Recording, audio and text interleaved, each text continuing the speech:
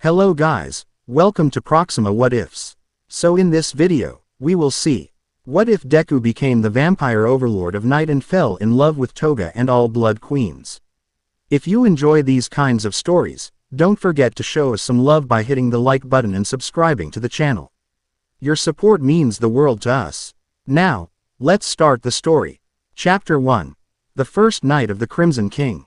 The city wept fire. Flames, arrogant and loud, licked at the skeletal remains of buildings in the Camino Ward reconstruction zone, casting the night in a hellish orange glow.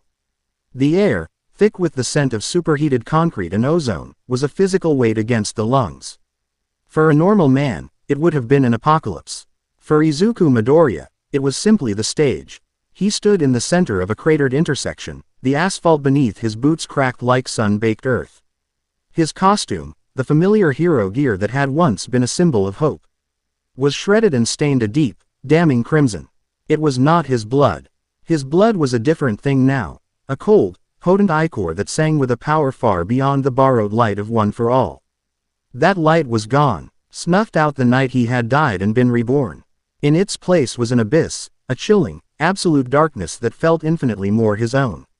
He could hear everything, the frantic thumping of 100 hearts blocks away, the whisper of wind through shattered window panes, the panicked, strained breathing of the man currently trying to incinerate him.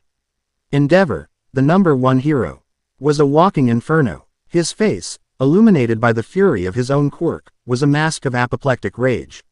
Monster, he roared, his voice a gravelly echo of the destruction around them.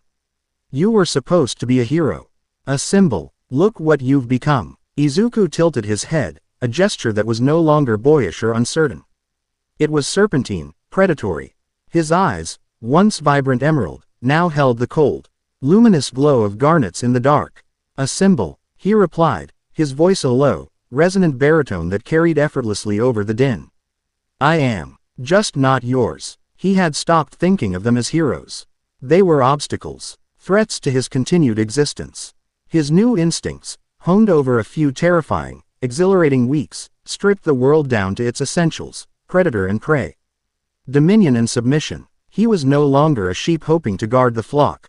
He was the wolf, and he would decide who the flock was. Hawks was the first to move. A flicker in the periphery, a glint of red. From the rooftop above, 1,000 crimson feathers detached, hardening into razor-edged blades that screamed through the air. In his human life, this attack would have been insurmountable. He would have dodged, broken his bones, and hoped for the best. Now, he simply moved. There was no green lightning, no telltale crackle of energy. One moment he was standing in the center of the street. The next, he was gone. The storm of feathers sliced through the space he had occupied, shredding asphalt and embedding themselves deep into the ground with a series of percussive thunks. From the shadows of a collapsed storefront, Izuku watched. He saw the flicker of surprise in Hawk's golden eyes, the slight widening that betrayed his shock. Fast, faster than anything he'd ever tracked. His quirk relies on vibration to control his feathers, a cold, analytical part of Izuku's mind supplied. The memories of his old life, his obsessive note-taking, were not gone. They were simply repurposed, sharpened into weapons. Individual control is taxing. A large-scale barrage is less precise. He's painting the area, hoping to hit me. Izuku pushed off the balls of his feet, the motion utterly silent. He didn't run along the ground. He flowed up the wall of a 5-story building, his fingers and feet finding purchase in the scarred concrete as if it were level ground. Gravity had become a polite suggestion, not a law. Above you, yelled the thick, wooden voice of Kamui Woods. Vines and branches, thick as pythons, erupted from the hero's arms, weaving into a cage that shot towards Izuku. It was too slow. A blur of motion, a whisper of displaced air, and Izuku was already past it, landing atop the building's ledge directly behind Hawks. The winged hero was preternaturally aware. He spun, a massive feather sword already in his hand, slicing in a deadly arc. Izuku didn't dodge. He caught the blade. His bare fingers, pale and seemingly delicate, closed around the hardened feather. A sickening crack echoed in the night as the blade, strong enough to slice through steel, shattered in his grip. Hawk's eyes went wide with genuine disbelief. That was his opening. Izuku's other hand shot out, not in a punch, but with his fingers splayed. He didn't need to break bone. He needed to incapacitate. His fingertips pressed against Hawk's chest, just over his heart. A pulse of raw, kinetic force, a ghost of one for all's power, twisted and refined by his new vampiric nature, lanced through the hero. It wasn't a smash, it was a concussive shockwave that bypassed skin and muscle and struck the organs within. Hawks gasped, his wings spasming violently. His heart stuttered, the frantic rhythm Izuku could hear so clearly faltering for a critical second. The hero collapsed, conscious but paralyzed, the connection to his thousands of feathers severed. They all fell from the sky like dead leaves. Hawks is down. A voice screamed from below. Best Jeanist. Izuku glanced over the ledge. The fiber hero was already weaving a net of thick carbon fiber cables, launching it upwards to ensnare him. Predictable, honorable, utterly foolish. He simply stepped off the roof. He fell into the darkness of the alley below, the net sealing the rooftop moments after he was gone. He landed silently, his knees barely bending to absorb the 5-story drop. The shadows in the alley clung to him, welcomed him. They were his allies now, his cloak and his shield. He could feel their cool, empty embrace. He could command them. With a thought, the shadows deepened, stretching out from the alley mouth like pools of spilled ink. The heroes on the street tensed, their quirks flaring defensively as the unnatural darkness spread. Don't let him hide, Endeavor bellowed, unleashing a torrent of white-hot fire that vaporized the shadows and turned the asphalt to slag. There is no shadow that can hide from the sun. A flicker of something, amusement, danced in Izuku's chest. The sun, how fitting. Quote, he emerged from a different alley, a block down from where they expected him. He had moved through the shadows themselves, a trick he was still mastering, but one that was devastatingly effective. He was behind Best Jeanist. The hero was focused entirely on the inferno Endeavor had created, his posture rigid. Izuku could smell the starch in his high collar, the faint tang of anxiety sweat. Your threads are strong, Izuku said, his voice a low murmur directly behind the hero's ear. Best Jeanist froze, every muscle in his body locking up. He didn't even have time to turn. Izuku's hand clamped down on his shoulder. It wasn't a crushing grip. It was a cold, absolute pressure, like a block of granite had been fused to his body. With his other hand, Izuku made a simple, elegant gesture. His fingers tracing a line in the air. The shadows around Best Jeanist's feet obeyed, solidifying into thick, writhing tendrils that wrapped around his legs and torso, binding him tighter than his own fibers ever could. They didn't just hold him. They drained the warmth from him, leaving him shivering and helpless. But they cannot be woven from darkness, Izuku finished, leaving the hero encased in a living cage of shadow. 2 down. The lesser heroes were scattering, trying to form a perimeter. It was pointless. They were trying to cage a storm. Only Endeavor remained. The number 1 stood amidst the flames, a titan of righteous fury. Face me, coward. I am not a coward, Endeavor, Izuku said, stepping into the main thoroughfare, the firelight casting long, dancing shadows behind him. I am a predator. Predators do not fight with honor. They fight to win. He began to walk forward, his pace unhurried. For every step he took, Endeavor unleashed a new attack.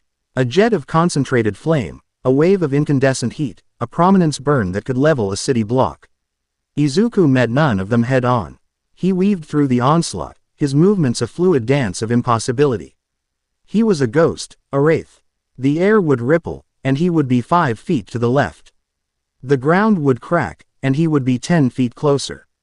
He was using his speed not for overwhelming attack, but for perfect, untouchable defense.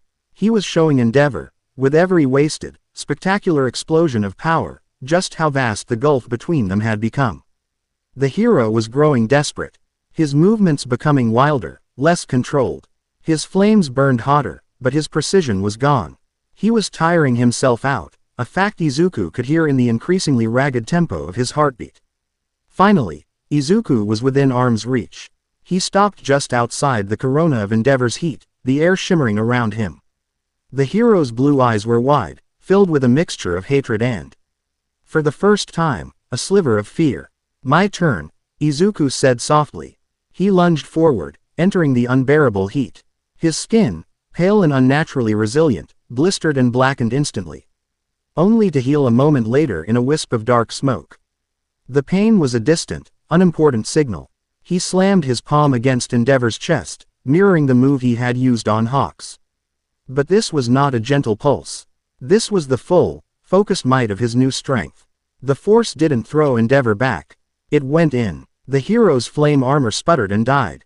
His eyes bulged. A choked, wet sound escaped his lips as the shockwave ruptured the organs in his torso. He staggered back, his breath catching, his powerful body suddenly frail. Izuku wasn't finished. His legs swept out, hooking behind Endeavor's knee and buckling it. As the giant of a man fell, Izuku moved with him, his hand gripping the hero's face, forcing his head back. He leaned in close, his garnet EY's boring into Endeavor's terrified blue ones. "You are the pillar of this society," Izuku whispered, his voice laced with an ancient, chilling power. A hint of his vampiric glamour, the ability to bend the will of weaker minds. A pillar of fire and fury. But even pillars can be broken. He didn't need to kill him. Death was an ending. Domination was a message. He let the silence stretch, letting the hero feel the cold finality of his defeat. He could feel the man's will cracking under the weight of his own powerlessness. He released Endeavor, pushing him away like a discarded toy. The number one hero collapsed onto his back, gasping for air, clutching his chest, his flames extinguished. He was just a man now. A broken, defeated man. Izuku stood, the picture of calm in the center of the devastation he had wrought. The remaining heroes were frozen, staring in horror at their fallen leader. The fight was over. He had dismantled the top hero team in Japan in under 10 minutes, and he barely felt winded. A cold, clean satisfaction settled in his chest. This was power. This was control. This was survival. He turned his back on the wreckage and began to walk away, melting into the shadows from which he had come. The night was young, and his reign was just beginning. The silence in the aftermath was more profound than the noise of the battle. It was a heavy, breathless quiet, punctuated by the distant groan of stressed metal and the soft hiss of dying embers. Izuku stood in a narrow, forgotten alley several blocks from the confrontation, leaning against the cool brick. The adrenaline of the fight had faded, leaving behind the steady, powerful thrum of the eternal night within his veins. He examined his hands. The skin, once scarred and calloused from years of brutal training, was now flawless and pale under the moonlight. The burns he'd sustained from Endeavor's flames were completely gone, not even a memory of pinkness left behind. This new body was a marvel of predatory evolution. It healed, it adapted, it overcame. It did not break. A scent cut through the lingering smell of smoke. It was a complex, intoxicating aroma, copper, iron, and something uniquely sweet, like cherry blossoms and ozone. Blood. And it was approaching. He didn't tense. He didn't prepare for another fight. He recognized the scent. He recognized the sound of the heartbeat that accompanied it, a quick, excited rhythm like a hummingbird's wings. A figure detached itself from the deeper shadows at the end of the alley. She moved with a liquid grace, her schoolgirl uniform a strange, almost surreal sight amidst the urban decay. Her blonde hair was tied in its usual messy buns, and her golden eyes were wide, luminous with an emotion that transcended mere excitement. It was a look of pure, undiluted worship. Himiko Toga stopped a few feet away from him, a blood-soaked combat knife clutched in one hand. A wide, genuine smile stretched across her face, a smile that reached her ecstatic eyes. There was no trace of the wild, unhinged glee he remembered. This was something deeper, more focused. It was the look of a disciple who had just witnessed a miracle. "Izuku-kun," she breathed, her voice filled with reverence. "You were beautiful." He watched her, his senses cataloging every detail. The splatter of blood on her cheek, not hers. The tremor of exhilaration in her hands. The way her entire being seemed to be focused on him, as if he were the only thing in the universe. In the past, this obsession had been unsettling, dangerous. Now, he saw it for what it was, a form of absolute clarity. In a world of shifting loyalties and complex morals, her devotion was a fixed point. It was pure. "Toga," he acknowledged, his voice neutral. He was still assessing, still calculating. "They called you a monster," she continued, taking a step closer. Her smile didn't falter. If anything, it widened. "They don't get it. They never will." A monster is just a thing they don't understand. Something with bigger teeth. She giggled, a soft, musical sound. Your teeth are magnificent. She saw the change in him not as a corruption or a tragedy, but as a glorious becoming. She saw the power he now wielded not as something to be feared, but as something to be admired. In her eyes, he hadn't fallen. He had ascended. You're not afraid of me, he stated. It wasn't a question. Afraid. She tilted her head, her expression one of genuine confusion. Why would I be afraid? It's like I've spent my whole life being told that love is supposed to be soft and gentle, like a fluffy pillow. But it never felt right. My love was always sharp, and red, and tasted like iron. She took another step, now close enough that he could feel the faint warmth radiating from her body. And then I saw you. Back then, you were trying so hard to be the pillow. Breaking yourself to be soft for everyone else. It was cute. I loved it. But this. Her gaze was intense, unwavering. This is what you were always meant to be. You're not a pillow anymore, Izuku-kun. You're a throne, made of blades and shadow. And I've never wanted anything more than to kneel before it. There was no deception in her words. He could hear the truth of it in the steady, fervent rhythm of her heart. This wasn't the fickle obsession of a confused girl. This was the unwavering fealty of a warrior who had found her purpose, her king. He had seen it in the eyes of old soldiers in historical documentaries, a look of absolute, unbreakable loyalty to a commander who embodied their entire worldview. He, in turn, saw her with new eyes. He saw the deadly grace, the killer's instinct, the quirk that allowed her to become anyone whose blood she tasted. What a perfect tool, what a perfect weapon, but more than that, he saw her devotion. In the lonely, eternal existence that stretched before him, such a thing was more precious than any power.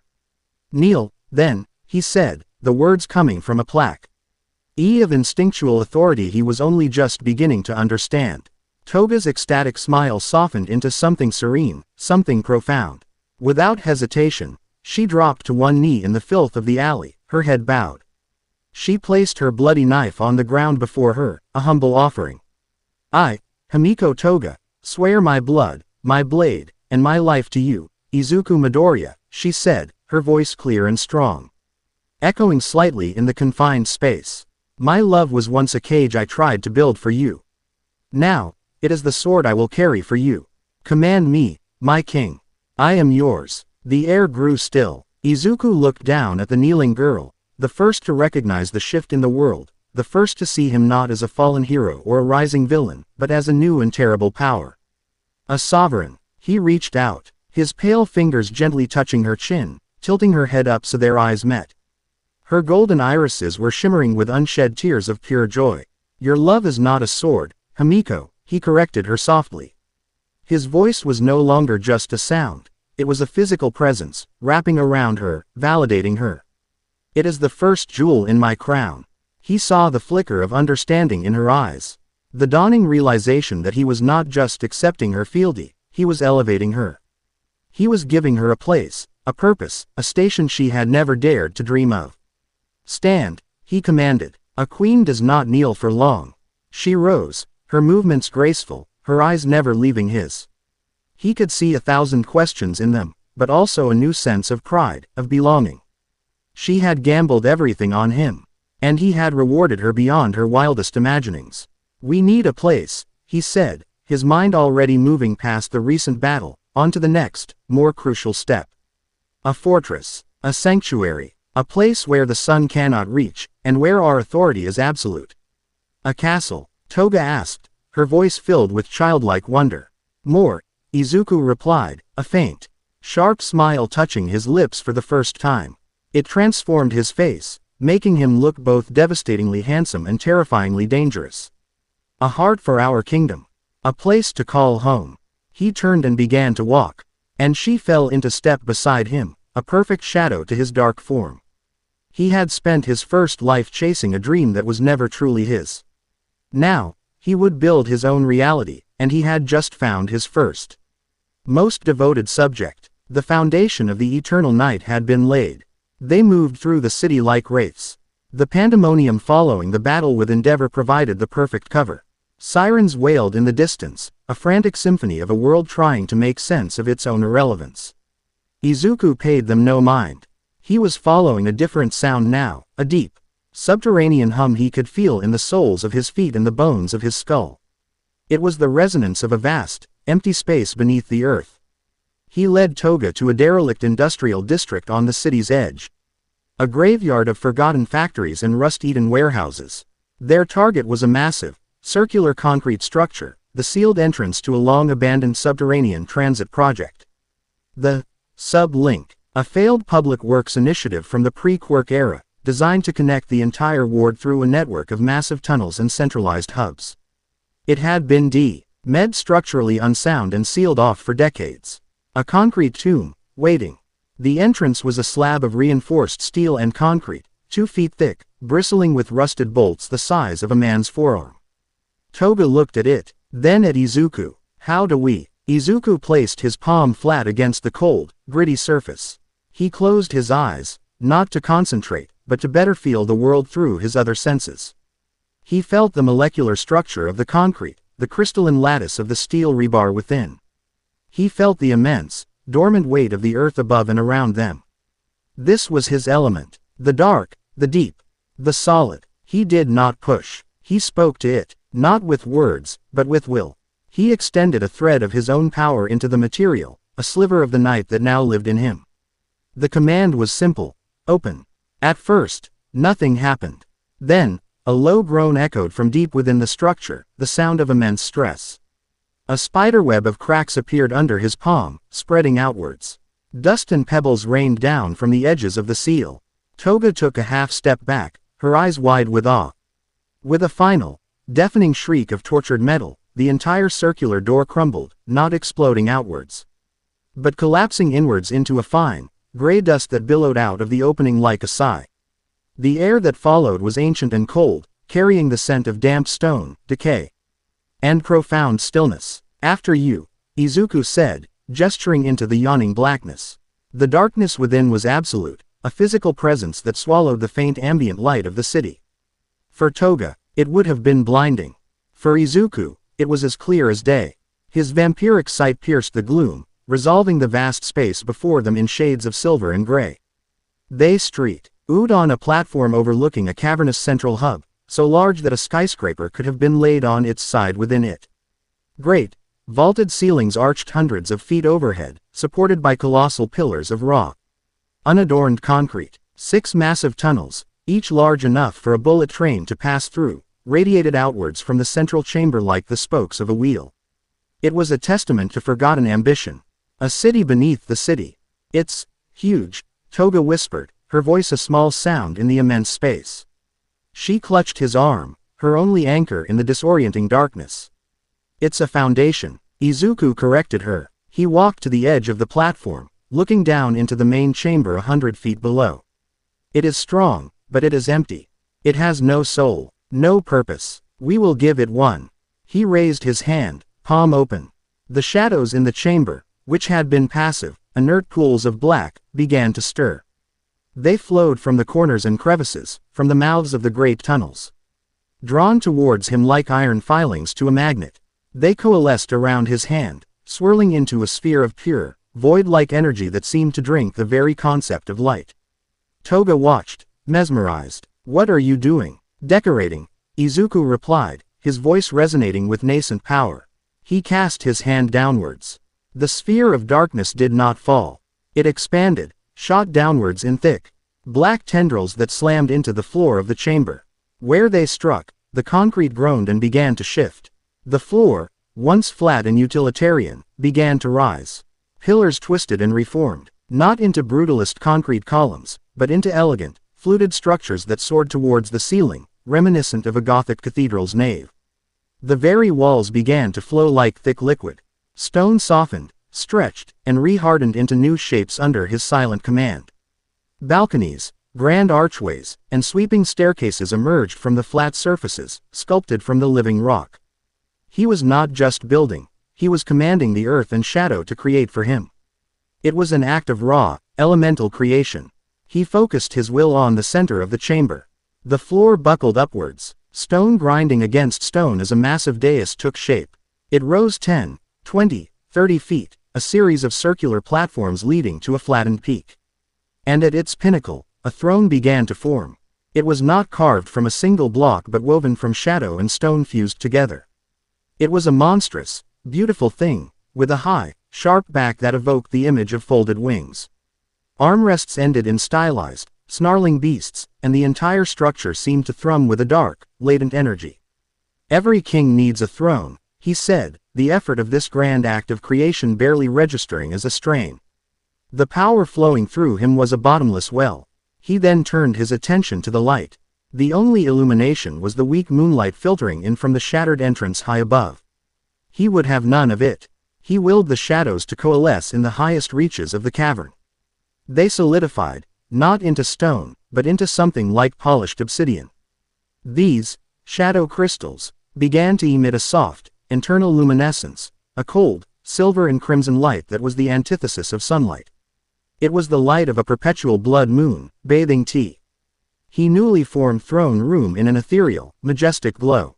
The transformation was complete. What had been an empty, concrete tomb was now a palace of shadow and stone, a place of terrible and profound beauty. It was a declaration in architecture. A new power was here, one that did not need the sun, one that built its kingdom in the heart of the night. Izuku looked at his work, a sense of deep, primal satisfaction filling him. This was his creation, his domain. He looked over at Toga. Her jaw was slack, her eyes tracing every new archway, every glowing crystal. She was utterly speechless, her adoration for him now mixed with a heavy dose of sheer, mind-boggling awe. "There is one last thing," he said. He extended his hand, and a sliver of crimson energy, the essence of his blood, his vampiric power, flowed from his fingertips. It hovered in the air before him, coalescing into a complex shape. It was a circle, representing eternity and the night. Within the circle was a stylized crown of thorns, representing sacrifice and dominion, and at the heart of it all was a single, bleeding star, representing his own fallen but reborn nature. The sigil pulsed with a soft, crimson light. With a flick of his wrist, he sent it flying. It soared through the vast chamber and slammed into the wall high above the throne. It burned itself into the stone, a permanent, glowing brand. The mark of the Crimson King. "Welcome," Izuku said, turning to a still stunned Toga, his voice echoing with the authority of a monarch in his own hall. "To the sanctum of eternal night." Toga finally found her voice, a choked, worshipful whisper. "It's perfect. It's a beginning," he corrected. He started down the grand staircase that now led to the chamber floor, his footsteps the first to echo in the newly born hall. The silence of ages had been broken. A new sound was filling the space, the slow, steady beat of a king's heart. For 3 days, the world above held its breath. The news of Devor's crushing defeat had sent shockwaves through hero society. The official story was a coordinated attack by a new, powerful villain organization. The details were suppressed, but whispers leaked out, of a single figure. Of impossible speed and power, of the number one hero being left broken and humiliated but, perplexingly, alive. The Hero Public Safety Commission was in a state of controlled panic. Down in the sanctum, Izuku and Toga established their new reality. The 6 great tunnels leading from the central throne room became Izuku's next project. He sealed 5 of them, reshaping the rock into impenetrable barriers. The 6th, he fashioned into a labyrinthine entrance, a maze of shadow and stone that only he could navigate with ease, ensuring no one could stumble upon their domain by accident. Toga, for her part, adapted to her new role with frightening enthusiasm. She was no longer just a follower, she was the chatelaine of their dark castle. She explored the depths of the complex, finding old maintenance tunnels and forgotten storage rooms, mapping them out in her mind. She became the keeper of the sanctum's secrets, her natural stealth and inquisitive nature perfectly suited to the task. She was his eyes and ears within their own walls. Their dynamic was one of effortless synergy. He was the mind and the power, she was the will and the blade. On the evening of the 3rd day, as Izuku sat upon his throne, contemplating his next move, he felt a tremor from the world above. It wasn't seismic, it was the rhythmic, coordinated thud of booted feet. The scent of ozone, gunpowder, and nervous sweat. The faint, high-frequency hum of advanced technology. "Company," Izuku said, his voice calm. Toga, who had been perched on the arm of his throne like a loyal gargoyle, instantly became alert. Her head tilted, a predatory smile gracing her lips. Already, they're eager. They're afraid, Izuku corrected. Fear makes men foolish. They believe they can reclaim this place, erase what happened. They believe I am a problem that can be solved with force. He rose from his throne, his garnet eyes glowing with anticipation. They will learn that I am not a problem. I am a fact, and you do not solve facts. You accept them, or you are broken by them. The HPSC hadn't sent heroes this time. They had sent soldiers, a specialized unit, trained and equipped for dealing with threats beyond the scope of traditional villainy. The Special Unnatural Counter-Quirk Division. 40 of them, clad in black tactical gear, descended through the shattered entrance on rappel lines. Their commander, a man named Takeda, was a grim-faced veteran with a cybernetic eye that glowed a soft blue. His voice, crisp and professional, echoed through his unit's comms. Standard formation. Alpha Team, secure the entrance. Bravo, establish a perimeter. Charlie, on me, we sweep and clear. Intel says the target is fast and strong. Silver-laced ammunition is authorized. UV projectors on my mark. Do not engage in melee. Shoot on sight. They moved with practiced efficiency, their flashlights cutting sharp, white cones through the sanctum's crimson gloom. They saw the impossible architecture, the throne, the glowing sigil, and their professional composure faltered for a moment. They were not in a subway station. They were in a temple built for a dark god. What in the hell? One of the soldiers muttered. Stay focused, Takeda barked, his cybernetic eye scanning the shadows. He's here. I can feel it. What he felt was Izuku's will, pressing down on them, the veer. Why air in the chamber growing heavy and cold?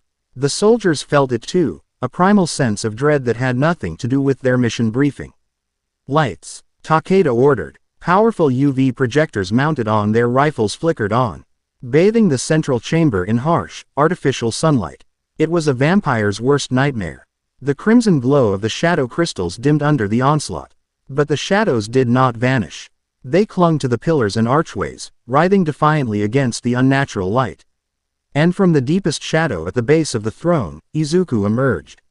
He walked into the full glare of the UV projectors. His skin sizzled, a faint, dark smoke rising from his arms and face. A low hiss filled the air. The soldiers tensed, their fingers on their triggers. Takeda's eye widened. The target wasn't running. He wasn't screaming in agony. He was walking towards them, enduring a pain that should have crippled him, and his expression was one of mild annoyance. An impressive light show, Izuku said, his voice calm and clear despite the searing pain. But you are trespassing. This is your only warning. Leave now, and you will be allowed to live. Open fire, Takeda screamed. The chamber erupted in a deafening roar of automatic weapons fire. Silver-tipped bullets, designed to shred through supernatural flesh, tore through the air.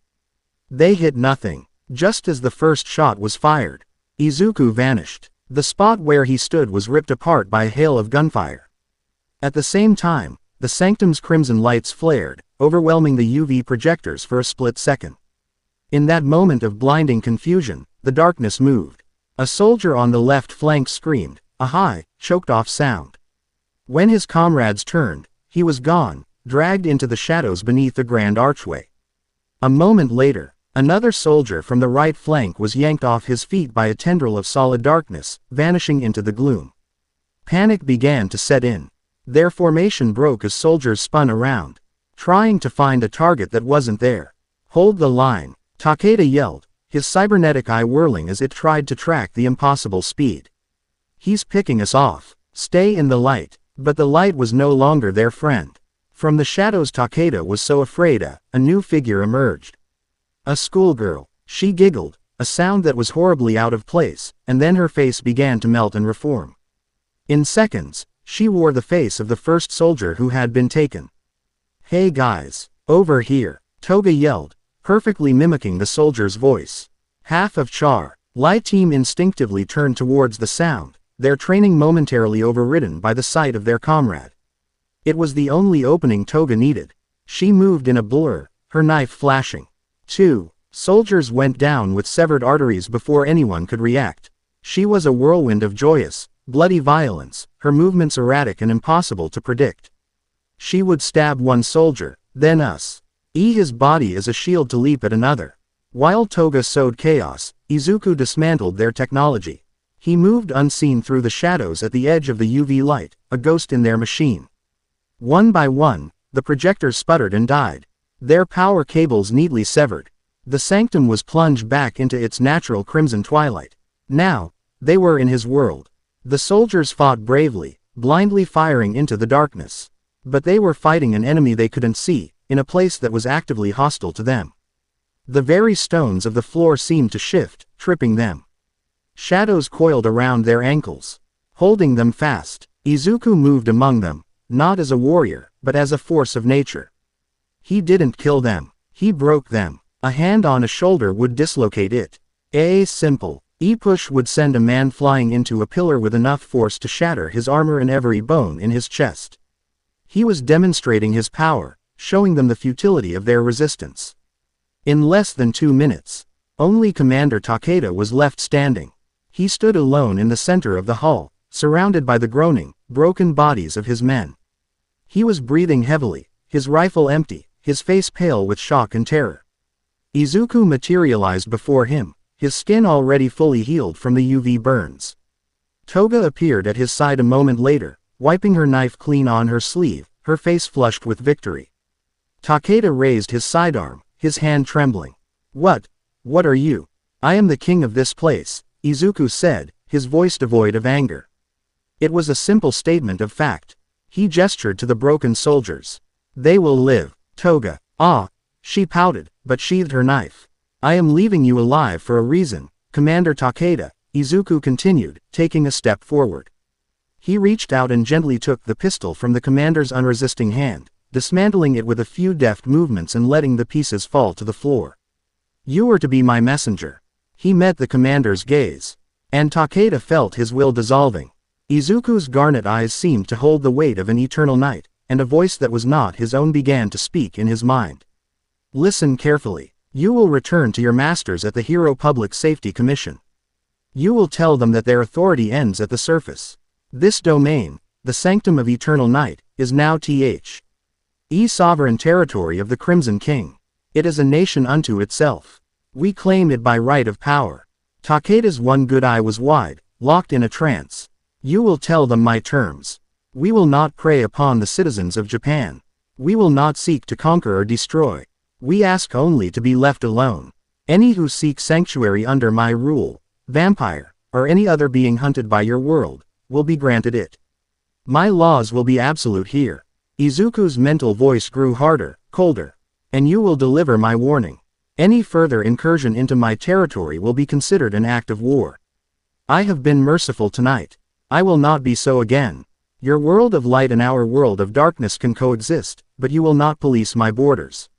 Is that understood? Takeda could only nod, a bead of sweat tracing a path down his temple. The mental pressure was overwhelming, an absolute certainty being branded directly onto his soul. Good, Izuku said, releasing him from the glamour. The commander stumbled back, gasping as if he had just surfaced from a deep dive. He looked at Izuku with a new emotion in his eyes, beyond fear. It was the terrified understanding of a man who had just stood before a power far beyond his comprehension. Now go, Izuku commanded, his voice echoing with the finality of a royal decree. Tell them the Crimson King has spoken. Takeda didn't need to be told twice. He turned and fled, scrambling over his own fallen men, not even stopping to help them. He ran for the light of the surface, carrying a message that would shake the foundations of the human world. Izuku watched him go, then turned his gaze to the throne room, to his sigil burning brightly on the wall. Toga leaned against him, her head resting on his shoulder, a contented sigh escaping her lips. That was fun, she said. They'll be back, won't they? With more heroes. Yes, Izuku said, looking down at her, a hint of a smile playing on his lips. They will send heroes, and then they will send armies. They will not understand, not yet. He looked back out into his hall, his kingdom of one room, his nation of two souls. It was small, but it was his. He had drawn a line in the sand, not with a sword, but with his very existence. He had put the world on notice. Let them come, he whispered, the promise echoing in the vast, silent dark. My kingdom needs to grow. Chapter 2. The Serpent Queen's Gambit. The heart of the eternal night was a symphony of silence and stone. It was a silence with weight, a living quiet that drank sound and exhaled an aura of absolute dominion. In the since Izuku Midoriya had claimed this subterranean labyrinth, he had made it his own. The raw, jagged tunnels left by forgotten municipal projects were now smooth, arching corridors of obsidian dark rock. His will, an extension of his newfound vampiric nature, had flowed into the very bedrock beneath the city, shaping it not with tools, but with thought and raw power. What was once a derelict, concrete wound in the earth was becoming a fortress, a palace of perpetual twilight. He stood on a wide, circular dais in the central cavern, a chamber so vast that its ceiling was lost in a self-perpetuating gloom. This was his throne room, though the throne itself was still just a suggestion, a brutalist slab of polished basalt he had raised from the floor, stark and unadorned. It was a seat of power, not of comfort. Before him, a chasm dropped into true, utter blackness, a pit from which a faint, cold draught emanated, carrying the scent of deep earth and ancient water. This was his kingdom's foundation. He was no longer the boy who dreamed of being a hero. That boy was a fossil, a memory preserved in the amber of his past life. The being he was now did not dream, he planned. He did not hope, he acted. The core desire to protect, that stubborn ember of All Might's legacy, still burned within him, but it had been reforged in the icy crucible of his transformation. It was no longer a selfless, reckless impulse. It was a sovereign's mandate. To protect his own, he would become a terror to all others. It's quiet, a voice chirped, echoing slightly in the immense space. I like it. It's our quiet. It feels safe. Like a big, strong hug made of rock, Himiko Toga emerged from one of the darkened archways, her steps silent on the stone floor.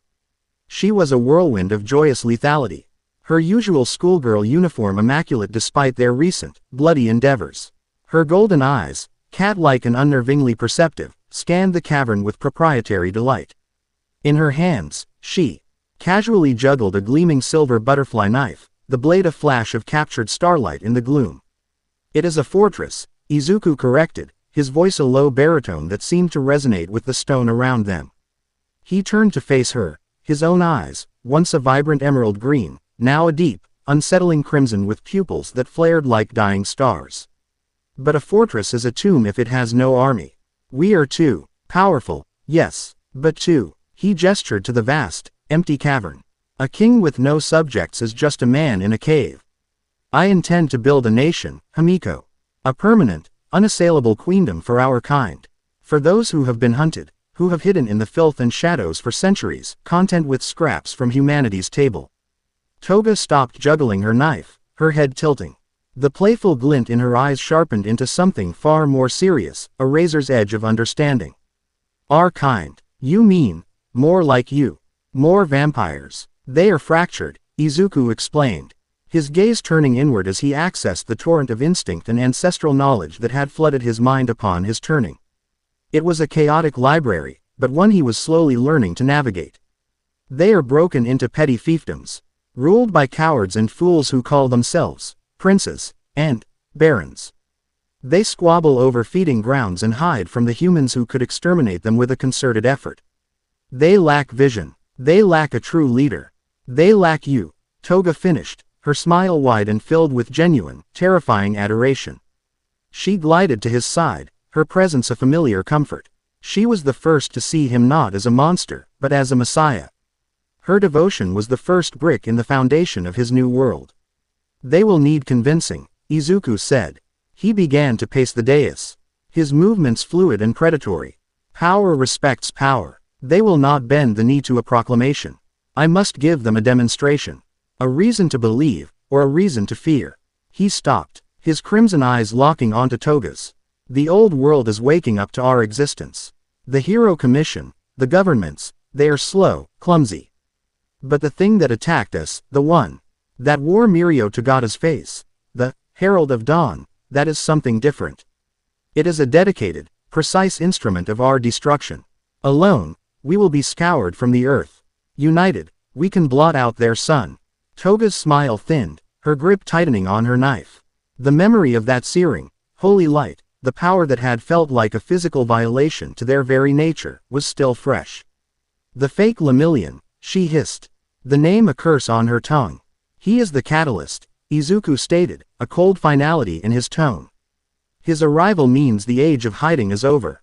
It is time for a consolidation of power. We will begin here, in Japan. The clans of this nation are old, proud, and territorial. The most powerful among them is known as the Serpent Queen. He had spent the last days sifting through the whispers of the city. His newfound connection to the night was more than just physical prowess. He could feel the currents of the supernatural world, hear the secrets carried on the wind, and taste the fear in the city's shadowed corners. He had also interrogated the captured leader of the HPSC's anti-supernatural unit. The man had been a font of surprisingly useful, if panicked, information about the known players in the supernatural underworld. Kiyohime, Izuku continued, the name sounding like the rustle of silk and the slide of a well-oiled blade. She rules the Kanto region's supernatural ecosystem from the shadows of Tokyo. She is ancient, pragmatic, and values strength and stability above all else. Her spies are everywhere. Her influence is absolute within her domain. She would be a powerful ally, or a formidable obstacle. Toga's eyes lit up with predatory glee. So we go and fight her. I love a good fight. We can see who's stronger.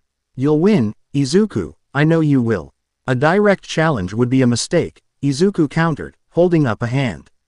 His mind, once a whirlwind of heroic analysis, was now a chessboard of cold strategy. It would force her to defend her honor, to rally her forces against us even if she knew she would lose.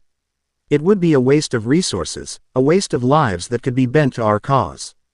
No, we will not challenge her. We will give her a gift. He turned and stared out into the darkness of his nascent kingdom. Kiyohime has a problem. A rival clan, led by a brutish vampire named Jiro, has been testing her borders. Recently, they've grown bolder, backing a powerful Yakuza family, the Inagawa Kai, who have begun muscling in on businesses and territories under her protection. It is a public challenge to her authority. The Serpent Queen is patient, but her patience is wearing thin. She is preparing to strike, but a direct war between vampire clans, even a small one, would draw unwanted attention from the heroes. He looked back at Toga. A faint, sharp smile touching his lips for the first time. It transformed his face, making him look less like a fallen hero and more like a predator that had just spotted a fatal weakness in its prey. She is weighing her options, trying to find the cleanest solution, he said. We are going to provide it for her. Tonight, we will utterly dismantle the Inagawa Kai. We will gut their organization from the inside out. Then, we will confront Jiro. And we will bring both the head of the snake and the tamed viper to Kiyohime's feet. We will solve her problem before she has even finalized her own plans. It will be a demonstration of speed, power, and strategy she cannot ignore. Toga's breath hitched, her eyes wide with excitement. This was better than a simple fight. It was a statement. It was art. Oh, Izuku, she breathed, her voice filled with a reverence that was almost religious.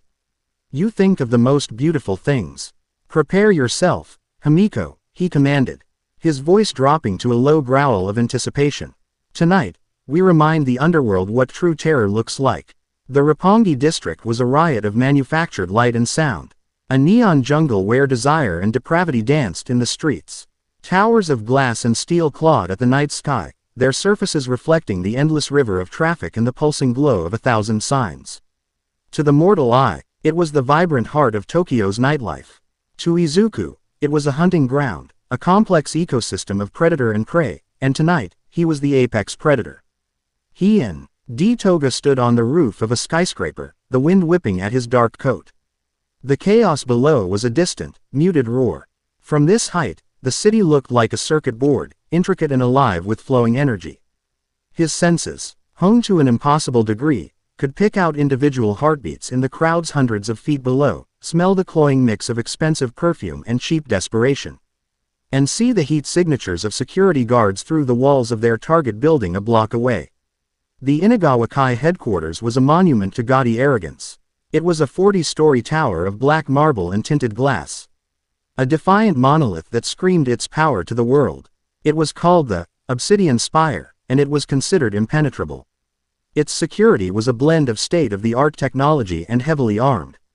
Loyal soldiers. So many little lights, Toga murmured, leaning against the rooftop ledge, her chin resting on her hands. She looked down at the city with the dead curiosity of a cat watching mice scurry in a field. So many warm bodies, all of them with blood pumping and pumping and pumping. It's like a buffet. They are not our prey tonight, Izuku said, his eyes never leaving the Obsidian Spire. He was dissecting it, layer by layer. 36 armed guards on the ground floor and lobby. 2 in each elevator. Patrols on every 5th floor. A command center on the 35th floor with a dozen technicians. The top 3 floors are the personal domain of the Oyabun, Kenji Inagawa. That is where the high-level meeting will take place. His information was flawless, gleaned from the mind of an Inagawa Kai lieutenant he'd interviewed in a dark alley an hour earlier. The man had been eager to please. And Jiro? Toga asked, her tone shifting from whimsical to professional. He and 2 of his own kind will be in attendance. They are the special advisors, providing the muscle and supernatural edge for the Yakuza's expansion. They will be in the penthouse with Inagawa himself. Izuku pointed a single, black-gloved finger at the very top of the tower. That is my target, the head of the snake. He turned to Toga, his crimson gaze intense. Your role is chaos. You will enter through the sub-level parking garage. I want you to disable their motor pool and then work your way up. Do not engage in prolonged fights. Be a ghost, a whisper. Create disruptions. Take out their communications on the 10th floor. Trigger false alarms. Draw their attention downwards. I want their entire security apparatus looking for a phantom in the basement while I am at the penthouse. Toga beamed, her sharp canines peeking over her bottom lip. I get to play. Fun. This isn't a game, Hamiko. Izuku's voice was firm, cutting through her glee. Be efficient. Be lethal. Leave no one who can accurately describe you. The goal is to cripple them, to create a power vacuum so complete that it sends a shockwave through the entire underworld. But your primary objective is to sow confusion. To pull their eyes away from me. Okay, King, she said, giving him a mock salute. Be a scary ghost. Got it. What about you? The direct approach, Izuku said, his eyes fixed on the penthouse. He flexed his fingers, and shadows seemed to writhe and deepen around him. They have placed their faith in steel and concrete. They have forgotten what the darkness holds. He laid a hand on her shoulder, his touch both a reassurance and a command. Once you have taken out the communications hub, you can have your fun. But let them feel fear before they die. I want the survivor we leave to have stories to tell. Stories of a monster in the dark and a giggling phantom with a knife. I can do that, she whispered, her eyes shining with manic devotion. For you, Izuku, I'll be the scariest ghost ever. With a final nod, she stepped back to the edge of the roof. For a moment, she stood silhouetted against the neon glow of the city, a fragile-looking girl in a school uniform. Then she gave him a cheerful wave and simply dropped off the side.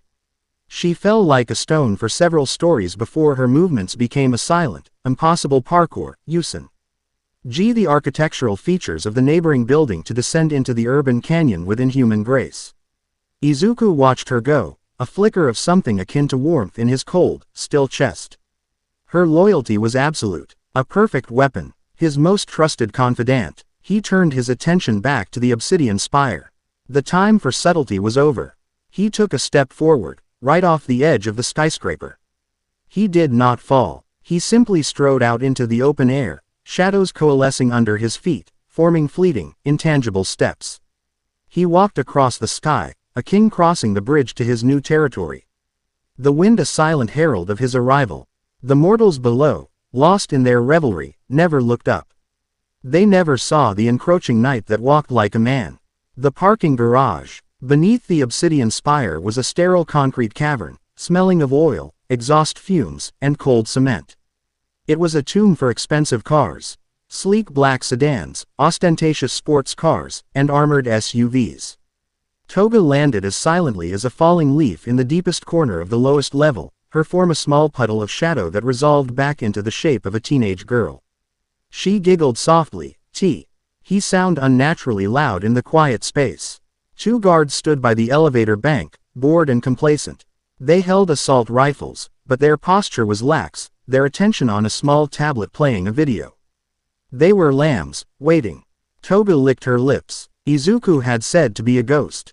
A ghost she would be. She drew a small vial of blood from a pouch on her belt, a sample from a nondescript office worker she'd bumped into a day ago. A few drops on her tongue, and her quirk activated. The world seemed to melt and reshape around her for a dizzying second. When it solidified, she was no longer Himiko Toga. She was a middle-aged, balding man in an ill-fitting suit, a picture of absolute mediocrity. She ambled towards the elevators, shuffling her feet and looking lost. The guards glanced up, their expressions shifting from boredom to annoyance. "Hey, this is a private garage. How did you get in here?" The first guard demanded, straightening up. Toga as the salaryman gave a flustered bow. "My apologies. I seem to have taken a wrong turn. I was looking for the ramen shop." The second guard chuckled. "You're about 5 blocks and a few million yen out of your league, buddy. Turn around and get out before you get hurt." Of course, she mumbled, turning as if to leave.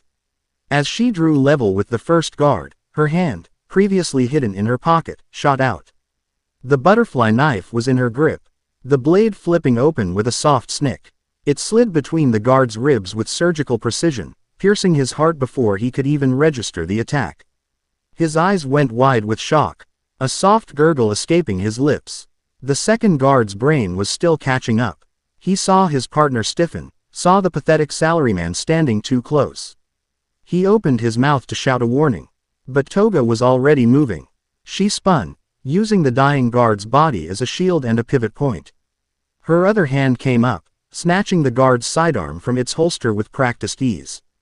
Pop, pop, 2 suppressed rounds, almost silent in the cavernous garage, punched through the second guard's throat. He dropped his rifle with a clatter, his hands flying to his neck as he gargled on his own blood. Toga let the first guard slump to the floor, her disguise melting away as the taste of the blood faded. She was herself again, smiling down at her handiwork. "Oops," she said to the twitching man on the floor. "I guess I'm the one who's out of your league." She didn't waste time. Izuku wanted the motor pool disabled. She found the control panel for the fire suppression system.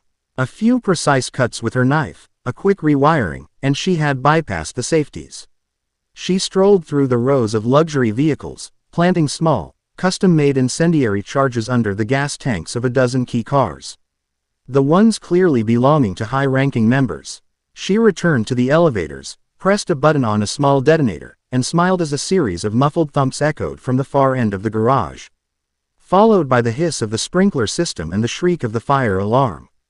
Red lights began to flash, bathing the concrete in a hellish glow. Chaos, Phase 1, initiated. She stepped into the elevator, rode it to the 10th floor, and emerged into a hallway of corporate beige. The building was in lockdown, alarms blaring. Guards were running, shouting into radios. They paid her no mind. Just another office drone in a school uniform, probably a cleaner's daughter or a lost intern. She slipped past them, a predator invisible in plain sight. The communications hub was a small, reinforced room. The lock was electronic. Toga produced a small, high-frequency device from another pouch, pressing it against the panel. The lock sparked and hissed, then clicked open. Inside, a single technician sat before a bank of monitors, frantically trying to make sense of the conflicting reports from the garage.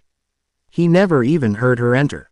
A slash of her knife severed the primary fiber optic cables, plunging the room and the building's external communications into darkness.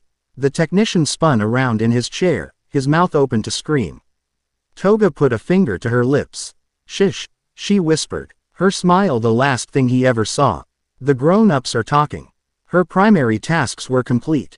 Now, as Izuku had promised, she could have her fun. She slipped back into the hallways, a giggling phantom with a thirst for blood, ready to paint the walls red from the bottom up. While Toga's symphony of chaos began in the tower's roots, Izuku approached its crown.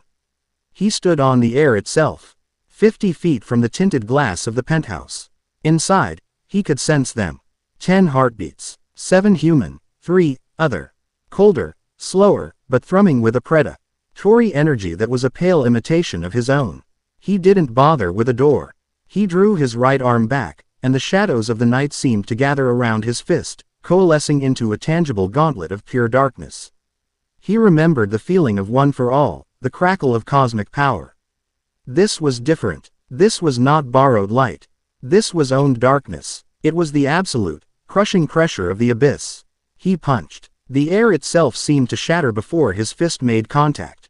The sound was not the tinkle of breaking glass, but a deafening crack like a thunderclap. The entire 40-foot pane of reinforced, bulletproof glass didn't just break, it atomized. A hurricane of pulverized glass and concussive force blasted into the penthouse. Izuku strode through the newly created opening, landing silently amidst the glittering dust. The scene before him was one of pandemonium. Ornate furniture was overturned. Priceless vases lay in shards. 7 men in expensive suits were picking themselves off the floor, deafened and disoriented, drawing pistols with trembling hands. At the head of a massive mahogany table stood 2 other figures. They were vampires, he could tell instantly. One was a hulking brute with crude, powerful features. The other was slighter, more refined, with a cruel sneer on his face. This was Jiro. Their eyes, glowing with a faint inner light, were wide with shock and rage. They had already healed from the minor cuts caused by the glass shrapnel. The leader of the Yakuza, Kenji Inagawa, a man whose face was a roadmap of old scars and cold ambition, was the first to recover. "Who the hell are you?" he roared, his voice hoarse. Izuku ignored him. His crimson gaze swept over the room, dismissing the humans as irrelevant. He focused solely on Jiro. "Jiro." Izuku's voice was calm, yet it carried over the ringing in their ears, cutting through the chaos. "Your little game of expansion is over. Your territory, your clan, your life, they now belong to me." Jiro's sneer twisted into a mask of fury. "You dare. You reek of new blood, fledgling. You don't know who you're talking to. Kill him," he shrieked, gesturing to the human guards. The 7 Yakuza opened fire. A storm of bullets converged on Izuku's position. It was a pointless, pathetic gesture. He didn't even bother to move. The bullets slowed as they entered the air around him. Caught in a localized distortion of space, a field of solidified shadow. They hung in the air for a moment, like angry wasps trapped in honey, before dropping harmlessly to the floor with a series of metallic plinks. Silence fell. A heavy, terrified silence. The Yakuza stared, their guns smoking, their faces pale with disbelief. "My turn," Izuku said softly. He moved. To the humans, it was as if he simply ceased to be in one place and appeared in another. He flowed through them like a phantom, a blur of black cloth and crimson light.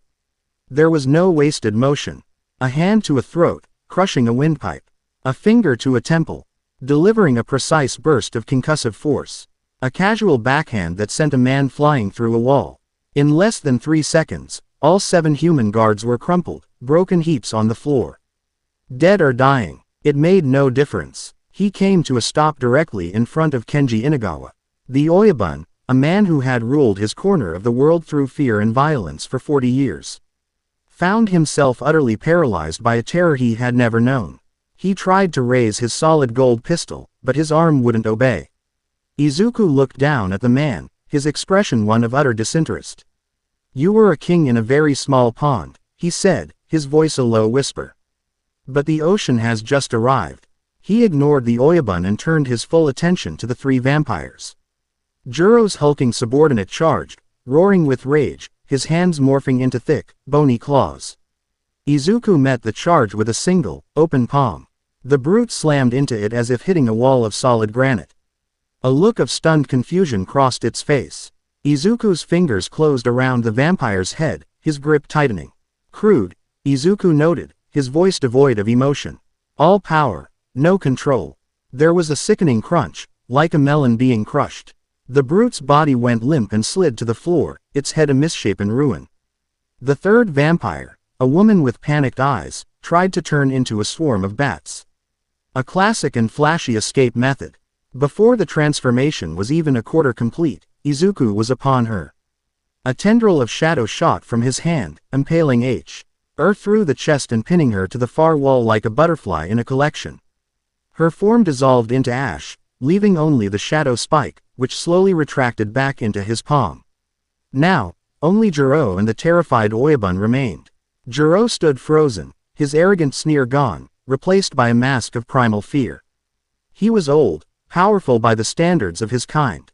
He had never witnessed such economy of violence. This wasn't a fight. This was an execution. The being before him was something else entirely, an order of magnitude beyond anything he had ever encountered. I made you an offer, Jiro, Izuku said, taking a slow step forward. The floor creaked under his boot. It was a generous one.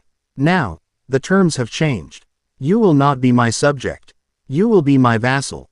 You will kneel. You will swear fealty to me and to the queen in whose territory you have been trespassing, and you will serve. Or, you will be erased. A footnote in the history I am about to write. Jiro's pride warred with his instinct for survival. What are you? He stammered. I am your king, Izuku replied simply.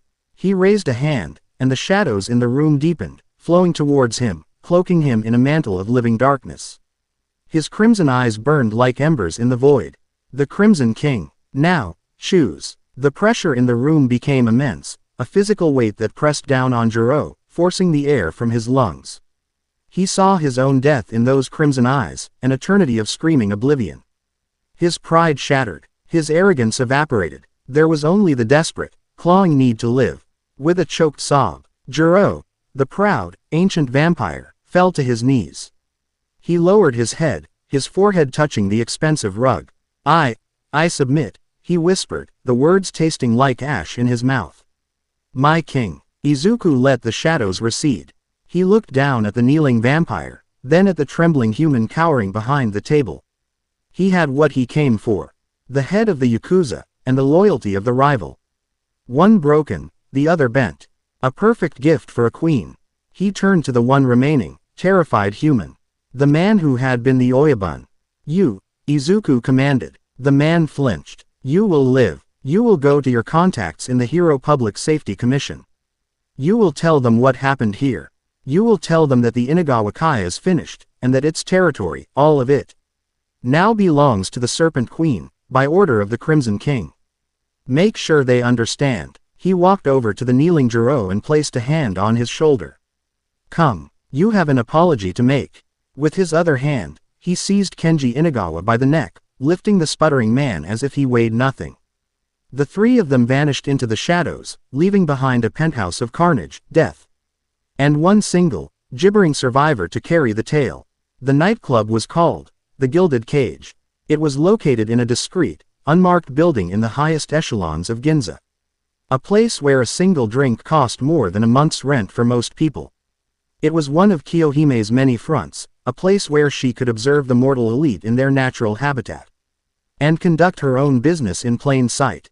The interior was a masterpiece of modern Japanese aesthetics and opulent decay. Black lacquer walls were inlaid with veins of gold that resembled kintsugi, the art of repairing broken pottery. Soft, ambient music that sounded like a storm trapped in a flute played from hidden speakers. The patrons were a mix of politicians, celebrities, and corporate titans. All blissfully unaware that the silent, beautiful hosts and hostesses moving among them were ancient predators, and that the owner who watched from the shadows was a being who considered them all cattle. Kiyohime sat in a private booth on a mezzanine overlooking the main floor. She was a vision of lethal elegance. She appeared to be a woman in her late 20s, with glossy black hair styled in a severe, modern Harem cut. Her eyes were a striking, reptilian gold, and her lips were painted a deep, blood red. She wore a bespoke silk kimono, black as a moonless night, but patterned with a single emerald green serpent that coiled up her body from hem to shoulder. She held a porcelain cup of what was most certainly not sake, taking slow, deliberate sips. One of her lieutenants, a sleek vampire named Ren, shimmered into existence beside her booth. He bowed low. My queen, he murmured. A message has arrived. From whom? She asked, her voice a silken whisper. It was delivered by the last surviving member of the Inagawa Kai's inner circle, Ren reported, his own voice tight with disbelief. He was incoherent, babbling about a Crimson King. He carried this. Ren held out a small, lacquered box. Kiyohime took it, her long, sharp nails clicking against the wood. She opened it. Inside, nestled on a bed of black velvet, was a single, intricately carved jade serpent, the personal seal of the vampire Jiro. A token of unconditional surrender. Kiyohime's golden eyes narrowed. She had been preparing her own forces for a slow, methodical dismantling of the Inagawa Kai and a subsequent war with Jiro. An operation that would have taken weeks, perhaps months, to execute without drawing the hero's attention. For it to be over, in a single night, by a party she had never heard of, it was unthinkable. The messenger also brought a verbal invitation, Ren continued. The Crimson King requests an audience. He and his retinue await your summons. Kiyohime was silent for a long moment, her gaze distant. This was an audacious, almost insulting move. A stranger had swept through her garden, uprooted her weeds, and now stood at her door expecting thanks. It was also brutally, undeniably effective. She valued strength. She valued efficiency. And this was the very definition of both. Where are they? She asked. They have taken the liberty of occupying the penthouse of the Obsidian Spire. Ren replied. A faint, dangerous smile touched Kiyohime's red lips. The audacity was breathtaking. Very well, she said, placing the jade serpent on the table. Send word. I will grant this king his audience. Here, in 1 hour. Let us see if his manners are as impressive as his methods. An hour later, the main floor of the gilded cage had been cleared of all mortal patrons. Only Kiyohime's own kind remained, dozens of them, standing like silent, beautiful statues in the shadows, their eyes all fixed on the entrance. The air was thick with tension and ancient power. The doors slid open. 3 figures entered. The one in the lead was tall, clad in a simple but severe black coat. His presence was a physical force, a vortex of power that immediately commanded the attention of every being in the room. His crimson eyes swept across the gathered vampires, and many of them flinched, instinctively recognizing a predator of a higher order. Beside him, a young girl in a school uniform bounced on the balls of her feet, her cheerful demeanor a bizarre and unsettling contrast to the palpable aura of death she radiated. Her golden eyes scanned the room with a hunter's interest. Behind them, head bowed in utter subjugation, was Jiro. His face was a mask of shame and terror. Izuku led his small party through the silent assembly, his gaze fixed on the woman on the mezzanine. He walked not with arrogance, but with the innate certainty of one who knows he belongs. He ascended the stairs and stopped before her booth. Toga and the kneeling Jiro waited at the bottom. Queen Kiyohime, Izuku said, his voice calm and respectful, yet holding an undercurrent of unshakable authority. He gave a slight, formal bow of his head. Thank you for seeing me. Kiyohime studied him, her reptilian eyes missing nothing. She saw the immense, barely contained power simmering beneath his skin. She saw the intelligence and strategic depth in his gaze. This was no brutish upstart. This was something new. You call yourself a king, she said, her voice smooth and cold as polished jade. A bold title. You have made a great deal of noise in my city tonight. You solved a problem for me, it is true. You also operated within my domain without my permission. Explain to me why I should see this as a gift, and not an insult. Because I did not come to conquer your territory, but to offer you a place in a new one, Izuku replied, his voice even. I did not come to take your crown, but to offer you a second, grander one. He gestured to the foot of the stairs. I bring you 2 gifts. The first is the head of the Inagawa Kai. He produced a small object from his coat, a thumb drive. On this is every piece of financial data, every blackmail file, every secret held by that organization. Their empire is now yours to command or dissolve as you see fit. The man himself is currently enjoying the hospitality of the HPSC, telling them a very confusing story. He then gestured to the kneeling Jiro. My second gift is this dog, who dared to challenge your rule. He now understands his place. His life and the fealty of his clan are yours to command. Jiro flinched but did not look up. My queen, he choked out. I was a fool. I beg your forgiveness. Kiyohime's eyes narrowed. The completeness of the victory was stunning.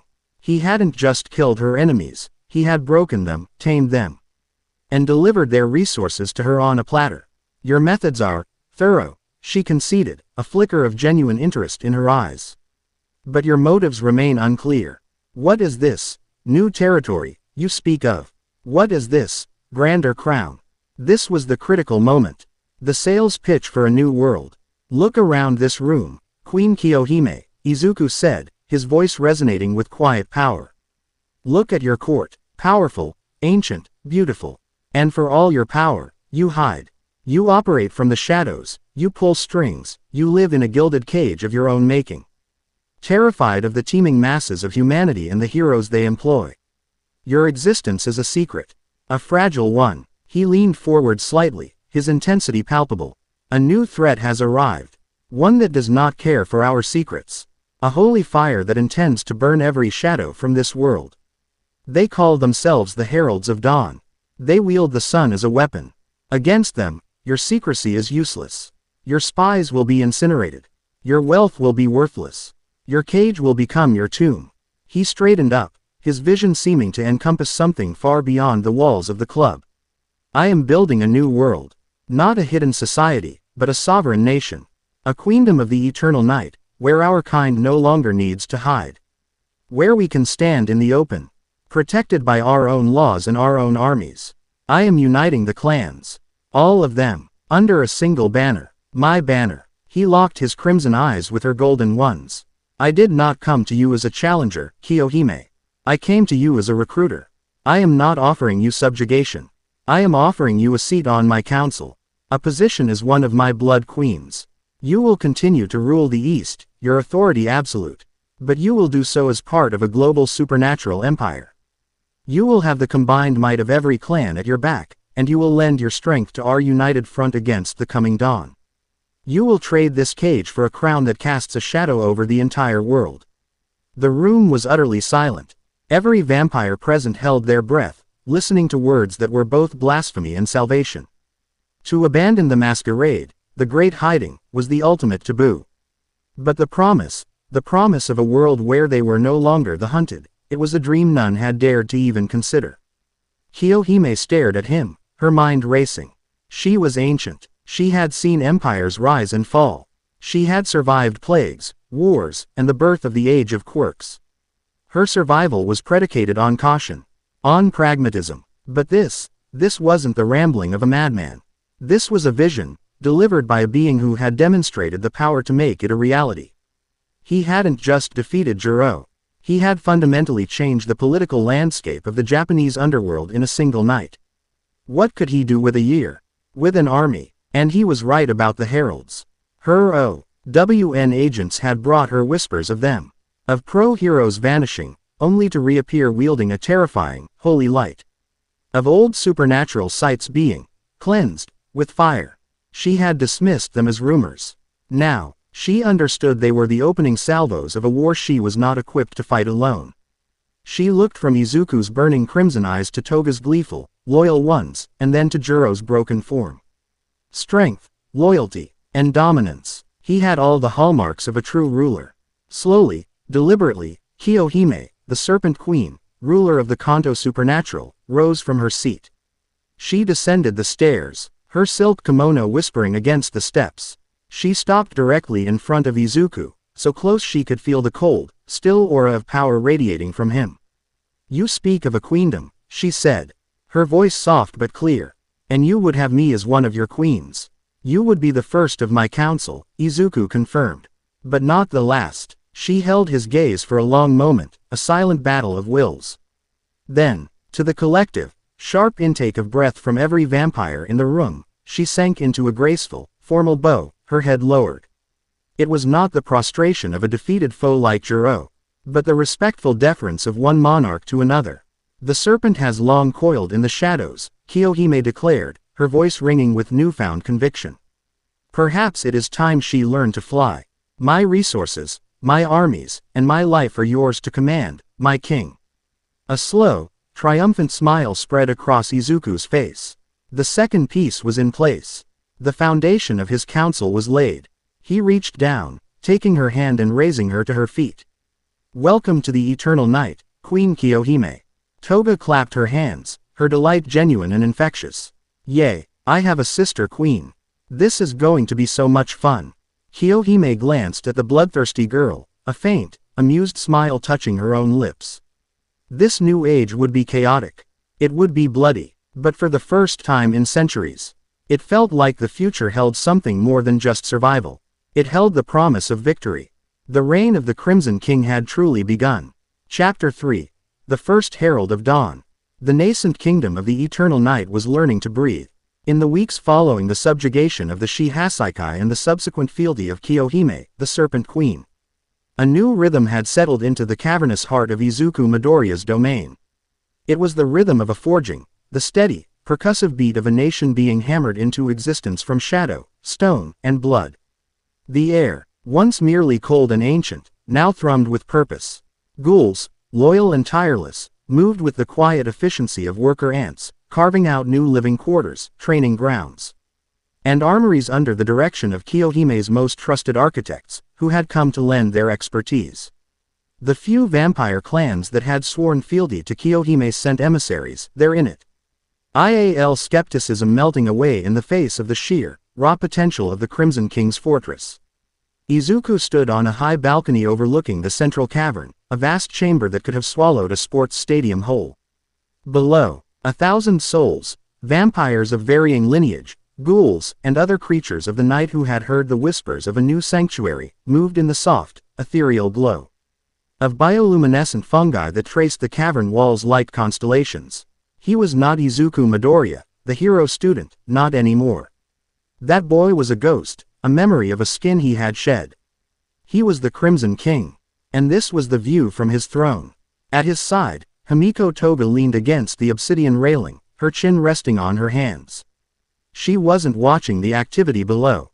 Her golden, cat-like eyes were fixed on him. Her adoration as palpable and constant as the gentle drip of water in the distant grottos.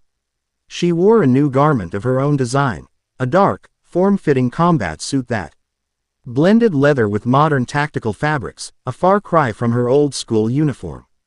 It was practical, deadly, and yet bore her unique, slightly unhinged flair in the form of small, silver charms head-like knives and fangs dangling from her belt. "You're thinking so loudly, Izu-kun," she purred, her voice a low hum that vibrated in the quiet air. "Is it a happy loud or a crush our enemies loud?" He turned his gaze from the cavern to her, a faint smile touching his lips. It was a rare expression, one reserved almost exclusively for her. His new nature had chiseled away the softer parts of his face, leaving behind a stark, aristocratic beauty that was both captivating and terrifying. His green eyes, now flecked with crimson, held the weight of centuries he hadn't lived but somehow understood. "It's a planning loud, Himiko," he corrected gently. His voice was a baritone rumble, carrying an unnatural resonance that commanded attention. A nation is more than a fortress and an army. It needs laws, infrastructure, a sustainable source of sustenance that doesn't involve terrorizing the mortal populace. "Boring," she sighed, though her smile was genuine. She pushed herself off the railing and sidled up to him, wrapping an arm around his waist and resting her head on his shoulder. "Can't we just make the number one law? Love Izuku-kun and do whatever he says?" He chuckled, a sound like stones grinding together, and placed a hand over hers. "That's the unspoken constitution. The written laws are for managing logistics." Their moment of quiet planning was shattered by the arrival of the Serpent Queen. Kiyohime moved with a liquid grace that was hypnotic to watch. Her long, black hair, held back by an ornate silver pin, flowed behind her like a river of ink. She wore a traditional, yet functional, silken kimono of deep indigo, embroidered with coiling silver serpents. She stopped a respectful 10 feet away and bowed her head. "My king," she said, her voice smooth and cool as polished jade. "A report from my surveillance networks in the city above. Something unusual is occurring." Izuku's posture straightened, the quiet planner instantly replaced by the vigilant monarch. "Explain." Every broadcast signal, television, radio, internet stream, public jumbotrons, has been hijacked. Globally, the signal is uniform, powerful, and untraceable by conventional means. It overrides everything. Toga's head lifted, her playful demeanor vanishing, replaced by a predator's focus. "An attack, a declaration," Izuku murmured, his eyes narrowing. He could feel it now. A subtle shift in the atmospheric energy, a faint, high-frequency hum on the edge of his senses that felt like fingernails scraping against his soul. It was a frequency of pure, undiluted order. "Show me." Kiyohime nodded. With a gesture, a section of the cavern wall opposite them shimmered. One of her mages, skilled in the art of scrying an illusion, projected the hijacked broadcast onto the stone. The image was stark and blindingly bright. It showed a figure standing against a backdrop of pure, radiant gold light, so intense it was difficult to look at directly. The figure was clad in immaculate white and gold armor that seemed woven from sunlight itself. It was angelic in design, with pauldrons shaped like soaring wings and a breastplate etched with a radiant sunburst. A helmet, crested with a golden halo, obscured the face, but the voice that boomed from every speaker on the planet was clear, resonant, and filled with a terrifying, unshakable conviction. "People of the earth," the voice declared, a sound of trumpets and judgment. "For too long, you have lived in the twilight, mistaking the shadows for shelter. You have allowed the unnatural and the profane to fester in the dark corners of your world. You have tolerated the existence of the parasite, the ghoul, the creature of blood and sin that calls itself vampire." In the cavern, a nervous murmur spread through the assembled denizens of the night. Ghouls shied away from the projection, their pale skin sizzling as if from a real heat. The vampires hissed, their fangs elongating instinctively. On the screen, the figure raised a gauntleted hand. "That tolerance ends today. A new age is upon you. An age of purity, an age of light. I am the Archangel Lemillion, first herald of the dawn, and I bring you a divine proclamation from the one true power. The unconquered sun, Sol Invictus." Izuku's blood ran cold. The name, Lemillion. The posture, the cadence of the voice, though distorted by righteous fury and divine power, was hauntingly familiar. It couldn't be. "The creature that styles itself the Crimson King is an abomination," the Archangel continued, his voice ringing with absolute certainty. "A cancer growing in the heart of Japan, threatening to spread its pestilence across the globe. He offers a kingdom of shadow, a haven for the corrupt. We offer absolution. We offer cleansing. We offer the dawn." The light behind the figure intensified, and for a moment, the helmet seemed to become translucent, revealing the briefest, ghostliest image of the face within. Wide, determined blue eyes. A shock of blonde hair. A smile that was once the very picture of heroic optimism, now twisted into a mask of zealous fury. Mirio Tagata. The breath caught in Izuku's throat. It was a purely human reaction. A ghost of a reflex from a life he'd left behind, and he crushed it with an iron will. His mind, now a cold, calculating engine, raced, processing the impossible reality before him. Mirio, his upperclassman, the hero who was meant to inherit One for All, the man who had sacrificed his quirk to save a little girl. How? Why? Toga felt the tremor of shock that ran through him, the infinitesimal tensing of his muscles. Her grip on his waist tightened, and a low, guttural growl escaped her lips. Her eyes were slits, fixed on the screen with murderous intent. She didn't know the man, but she knew he had hurt her king. For that, he would die. "The heralds of dawn are salvation made manifest," Archangel Lemillion proclaimed, his voice reaching a crescendo. "We are the sword of the sun, and we will not rest until every last shadow that harbors these abominations is burned away. To the Crimson King and all who flock to his banner of filth, know this, your night is over. The dawn is coming, and it will be eternal." The broadcast ended. The image vanished, replaced by static, and then the regular, panicked programming of news channels worldwide. The cavern was silent for a full 10 seconds. The weight of the proclamation settling like a physical shroud. Then, chaos erupted. Fear, anger, and defiance warred in the voices rising from below. "Silence," Izuku commanded. His voice did not need to be loud. It resonated through the very stone, a wave of pure, undeniable authority. The cavern fell silent instantly. Every eye, glowing and fearful, turned to him on the balcony. They looked for reassurance, for orders, for a king. He gave them one. His face was a mask of cold fury, but his voice was calm, controlled, and utterly confident. "This, Archangel, is a new player, but he makes an old mistake," Izuku announced, his voice carrying to every corner of the chamber. "He mistakes our love of the night for a fear of the day. He believes his light gives him dominion. He is wrong. He has declared war not on a collection of frightened creatures hiding in the dark, but on a sovereign nation. He has threatened our homes, our families, our very existence.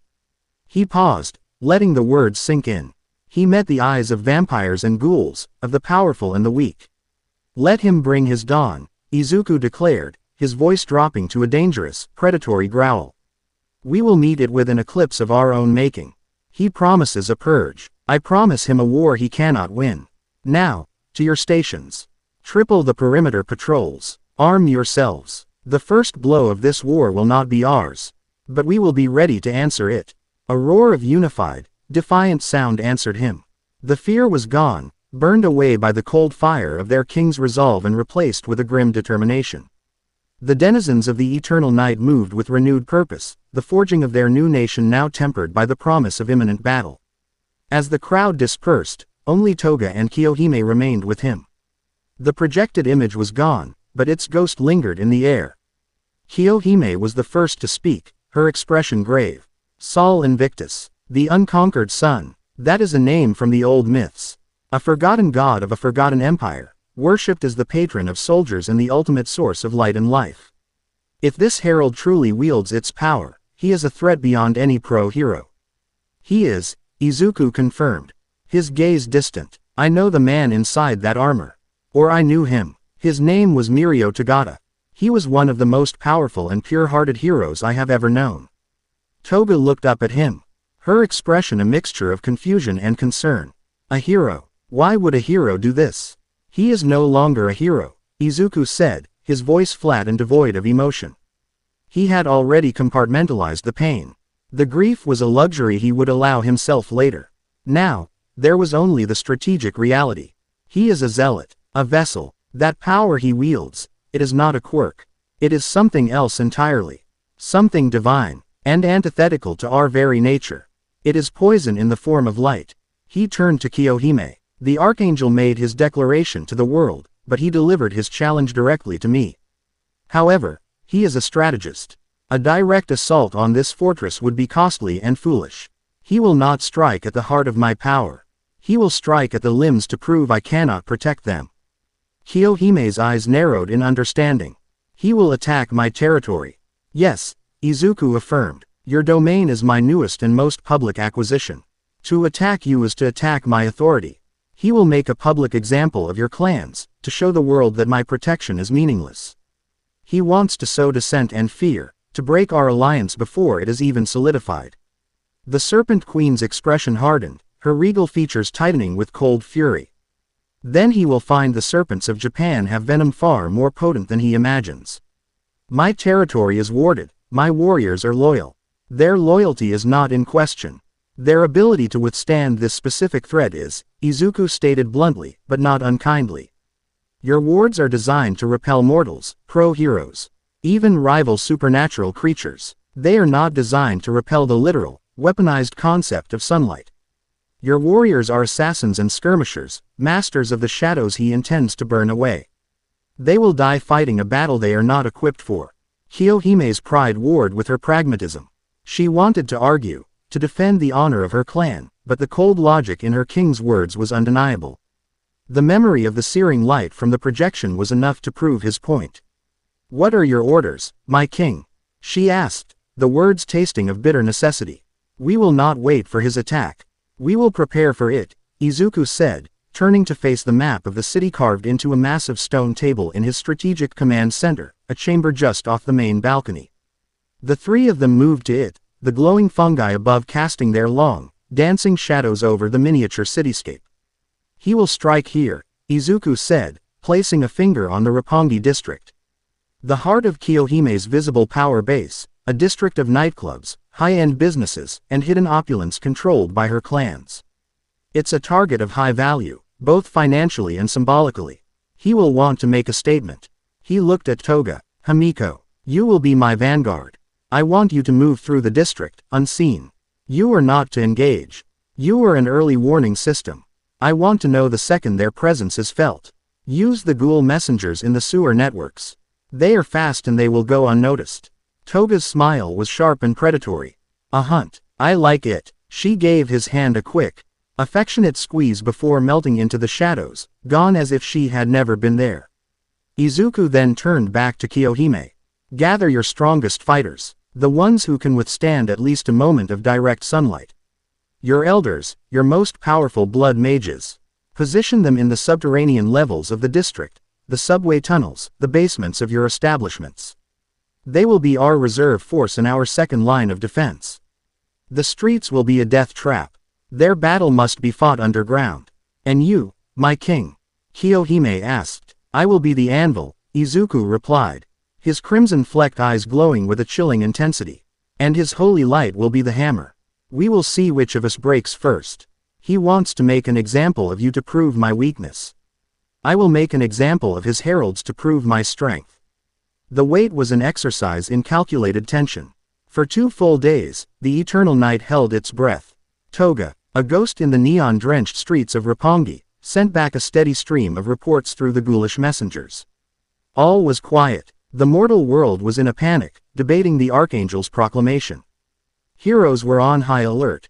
But they were looking for a traditional villain, not preparing for a holy war.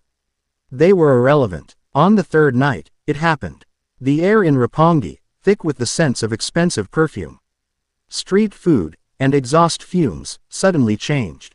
Toga felt it first. It was a pressure in her ears, a sudden, sterile purity that scrubbed the very air clean of its grime.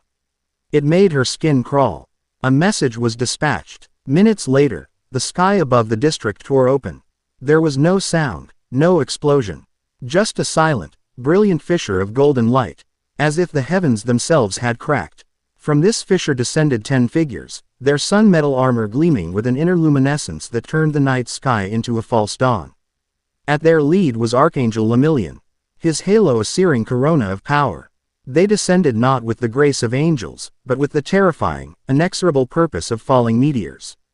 They landed in the center of the main intersection, their impact cracking the asphalt. The mortals on the street screamed, not in recognition of a pro-hero, but in primal fear of something utterly alien. The heralds paid them no mind. Their focus was on something the humans couldn't see. With a unified gesture, they thrust their hands forward. Lances of pure, concentrated sunlight erupted from their palms, striking the glamour-rose facades of the surrounding buildings. These were not simple laser beams.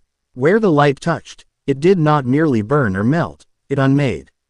The glamorous nightclubs, the exclusive restaurants, the opulent penthouses, all known fronts for Kiyohime's clans, were scoured from existence. Brick, steel, and glass didn't explode. They sublimated into glittering motes of dust, leaving behind perfectly smooth, cauterized craters in reality. The true targets, however, were the vampires within.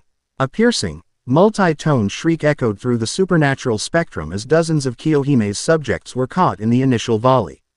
For a vampire, the touch of this divine light was not a quick death. It was an agonizing, soul-rending dissolution. Their bodies, beings of shadow and blood, were forcefully reverted to their base components, their screams of agony turning to hissing steam as they were erased from the world. From her vantage point, Toga watched with a snarl. This wasn't a fight. It was an extermination. The heralds moved with the cold, detached efficiency of pest controllers, their power absolute and overwhelming. Deep beneath the streets, Kiyohime felt the death of her subjects like a series of physical blows.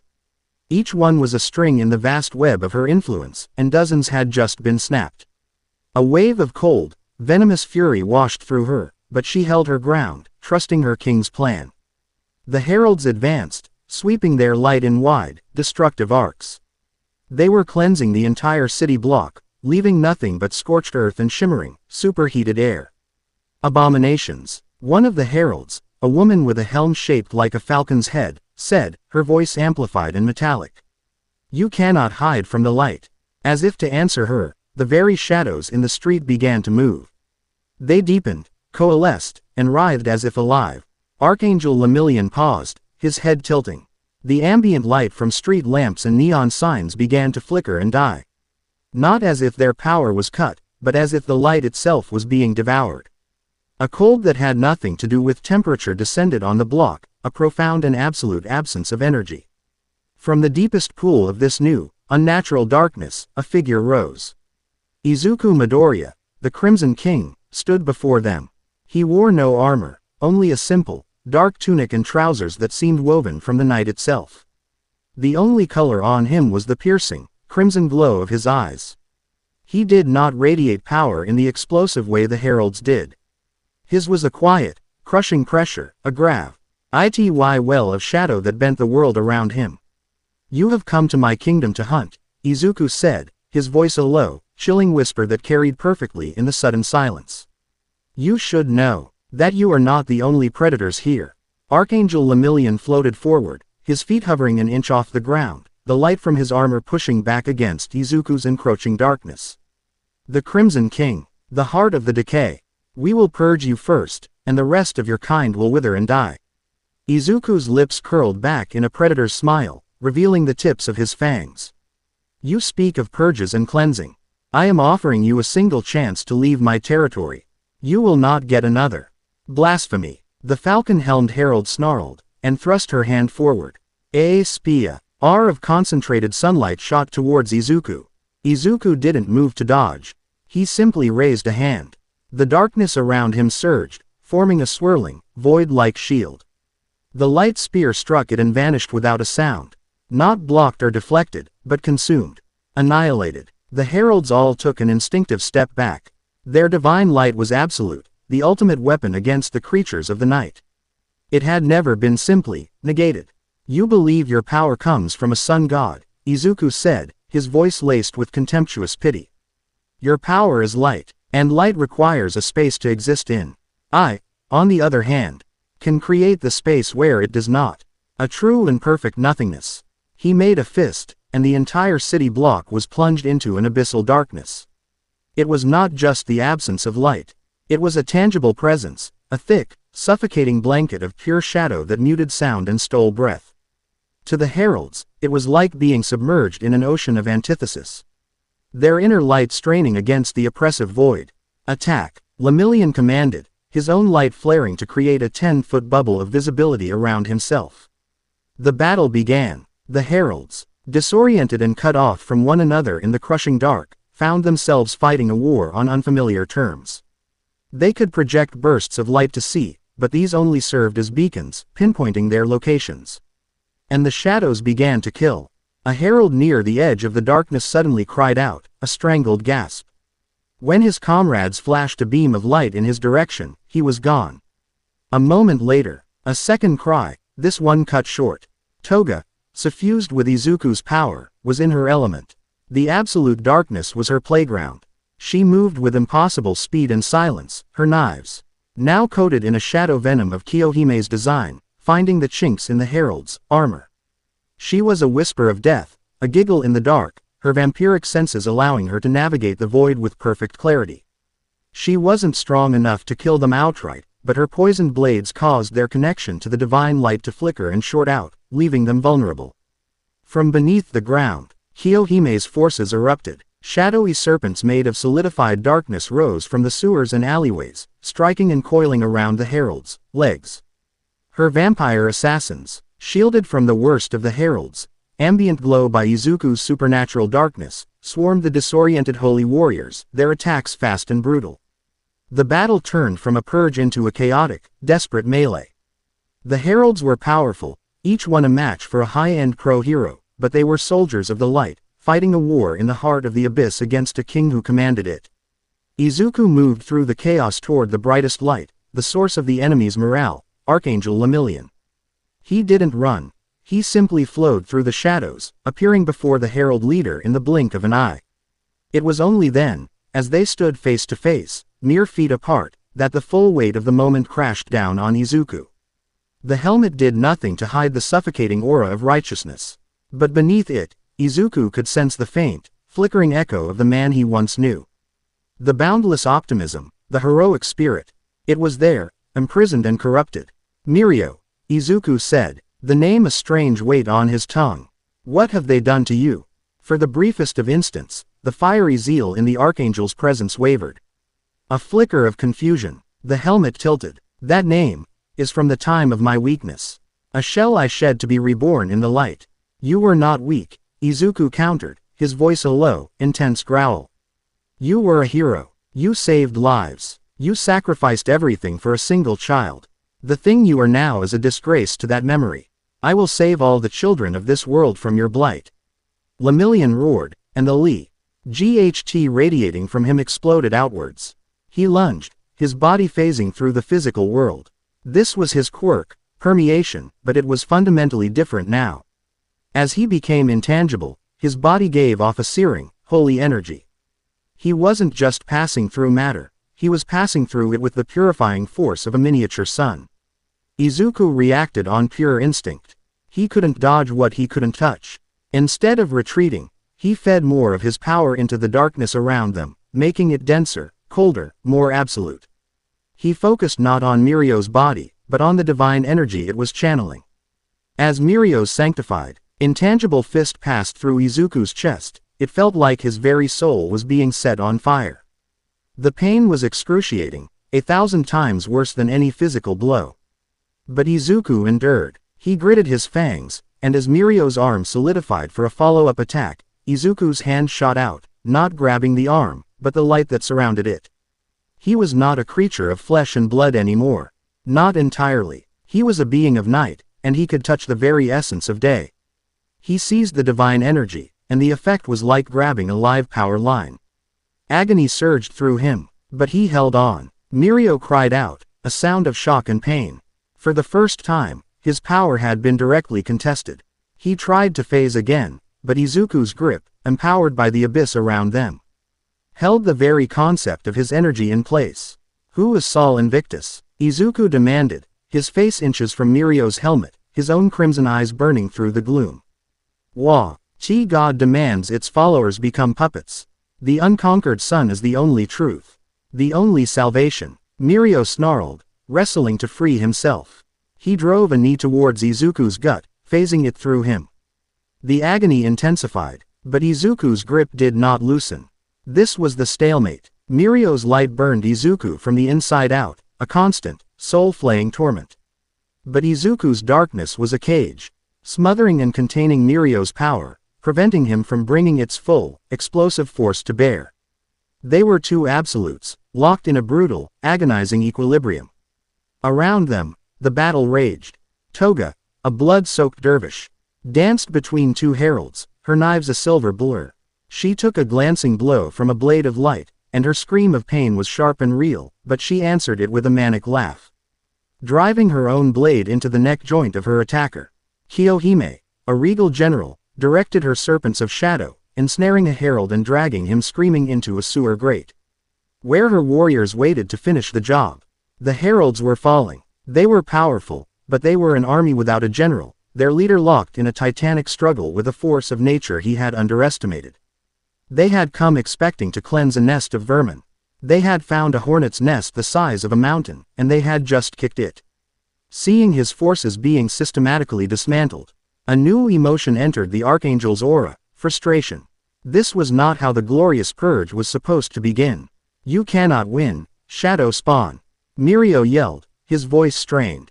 The dawn is inevitable. The sun sets every single day. Izuku grunted back, the effort of containing Mirio's power causing black, viscous blood to trickle from the corner of his mouth. And every time it does, the world belongs to me. With a final, desperate roar, Archangel Lemillion detonated the light within his body. It wasn't an attack, but a massive, concussive pulse, a defensive flare.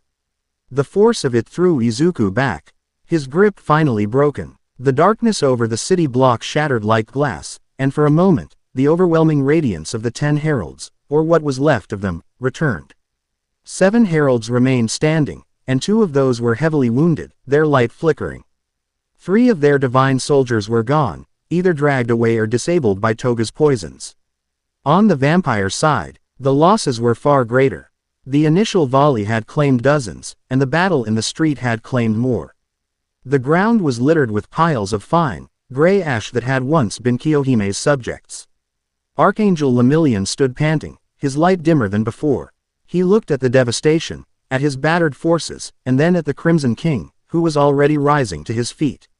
A black gash on his chest slowly knitting itself shut. He had failed. He had struck what he thought was a weak limb and had found it to be reinforced with unbreakable iron. He meant to make a statement of his power, and instead, he had revealed the limits of it. "This is not over," Lemillion declared, his voice lacking its earlier, unshakable conviction. He raised a hand, and a pillar of golden light descended from the sky, enveloping his remaining heralds. "We will return with the full might of the sun, and we will burn your pathetic kingdom to the ground." The pillar of light retracted into the sky, taking the heralds with it. They were gone. Silence descended once more, broken only by the crackle of fires and the pained groans of wounded vampires. Izuku stood in the center of the devastation, his chest heaving. The pain from Mirio's holy attacks still echoed through his being, a deep, resonant ache that felt more spiritual than physical. Kiyohime approached him, her face a mask of cold, controlled fury as she surveyed the ashes of her people. "We won," she stated, but it sounded like a curse. "We survived," Izuku corrected, his voice rough. He looked at the losses, at the scorched earth that was once the heart of her domain. This was a victory, but a costly one.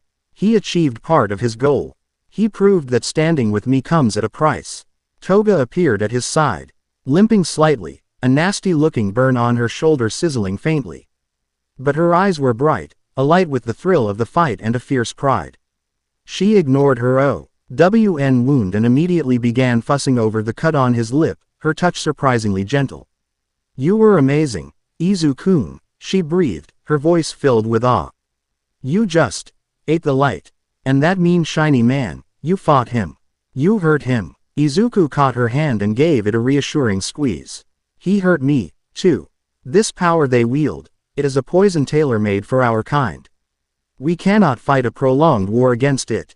Not like this. We are too few." He looked to the east, in the direction of the rising sun, though it was still hours away. The threat felt closer than ever. He had fought Mirio to a standstill. But that was just one man, the leader of a vanguard. What was the full might of the Heralds of Dawn? What was the true power of this entity, Sol Invictus? He had united the vampires of Japan. He had faced down the Heralds and survived their first strike. But it wasn't enough. The battle had been brutal, a desperate defense. He had been reactive. To win a war, a king could not simply defend. He had to conquer. He needed more power, more soldiers, more allies who could bring something new to the table. His new kingdom had suffered its first real losses, and the pain of it settled in his chest. Cold and heavy, he felt the phantom agony of every vampire who had turned to ash, a king's burden. And beneath it all was the sharper, more personal pain of Mirio. The kind, goofy hero was gone, replaced by a hollow-eyed zealot. It was a perversion of everything he had once fought for. "Kiyohime," he said, his voice regaining its steel. "See to your wounded. Tally our losses. We will rebuild what was destroyed here, and we will make it stronger." "And you, my king?" she asked, her gaze unwavering. She had lost much tonight, but her faith in him had been forged into something unbreakable. She had seen him fight for her, bleed for her. He was a king worthy of her loyalty. Izuku looked west, across the vast expanse of the world. His mind, a map of power and influence, was already calculating his next move. Japan was his, but it was just an island. To fight a god of the sun, he would need the power of a world's worth of night. He would need the old blood, the ancient lines. "I am going to recruit a new queen," he said, a dangerous glint in his crimson eyes. "One who understands politics, ancient power, and the art of a long, patient war. We are going to Europe." Chapter 4. The Old Blood of the Covenant. The world bled away beneath them, the neon and steel heart of Japan shrinking into a memory as the private Gulfstream G650 carved a silent, silver path through the stratosphere. Izuku Midoriya, the Crimson King, sat not in a throne of stone and shadow, but in a plush leather seat that smelled of wealth and human artifice. He stared out the small, rounded window at the impossible tapestry of the night sky, a sea of cold, distant fires against an infinite black velvet. To him, it was not empty. It was home. Beside him, Himiko Toga was a study in restless energy. Her lithe form curled into the chair like a cat. She was tracing patterns on the condensation of her window with a manicured nail, her golden eyes reflecting the blinking lights of the aircraft's wing. She was bored of the travel, but the destination promised novelty and, therefore, potential for exhilarating violence. Her devotion to Izuku was an absolute, a physical thing that hummed in the air around her. But her nature craved stimulus. Across the polished mahogany table that separated the cabin's seating, Kiyohime sat with the stillness of a viper coiled in the sun. Her eyes were closed, but she was not asleep. The Serpent Queen was a creature of territory and influence, and this journey far from her established domain in the east was a strategic risk, a testament to the faith she had placed in the vision of the young king before her. She wore a simple, elegant black dress, a stark contrast to the opulence of their transport, yet she made the aircraft feel like it was merely a temporary extension of her own court. "The air is thin up here," Toga said, her voice a playful pout.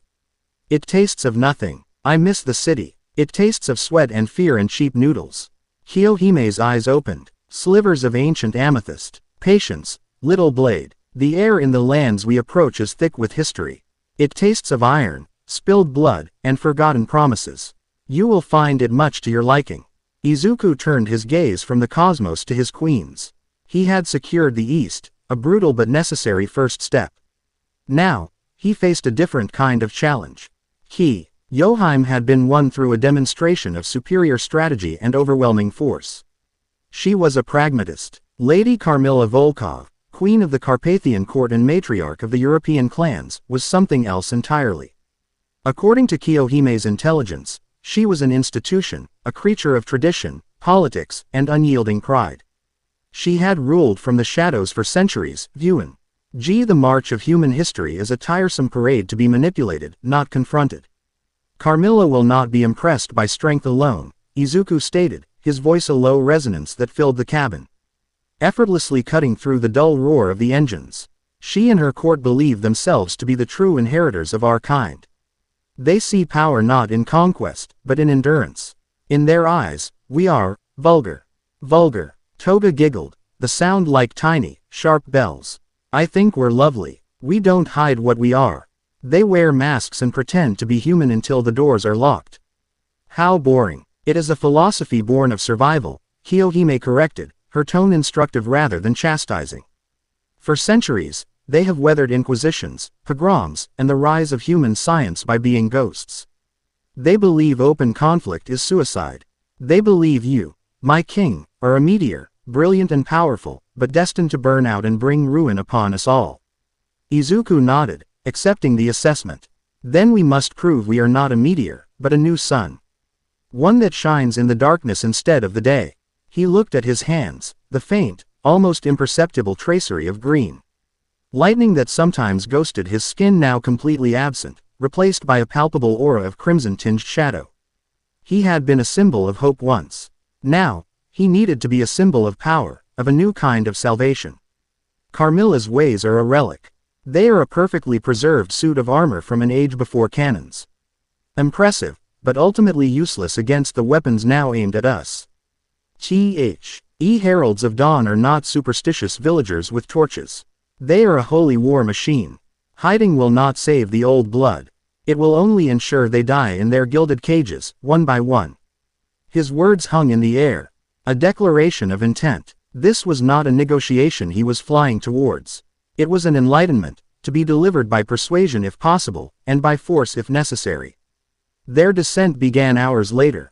A slow spiral into a land sleeping under a blanket of mist. The Carpathian Mountains rose from the darkness below like the jagged teeth of a slumbering beast. There were no city lights here, only vast, primeval forests and the cold gleam of a half-moon on ancient stone. The jet landed on a private airstrip, a stark line of modern asphalt carved into the wilderness, looking utterly out of place. Waiting for them was a carriage. Not a limousine or an armored car, but a true Gothic carriage, drawn by 4 horses whose coats were blacker than pitch and whose eyes seemed to glow with a faint, hellish light. The coachman was a stooped figure in a heavy greatcoat, his face hidden by shadow, who simply bowed and opened the door. "Oh, this is fun." Toga clapped her hands, her boredom instantly vanquished. "It's like a fairy tale. A very bloody one, I hope." Kiyohime's lips thinned. "Posture," she murmured, more to Toga than to Izuku. "They will be watching our every move from the moment we step from this machine. They will judge us on our decorum before our king has a chance to speak." The interior of the carriage was lined with worn velvet that smelled of dust and damp earth. As it began to move, the ride was surprisingly smooth, the unnatural horses pulling them along a winding, treacherous mountain road at a speed no mortal animal could maintain. They passed through a small, huddled village where every window was shuttered, and wooden talismans hung from the eaves of the cottages, a clear sign that the locals knew exactly what lived in the castle on the peak. And then they saw it. Castle Volkov was not a fortress, it was a geological event.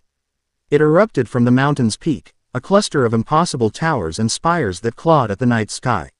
It was a monument to dread and power, its stone stained black by centuries of rain and sorrow. A single, flickering light shone in the highest window of the tallest spire.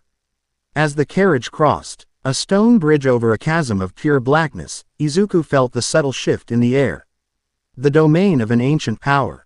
The very stones hummed with a dormant energy, a web of old enchantments and territorial imperatives.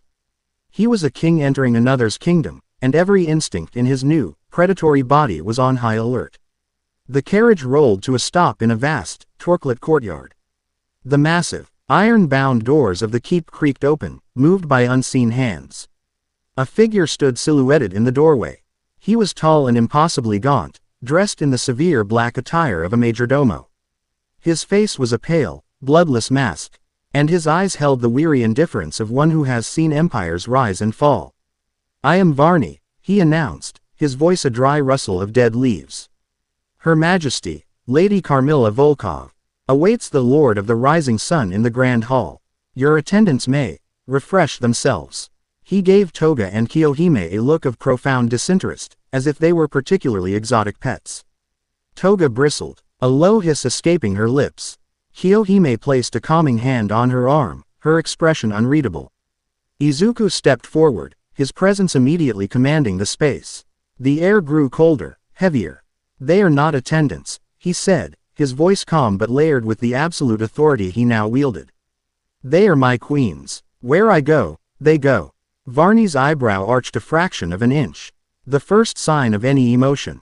He held Izuku's gaze for a long moment, then gave a stiff, formal bow. "As my lord commands. This way." He led them through corridors that were like passages through time. The air was frigid, the walls lined with faded tapestries depicting hunts of both beast and man.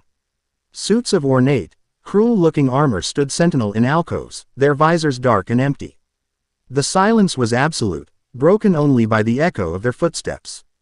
It was a calculated display of antiquity, designed to intimidate, to make any visitor feel young, fleeting, and insignificant. They arrived before a set of doors 20 feet high, carved from a dark, petrified wood. Varney pushed them open without a sound. The grand hall was a cavern of Gothic splendor. A vaulted ceiling soared into darkness, supported by pillars carved to resemble weeping angels. A massive, cold fireplace dominated one wall, large enough to roast an ox whole. The hall was filled with dozens of figures, all dressed in aristocratic finery that spanned the last 5 centuries. They were the court of the Covenant, the ancient vampire nobility of Europe, and their collective gaze felt like a physical weight. They were all predators, ancient and powerful, and they stared at Izuku and his entourage as if they were a new and questionable vintage of wine. At the far end of the hall, upon a throne carved from a single piece of obsidian, sat Lady Carmilla Volkov. She was agelessly beautiful, with skin like porcelain and hair the color of a moonless night, braided with silver threads. She wore a gown of deep crimson silk that seemed to drink the torchlight. Her eyes, a startling shade of violet, were ancient and sharp, missing nothing. A palpable aura of power and absolute self-possession rolled off her in waves. She did not rise. "So," she said, her voice a cultured, melodic contralto with the faintest trace of an old-world accent. It carried across the vast hall without any effort. "The young king from the east. The Crimson King. A rather dramatic title. You have been busy, it seems. We have heard the whispers of your war. A war you have brought to our doorstep." Izuku walked forward, Toga on his right, Kiyohime on his left. Their footsteps were the only sound in the dead silent hall. The assembled lords and ladies of the court watched him, their expressee. Ons ranging from curiosity to veiled contempt. He could feel their power, smell the age on them. Some were centuries old, their strength deep and refined. But it was a stagnant strength. The power of a deep, still lake. His was the power of a tidal wave. He stopped a respectful distance from the dais, but he did not bow. He met her gaze as an equal. "Lady Carmilla," he began, his voice projecting a calm, unassailable confidence. "I have not brought war to your doorstep. I have brought you a warning that the war is already here. It has been raging in the shadows for some time. Now, it has stepped into the light. A light that means to burn us all." A murmur went through the court. A tall, haughty-looking vampire with severe features and a powdered wig scoffed audibly. "The Heralds of Dawn. A nuisance. A band of fanatics. We have dealt with their kind before. The Inquisition, the Order of the Dragon. They are mortals playing with fire. They always burn out. This fire is different," Baron von Christoph, Izuku replied, not even turning to look at the man, his eyes still locked on Carmilla. He had learned the names of her key vassals from Kiyohime's intelligence. "This is not mortal fire. It is divine. It is wielded by a being they call Archangel Lemillion, a former hero of my homeland, now a vessel for an entity that considers our very existence a stain upon creation. Their light does not merely kill. It unmakes us. It scours our essence from the world." He let the chilling words settle in the cold air. "Your traditions, your subtlety, your masquerade, they are meaningless to this enemy. They do not hunt you because you break your rules. They hunt you because you exist. They will not stop until every one of us has been turned to ash. Hiding in your castles will not save you. It only makes you isolated targets." Carmilla's expression remained impassive, but her violet eyes sharpened. "And what is your solution, young king? To cast off the wisdom of centuries. To declare ourselves to the mortal world and invite their combined armies to our door. You have united some of the clans in Japan, yes. A pack of feral street dogs and honor-bound assassins. We are not the same. We have survived by being the secret masters, the whisper in the corridors of power, not the beast roaring on the battlefield." "Your mastery is an illusion," Izuku countered, his tone hardening. "You whisper in the ears of politicians who are slaughtered by holy warriors the next day. You pull the strings of a world that is about to be set on fire. The age of whispers is over. The heralds have declared war on all of us. I do not propose we invite the world's armies. I propose we build our own. A united nation of our kind. An eternal queendom, with its own laws, its own borders, and the strength to defend them. To stand defiant and proud, not to cower in crumbling ruins waiting for the dawn." The audacity of his words caused a wave of shock to ripple through the court. This Art wasn't just challenging their methods, he was calling their entire existence, their proud, ancient legacy, an act of cowardice. Carmilla finally leaned forward, a dangerous glint in her eyes. "Yo, you speak of nation building and open defiance. It is the dream of a child, a dream that will lead our entire species to extinction. We are the night, we rule from it, we do not challenge the day. The day has already challenged us." Izuku stated flatly, "Your choice is simple. You can cling to your old ways and die as relics, or you can join me and fight for a future. I am building an ark, Lady Carmilla. The storm is here. I am offering you and your people a place on board."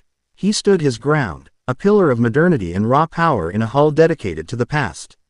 The clash of ideologies was stark, a line drawn in the ancient dust of the floor.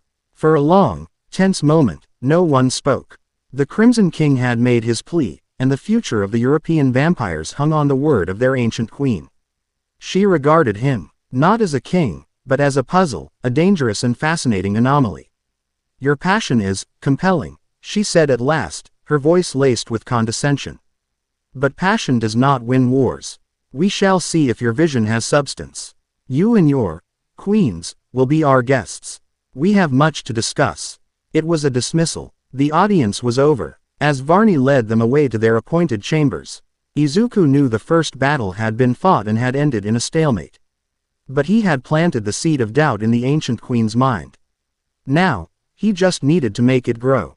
The chambers they were given were lavish, appointed with heavy, dark furniture, canopy beds draped in dusty velvet, and portraits of stern-faced ancestors whose eyes seemed to follow them. It was opulent, but it was a cage. A beautiful, comfortable cage. Kiyohime moved to the large, barred window, staring out at the mist-shrouded courtyard. She is proud. Her power is tied to her traditions. To accept your way is to admit that her entire reign has been a prelude to failure. She's a snob, Toga chirped, bouncing on the ancient bed, sending up a cloud of dust. Her and all her stuffy friends. Did you see their faces, Izu? They looked at us like we were something they'd stepped in. She giggled. Then her expression turned sharp, predatory. I don't like them. Liking them is not a requirement, Izuku said. Walking the perimeter of the room, his senses extended, tasting the air, feeling the vibrations in the stone. Respecting their power is. They may be stagnant, but they are not weak. Baron von Christoph, the one who scoffed, his bloodline is nearly 1,000 years old. Duchess Dorlin, the woman with the silver hair, is a master of mental suggestion. We are in a nest of ancient vipers. And you are the king of serpents, Kiyohime said with a faint, approving smile. They will test you. Her words proved prophetic. The tests began that very night. Not from Carmilla hers, elf.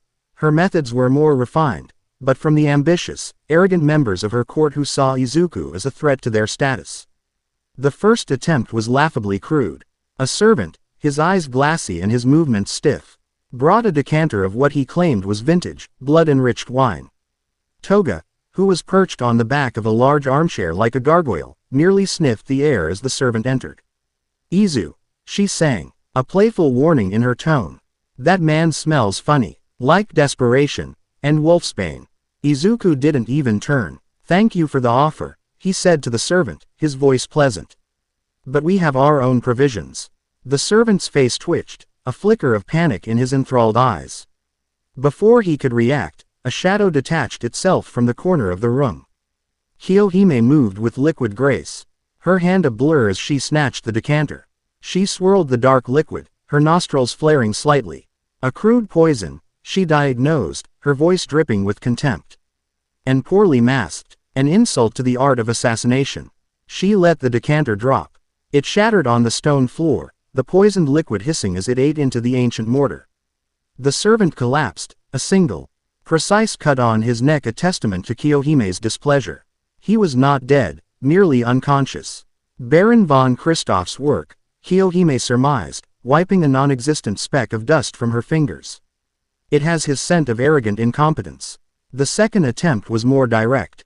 Later, as a false dawn approached and the castle settled into its deepest slumber, 3 Figu Res cloaked in shadow slipped into their antechamber. They were ancient warriors of the court, their movements silent, their blades coated with a paralytic agent derived from a rare South American flower. They moved with the confidence of apex predators who had never known a true challenge. They found the main chamber empty. The beds were undisturbed. A giggle echoed from the vaulted ceiling above them. They looked up to see Toga hanging upside down from a wooden beam, her smile a terrifying slash of white in the darkness. Looking for someone, she whispered. Before they could react, she dropped into their midst. A whirlwind of motion. Her knives were not simple steel, they were extensions of her will. She didn't fight like a duelist, she fought like a force of nature. She danced between their clumsy, powerful slashes. Her blades a silver blur. A hamstring severed here, a wrist opened there. She wasn't trying to kill them, not yet. She was dismantling them, taking them apart with the gleeful precision of a child pulling the legs off a spider. Within 10 seconds, the 3 ancient warriors were on the floor, bleeding and immobilized, staring up in shocked disbelief. Toga stood over them, panting slightly. Her face flushed with exhilaration. Was that it? She pouted, nudging one with her foot. I was just getting warmed up. Izuku and Kiyohime emerged from the shadows of the adjoined room where they had been waiting.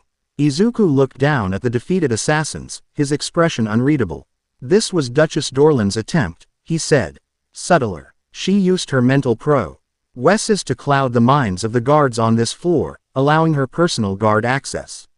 He knelt beside one of the vampires, whose eyes were wide with fear and humiliation.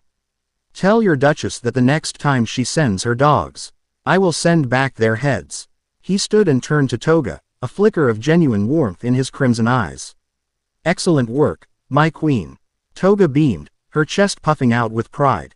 They were slow, she said, but she couldn't hide her pleasure at his praise. It was this that fueled her more than blood or battle, his approval, his recognition. To be his deadliest weapon was her highest calling. The next day, the court was abuzz. The failed attempts on Izuku's life were not spoken of openly, but the atmosphere was thick with tension. Baron von Christoph was conspicuously absent, and Duchess Dorlin refused to meet anyone's gaze. Izuku and his queens walked through the halls with an aura of untouchable power, and the looks of contempt from the court were now mingled with a healthy dose of fear. He had weathered their petty schemes. He had proven his entourage was more than capable, but he still hadn't won over Carmilla. She observed everything from her throne, her face an unreadable mask of aristocratic grace. She was waiting, testing his patience, seeing if he would crack under the weight of her court's passive hostility. He decided to force the issue. That evening, he strode into the grand hall uninvited, finding Carmilla holding court. He walked straight to the foot of her throne, ignoring the gasps and outraged muttering of her vassals. "The games are over, Lady Carmilla," he announced, his voice ringing with authority. "While your lords plot in the shadows like frightened children, the heralds of dawn gather their strength.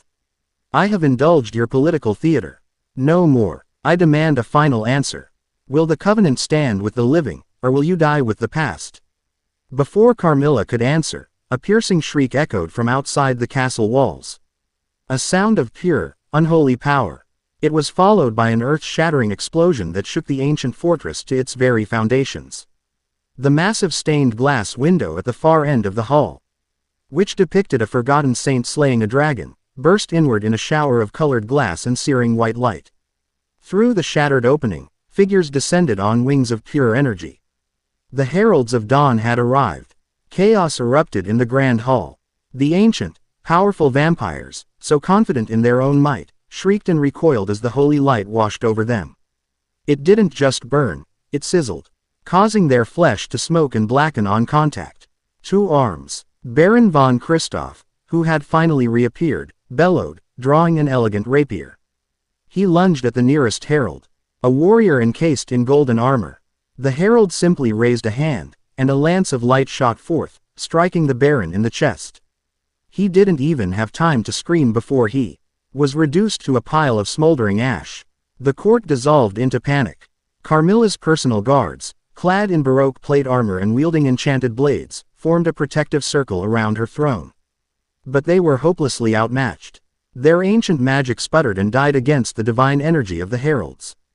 The leader of the herald detachment, a towering figure whose helmet was happed like the visage of a wrathful eagle, landed in the center of the hall. His power dwarfed the others. He was a walking sun. Lady Carmilla Volkov. His voice boomed, amplified by his power. Our existence is an affront to Sol Invictus. In the name of the Archangel Lemillion, you are condemned to purification. Carmilla stood, her face a mask of cold fury, but Izuku could see the flicker of true fear in her eyes. She had ruled for a millennium, and for the first time, she was facing a force that could truly erase her. Her guards were being cut down, their ancient power useless. It was in that moment of chaos that Izuku acted. "Kiyohime," he commanded, his voice cutting through the din like a razor.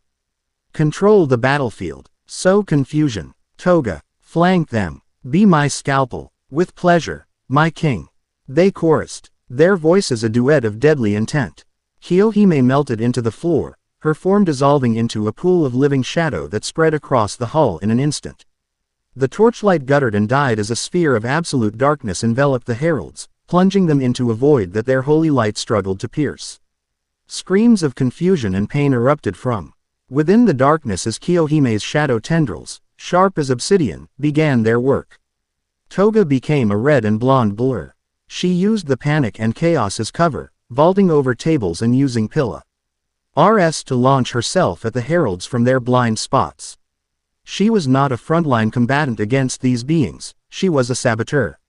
She severed the power conduits on their armor, slit the weaker joints at the back of their knees and necks, and drove her knives into their visors.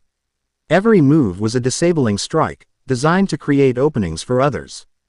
The ancient vampires of the court, seeing this, began to rally. Their fear replaced by a primal fury as they fell upon the heralds that Toga and Kiyohime had disoriented. Izuku ignored the lesser soldiers. His eyes were locked on the herald captain. As the captain raised his massive power maul to shatter Carmilla's remaining guard, Izuku moved. He was no longer just fast, he was a momentary absence of space between 2 points. He ared before the herald captain in a blink, his hand catching the descending maul. A shockwave of force erupted from the impact, cracking the stone floor beneath them. The Herald Captain stared in shock. Me, Izuku said, his voice a low growl. A crimson aura exploded around him, a vortex of pure vampiric power so dense it seemed to warp the very air. He squeezed, and the divinely forged Edel of the Maul began to groan and to form under the impossible pressure of his grip. You have made a grave mistake. You came into my future territory, and you attacked my future queen. With a roar, he wrenched the maul from the herald's grasp and shattered it over his knee. He then drove his fist into the captain's chest plate. The golden armor, which had shrugged off enchanted swords, crumpled like tin foil. The herald was launched backward, crashing through a stone pillar and into the far wall, his light sputtering. Izuku turned his gaze to Carmilla. She was staring at him, her aristocratic composure completely gone, replaced by raw, unadulterated awe. Her guards, her ancient defenses, her centuries of power, all had failed. This upstart, this vulgar, young king and his ferocious queens, had turned the tide in seconds. The Herald Captain, however, was far from defeated. He rose from the rubble, his armor cracked, his light flaring with renewed intensity. Blasphemer, you will be judged. He drew a greatsword of solidified light and charged. As he moved, two other heralds broke from the melee, their targets clear, Carmilla. They saw her as the head of the serpent. Izuku was engaged with their commander. She was vulnerable. My lady, her last remaining guard cried, moving to intercept, only to be incinerated by a beam of light. Carmilla braced herself, her fangs elongating, her hands crackling with a desperate, dark magic. She was a queen. She would not die cowering. But she would not die at all. Just as the heralds' blades were about to strike, Izuku was there. He hadn't seemed to move. He was simply in front of her, his back to her, a living shield of shadow and fury.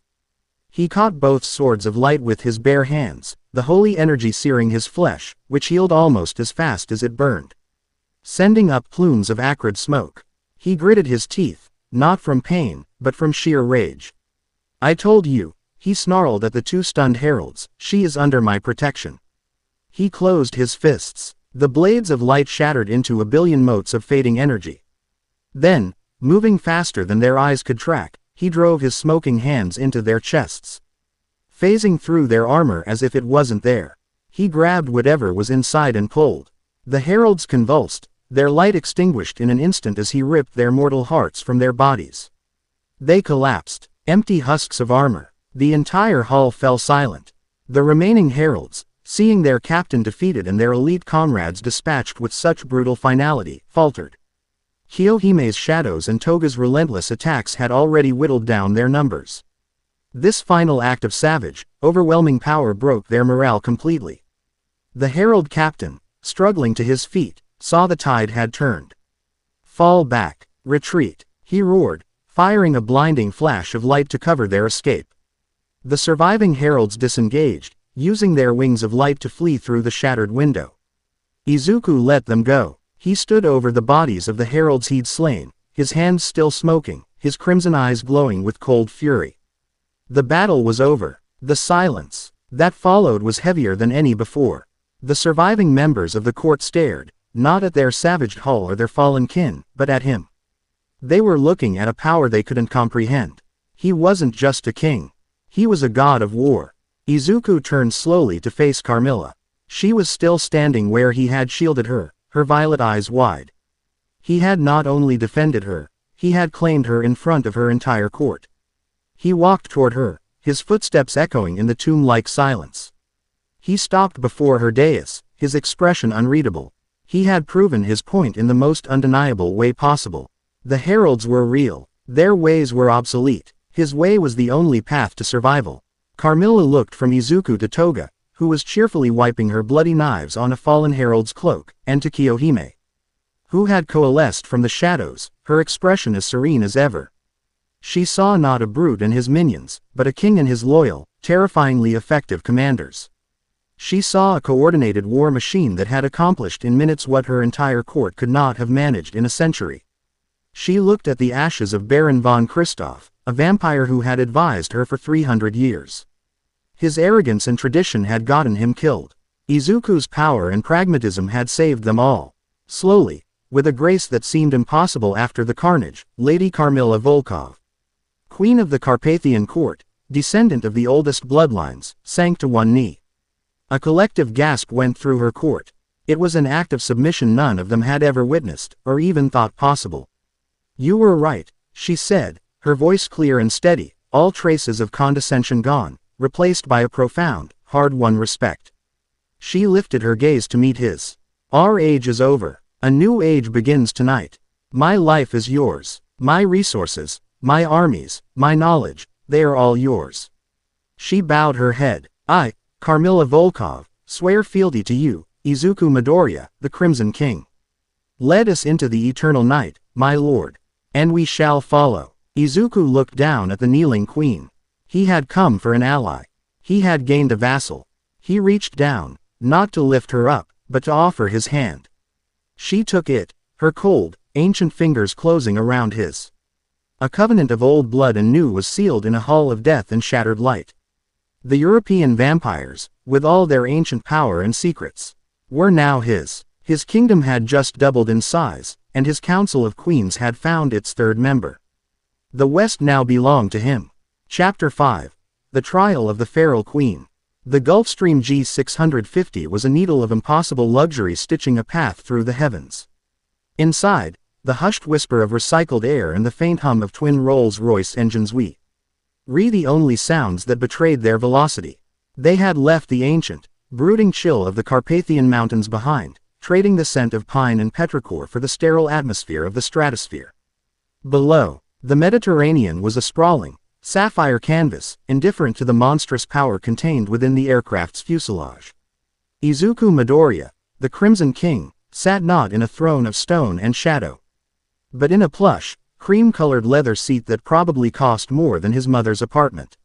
He stared out the oversized window, watching the curve of the earth assert itself against the infinite black. The transition was jarring, a visceral reminder of the world he was seeking to command, a world of stark, violent contrasts. From a Gothic castle steeped in centuries of blood and intrigue, to this pinnacle of mortal invention, and onward to a desert that had witnessed the birth and death of gods. He felt the subtle shift of an aura beside him. Himiko Toga had UNBU.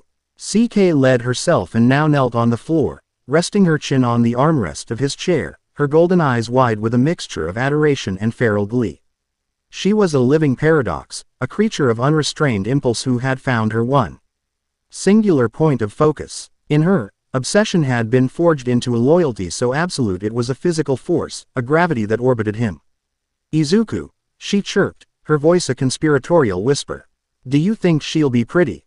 The new queen. Will she have lots of blood? Will it taste like sand and sun?" Izuku didn't look away from the window, but a small, genuine smile touched his lips. He reached over, his long, pale fingers stroking through her messy blonde hair. His touch was no longer the hesitant gesture of a boy, but the confident, possessive caress of a king. "She will be strong, Himiko. That is what matters. Strength is its own form of beauty." "Oh, she'll be strong," came a silken, accented voice from across the cabin. Lady Carmilla Volkov sat with an elegance that defied the modernity of her surroundings. She held a crystal glass of what looked like wine but swirled with the viscous, ruby-dark consistency of aged blood. The children of the Red Sands are an unbroken line, descending from the first knights of the Pharaonic age. They are primitives, certainly, but they are pure. They have never sullied their bloodlines with the weak or the craven. She took a delicate sip. Their queen, this Sekhmet, is the culmination of that breeding. A beast in human form. It is said she wrestled a manticore to death with her bare hands for the right of ascension. From her seat, isolated by choice near the cockpit door, Kiyohime scoffed. Her voice was a low rasp, like the sound of a blade being drawn from a lacquered sheath. "Myths. Every old clan has them. The strength that matters is the strength that wins a war, not a tavern tale. If she cannot be controlled, if she cannot see the strategic necessity of a united front, then her purity is a liability." The Serpent Queen's eyes, chips of obsidian, were fixed on Izuku. "You are certain this is the only way? A duel to the death is a crude instrument. So much can go wrong." "It is her way," Izuku said, finally turning his gaze from the window to encompass his counsel. The weight of his attention settled in the cabin, a tangible pressure that made the air feel thicker. His eyes, once a vibrant emerald, were now the color of old bloodstone, flecked with crimson that pulsed with a faint, internal light. Sekhmet and her people live by a simple, brutal code. Power is proven, not claimed. Leadership is earned in combat, not negotiated in a drawing room.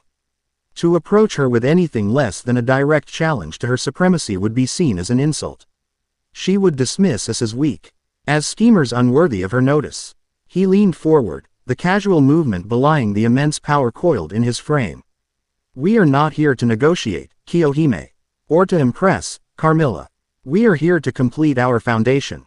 You, he gestured to Kiyohime, are my eyes and my shadows, the master of the silent war.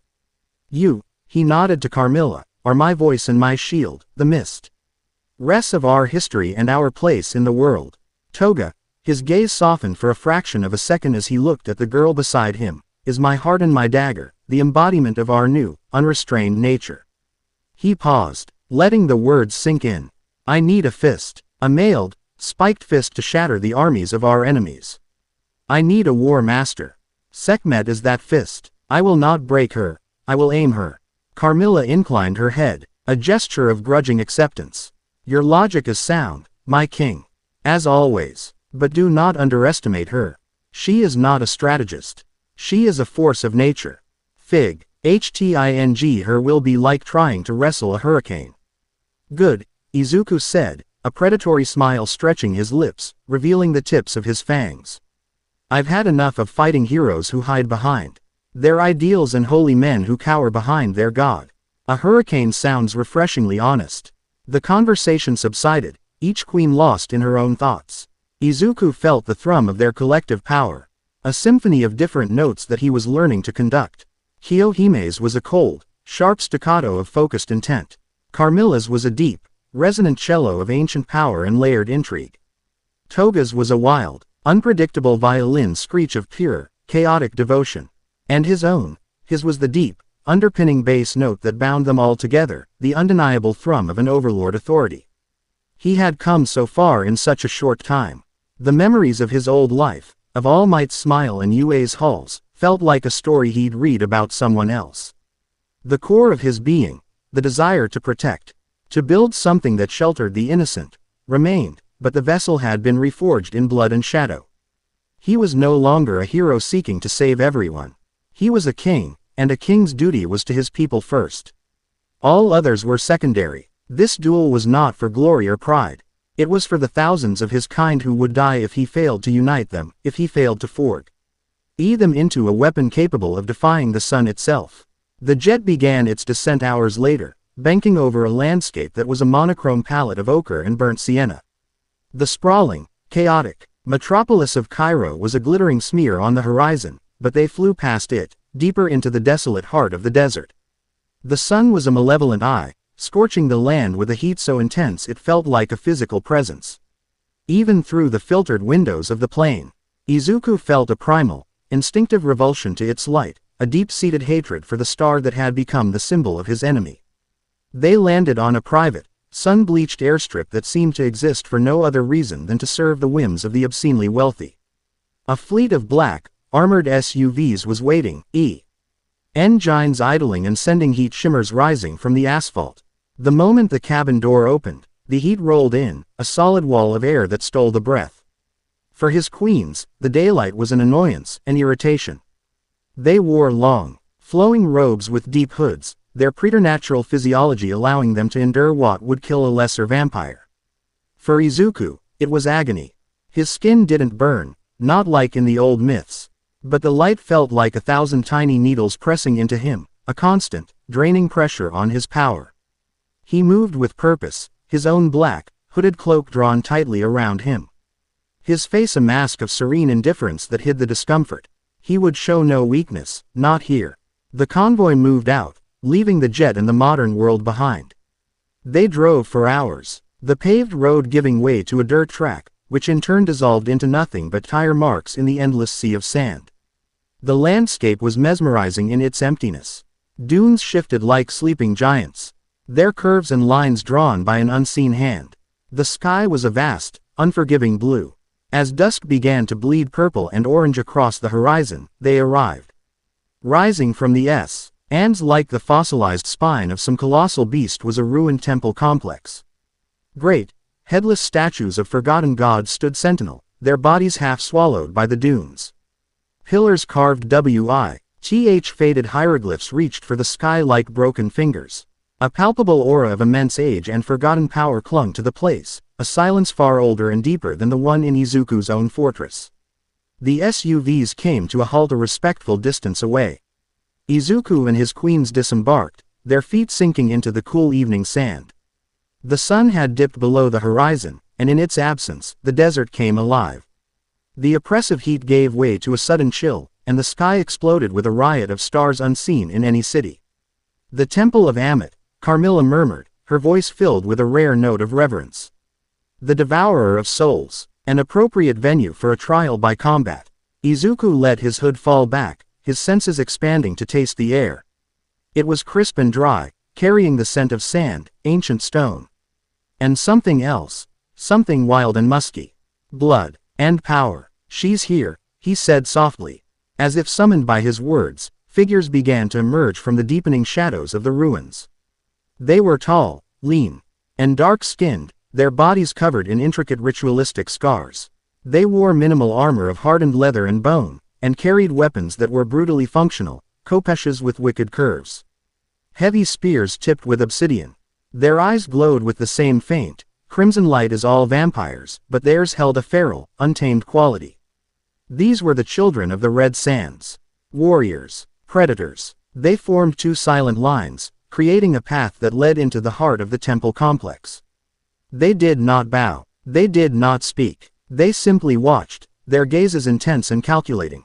Judging the newcomers, Izuku walked forward without hesitation, Toga a half-step behind him, her hand resting on the hilt of a knife, her usual manic grin replaced by a cold, protective readiness. Kiyohime and Carmilla followed, their respective auras of silent menace and aristocratic disdain creating an unnerving counterpoint to the warrior's primal intensity. The path led them into a vast, roofless courtyard. The moon, a perfect silver disk, hung directly overhead, bathing the scene in ethereal light. In the center of the courtyard stood a woman. She was magnificent. Sekhmet was taller than Izuku, her body a masterpiece of honed muscle, not bulky but corded and sleek like a hunting cat. Her skin was the color of rich, dark earth, and was adorned with swirling, golden hieroglyphic tattoos that seemed to shift in the moonlight. She wore a simple kilt of black leather and a harness of interlocking bronze plates that left her powerful arms and midriff bare. A mane of thick, black hair, woven with beads of gold and bone, fell to her waist. But it was her face that held the eye.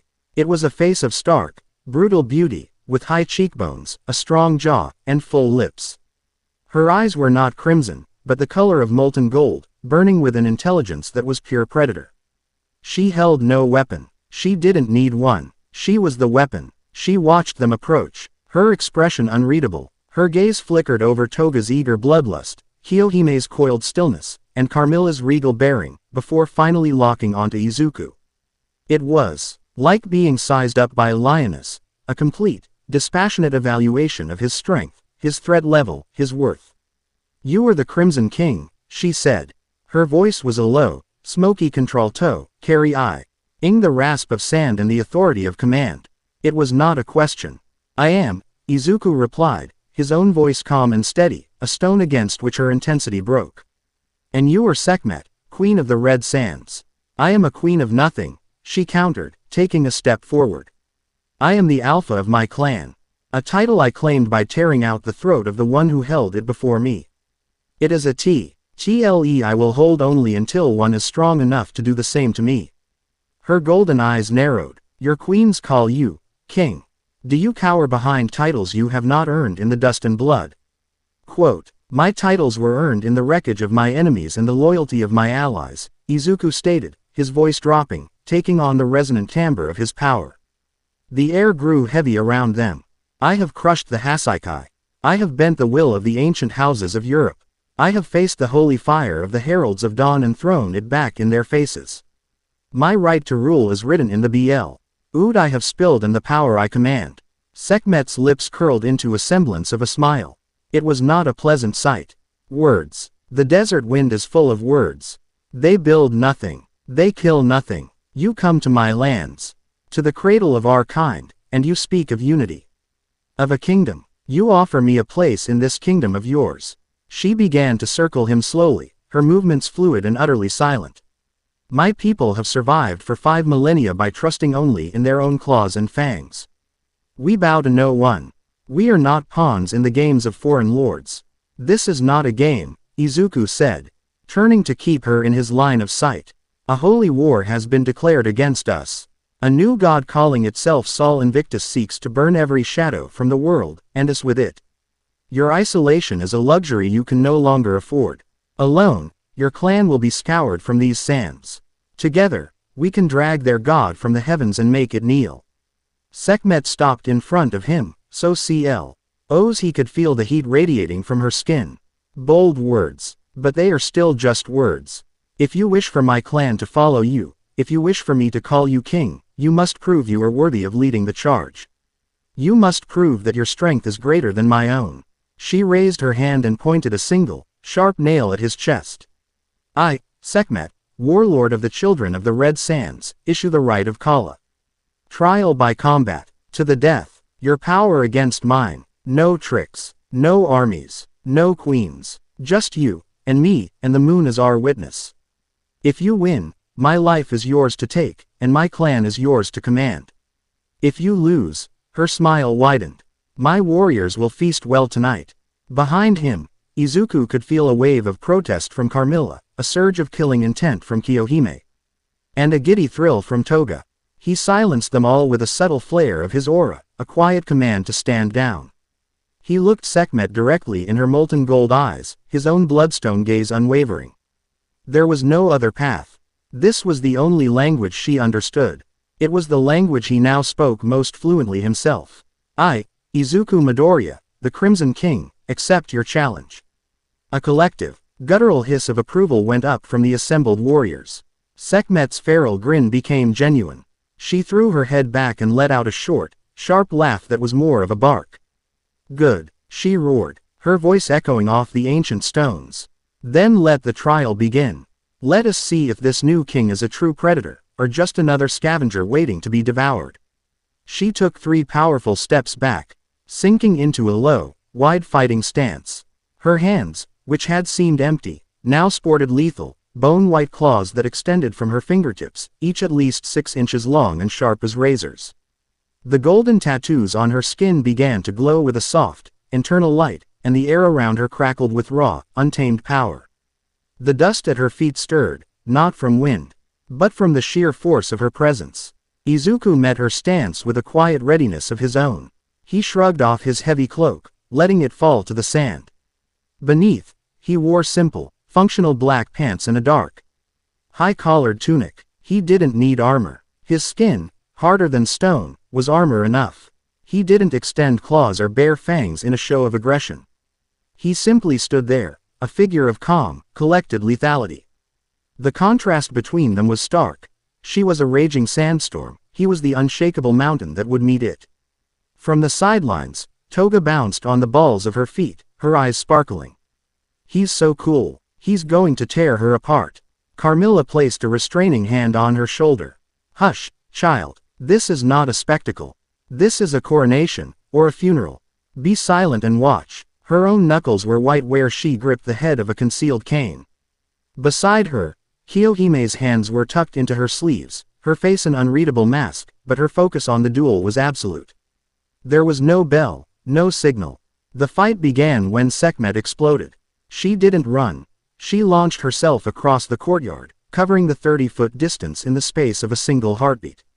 She was a blur of dark skin and golden light, a living projectile aimed at his throat. Her claws led the way, scything through the air with a sound like tearing silk. Izuku didn't flinch. In the fraction of a second before impact, his mind became a realm of cold, perfect calculation. The boisterous, brawling style of his predecessor, All Might, was useless here.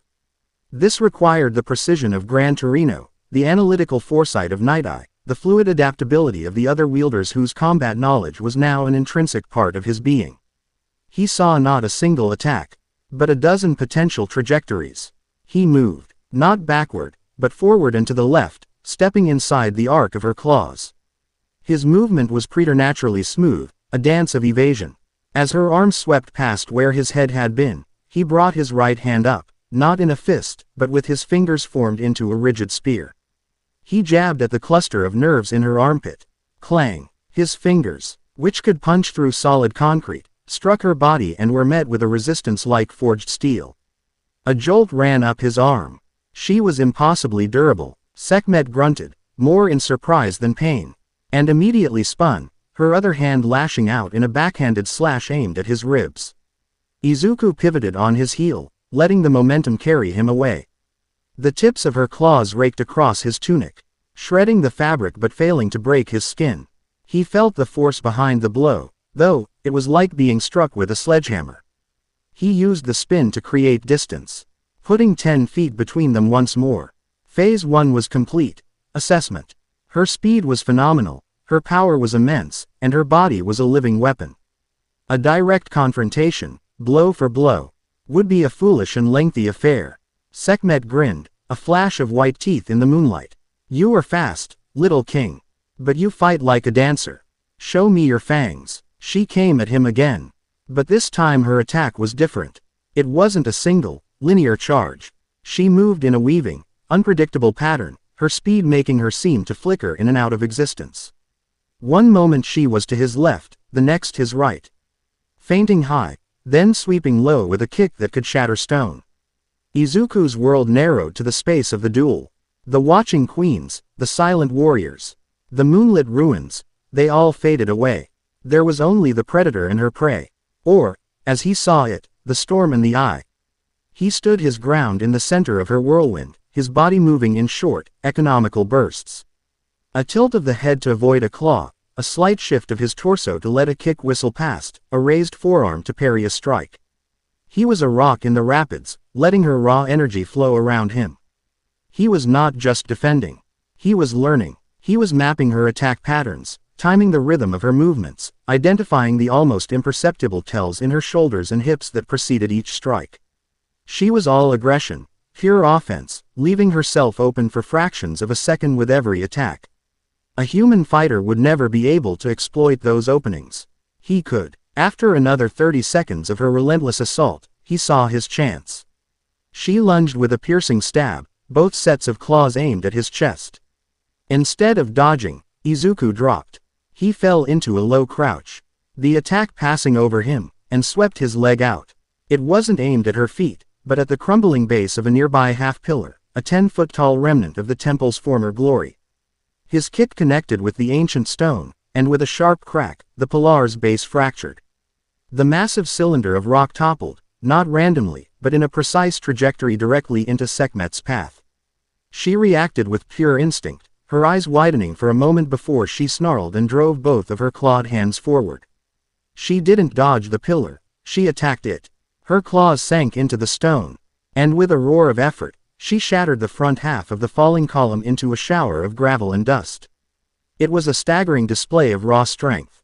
But it was exactly what Izuku had anticipated. While she was occupied, he moved. He used the dust cloud as a screen, his vampiric senses allowing him to see her perfectly within it.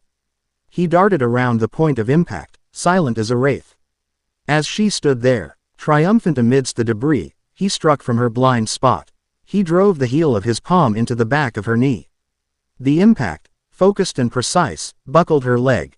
As she stumbled, he flowed around her, his left hand grabbing her outstretched arm while his right hand chopped down on her elbow joint from above. There was a sickening, wet pop. Sekhmet screamed, a sound of pure agony and fury. Her arm hung limp at her side, the elbow bent at an unnatural angle. Izuku had dislocated it. He didn't press the attack. He retreated again, his face a mask of cold concentration. He had drawn first blood, so to speak. He had proven that her brute force could be overcome by his intellect. On the sidelines, Carmilla allowed herself a thin, satisfied smile. Sublime. He is not brawling with her. He is dissecting her. Sekhmet cradled her injured arm, her chest heaving. The golden glow of her tattoos flared brighter, and the dust and sand around her feet began to swirl, rising to form miniature whirlwinds. The bones in her elbow grated as, with another guttural cry, she forced the joint back into place with a brutal shove. Vampiric healing was a wonder, but a dislocation of that magnitude would still take time to fully recover from. For now, the arm was usable, but weakened. Her molten eyes burned with a new fire. The playful, testing light was gone, replaced by incandescent rage. "You hide behind the battlefield like a jackal," she spat, her voice thick with pain and anger. "You use the stones and dust as your weapons. Face me with your own power."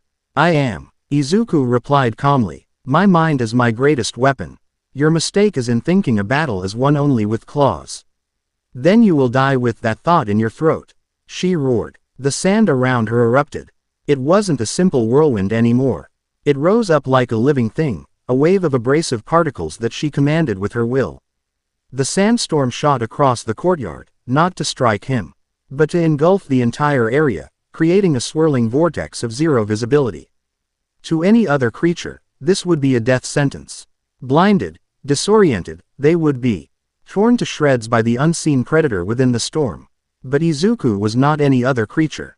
He closed his eyes. The roar of the sand was deafening, the stinging particles like 1,000 needles against his skin. But in the darkness, his other senses sharpened to an impossible degree.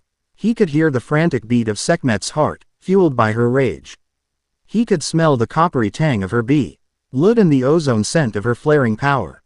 He could feel the subtle shifts in air pressure as she moved through her own storm. She was coming from his right, low and fast. He could visualize her perfectly, a phantom of sound and scent moving through the dark. He waited until the last possible moment. Just as he felt the air part before her lunge, he acted. He didn't dodge. He sank his power into the ground beneath him. Shadows. His domain. The very shadows cast by the moonlight on the grains of sand answered his call. They coalesced, thickened, and shot up from the ground like grasping tendrils of solid darkness. They were not illusions, they had weight and substance. Sekhmet, charging blindly, ran straight into the web of darkness. The tendrils wrapped around her legs and torso, impossibly strong.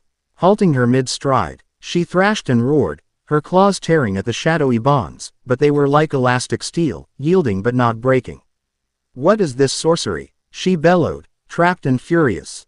Izuku opened his eyes. Within the raging sandstorm, he had created a small pocket of absolute calm and darkness, with Sekhmet at its center. He walked toward her, the saw, ND parting before him as if afraid of his presence. "This is not sorcery," he said, his voice echoing with a chilling power that seemed to come from the shadows themselves. "This is control. You command the sand, a chaotic, brutish element. I command the darkness itself. The fundamental absence of light. Your storm cannot exist where my night holds sway." He reached her, standing before the ensnared and struggling queen. He raised his hand, and the tendrils of shadow tightened, forcing her to her knees. Her good arm was still free, and she swiped at him with a desperate, furious slash. Izuku caught her wrist. His grip was like a vice of iron. For the first time, he unleashed a fraction of his true physical strength.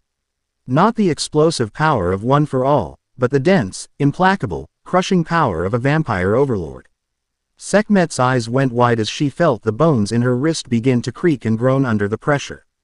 Her struggles ceased. In that moment, she understood. All her life, she had been the strongest thing in any room, on any battlefield. Now, she was being held immobile by a force that felt as absolute and inescapable as gravity. "You have lost," Izuku said, his voice devoid of triumph. A simple statement of fact. His bloodstone eyes bored into her molten gold ones. "According to the rite of Kala, your life is now mine to take." He could feel the frantic, terrified pulse in her wrist.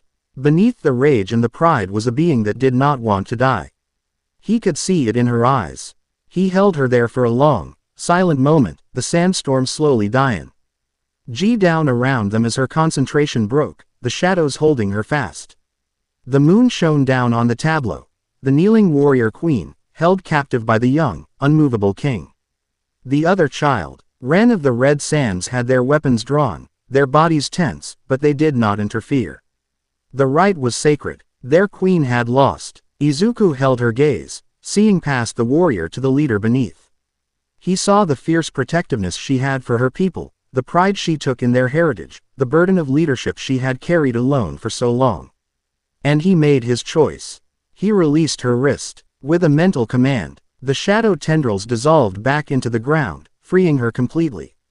Sekhmet stared at him, stunned into silence. She slowly got to her feet, cradling her injured arm and bruised wrist. Her body trembling with adrenaline and confusion. Izuku took a step back, giving her space. Then, he extended his hand, palm up. An offer. A sign of peace. The duel is over, he said, his voice returning to its normal, calm tone. Your life is your own. I do not want your death, Sekhmet. I want your strength, your ferocity. Your people are warriors without equal. My kingdom needs a general. My armies need a commander who knows nothing but battle and victory. I offer you the title of War Master, the commander of all military forces of the Eternal Queendom. I offer you the position of my fourth queen. He looked at her, his expression sincere. Your strength is too great a thing to be extinguished in the sand. It should be unleashed upon our enemies. Stand with me, not as a conquered subject, but as a partner. Help me build a world where our kind no longer has to hide in ruins, but can stand tall in a kingdom of our own making. Silence descended upon the courtyard. The wind whispered through the broken pillars. Sekhmet stared at his outstretched hand, then at his face. She saw no deceit, no trickery. She saw no gloating victor. She saw a king, who had bested her not by being stronger in a brutish sense, but by being smarter, more controlled, and ultimately, more merciful. He had defeated her body, and then, with a single gesture, he had conquered her spirit. The warrior in her screamed at the humiliation of defeat. But the Alpha, the leader, recognized a greater power when she saw it. He hadn't just proven he was a superior fighter. He had proven he was a superior ruler. Mercy, she realized with a stunning clarity, could be a far more potent weapon than a killing blow. Slowly, deliberately, she reached out her uninjured hand. She did not take his hand to shake it. Instead, she placed her palm against his, and then, in a movement that shocked her own warriors into gasping, she dropped to one knee. She lowered her head. My life was yours by right of combat, she said, her voice hoarse but clear, ringing with a new, unfamiliar emotion, fealty. You have given it back to me. It is therefore yours by choice. She looked up, her golden eyes burning with an intensity that was no longer rage, but a newfound, unshakable loyalty. I, Sekhmet, Alpha of the children of the Red Sands, accept your offer. I will be your fist. I will be your war master. My king. The title, which she had mocked earlier, now fell from her lips with the weight of a sacred oath. Behind her, as one, every single warrior of her clan slammed a fist to their chest and dropped to one knee. Their heads bowed in submission to their queen's new king. Izuku Midoriya, the Crimson King, pulled her to her feet. The final piece was in place. His foundation was complete. The return to the heart of the eternal night was a study in contrasts. The oppressive heat of the desert was replaced by the cool, subterranean air of the fortress. The open, star-fi, LED sky was swapped for a vaulted stone ceiling that absorbed all light and sound. In the center of the vast throne room, the throne of midnight, carved from a single, massive geode of obsidian, stood empty. For the first time, the king did not sit. He stood before his assembled queens. The four of them were a breathtaking sight, a tableau of terrifying and disparate forms of power. On his right, Himiko Toga, his first and most beloved. She was practically vibrating with joy, her golden eyes fixated on him. She was dressed in her usual dark schoolgirl uniform, a stark splash of chaotic normalcy in the gothic grandeur. She represented the wild, untamed heart of their new world. Beside her stood Kiyohime, the Serpent Queen. She was a vision of lethal grace in a black, silken kimono embroidered with silver snakes. Her face was a pale, beautiful mask, but her dark eyes held a new depth of respect. She had witnessed a masterclass in strategy, a different kind of gambit than her own, but just as effective. She was the kingdom's shadow. On his left, Lady Carmilla Volkov stood with regal poise, her silver hair catching the dim light. Her velvet gown was the color of dried blood, and her expression, usually a mask of cool aristocracy, was one of profound satisfaction. She had seen an upstart brute navigate ancient politics, and now she had seen him tame a primal force with wisdom. Her doubts had been utterly and completely erased. She was the kingdom's mind. And beside her, a new, formidable presence. Sekhmet. Her injuries from the duel were already healing, the worst of it faded to deep bruises. She had eschewed her desert gear for a more formal, yet still brutally practical, suit of blackened bronze armor, her clan's equivalent of court attire. She stood straight and proud, her golden eyes watchful. She was the kingdom's might. Heart, shadow, mind, and might. His queens. Izuku looked at each of them in turn, his gaze lingering for a moment on his newest member. Sekhmet. Welcome to my council. It is an honor to be here, my king, Sekhmet rumbled, her voice resonating with sincerity. The time for lone clans and hidden covens is over, Izuku declared, his voice filling the cavernous chamber. Carrying an authority that was absolute. The heralds of dawn and their false god believe us to be scattered monsters, hiding in the dark. They are about to learn how wrong they are. He began to pace before them, his movements filled with a restless, predatory energy. Kiyohime, I want every piece of intelligence you have on the heralds, movements, their bases of operation. Their leadership structure. I want to know where they sleep, where they eat, and where they pray. No secret is to be left unturned. Kiyohime bowed her head slightly. My agents are already in motion, my king. They will have answers, or they will die trying. Carmilla, he continued, turning to the European queen. You will use your vast network of political and financial influence. I want the mortal governments of the world tied up in so much red tape and misinformation that they are paralyzed. Sow discord among their alliances. Turn them against the heralds. Make them CT. His holy crusade is a threat to their own sovereignty. And prepare our own people. The old families, the ancient houses, they must be ready to mobilize. It will be a pleasure to play the great game on such a grand scale. Carmilla replied, a dangerous smile gracing her lips. The world of mortals has grown complacent. They have forgotten how to fear the dark. Sekhmet, his voice softened slightly as he addressed his new war master. Your task is the most straightforward, and the most vital. Take your children of the Red Sands, and with the forces Carmilla and Kiyohime provide, forge them into an army. I do not want a collection of warriors, I want a single, unstoppable weapon of war. Train them, drill them, prepare them for a new kind of enemy, one that wields light and holy fire. When the time comes for us to strike, I want our first blow to be the stuff of nightmares for our enemies. Sekhmet's golden eyes burned. She slammed a mailed fist over her heart. We will be your spear, my king. We will carve a path through your enemies and pile their bones at your feet. We live for battle. You have just given us the greatest war in history. Finally, he turned to Toga. She looked up at him. Her expression a mixture of awe and love. He walked to her and gently cupped her face in his hands. And you, my Himiko, he said softly, for her ears only. You will remain by my side. You are my blade in the dark. Where the army cannot go, you will go. When an example must be made, you will make it. You are my right hand. Tears of joy welled in her eyes. Always, Izuku, forever. He released her and stepped back, surveying his council, his queendom, united, complete, ready. The defensive posture he had been forced to take since his turning was over. The days of reacting to threats were at an end. Go, he commanded, his voice once again ringing with the power of the Crimson King. Make your preparations. The next time the sun rises, it will be on a world that is about to learn that the night has a king.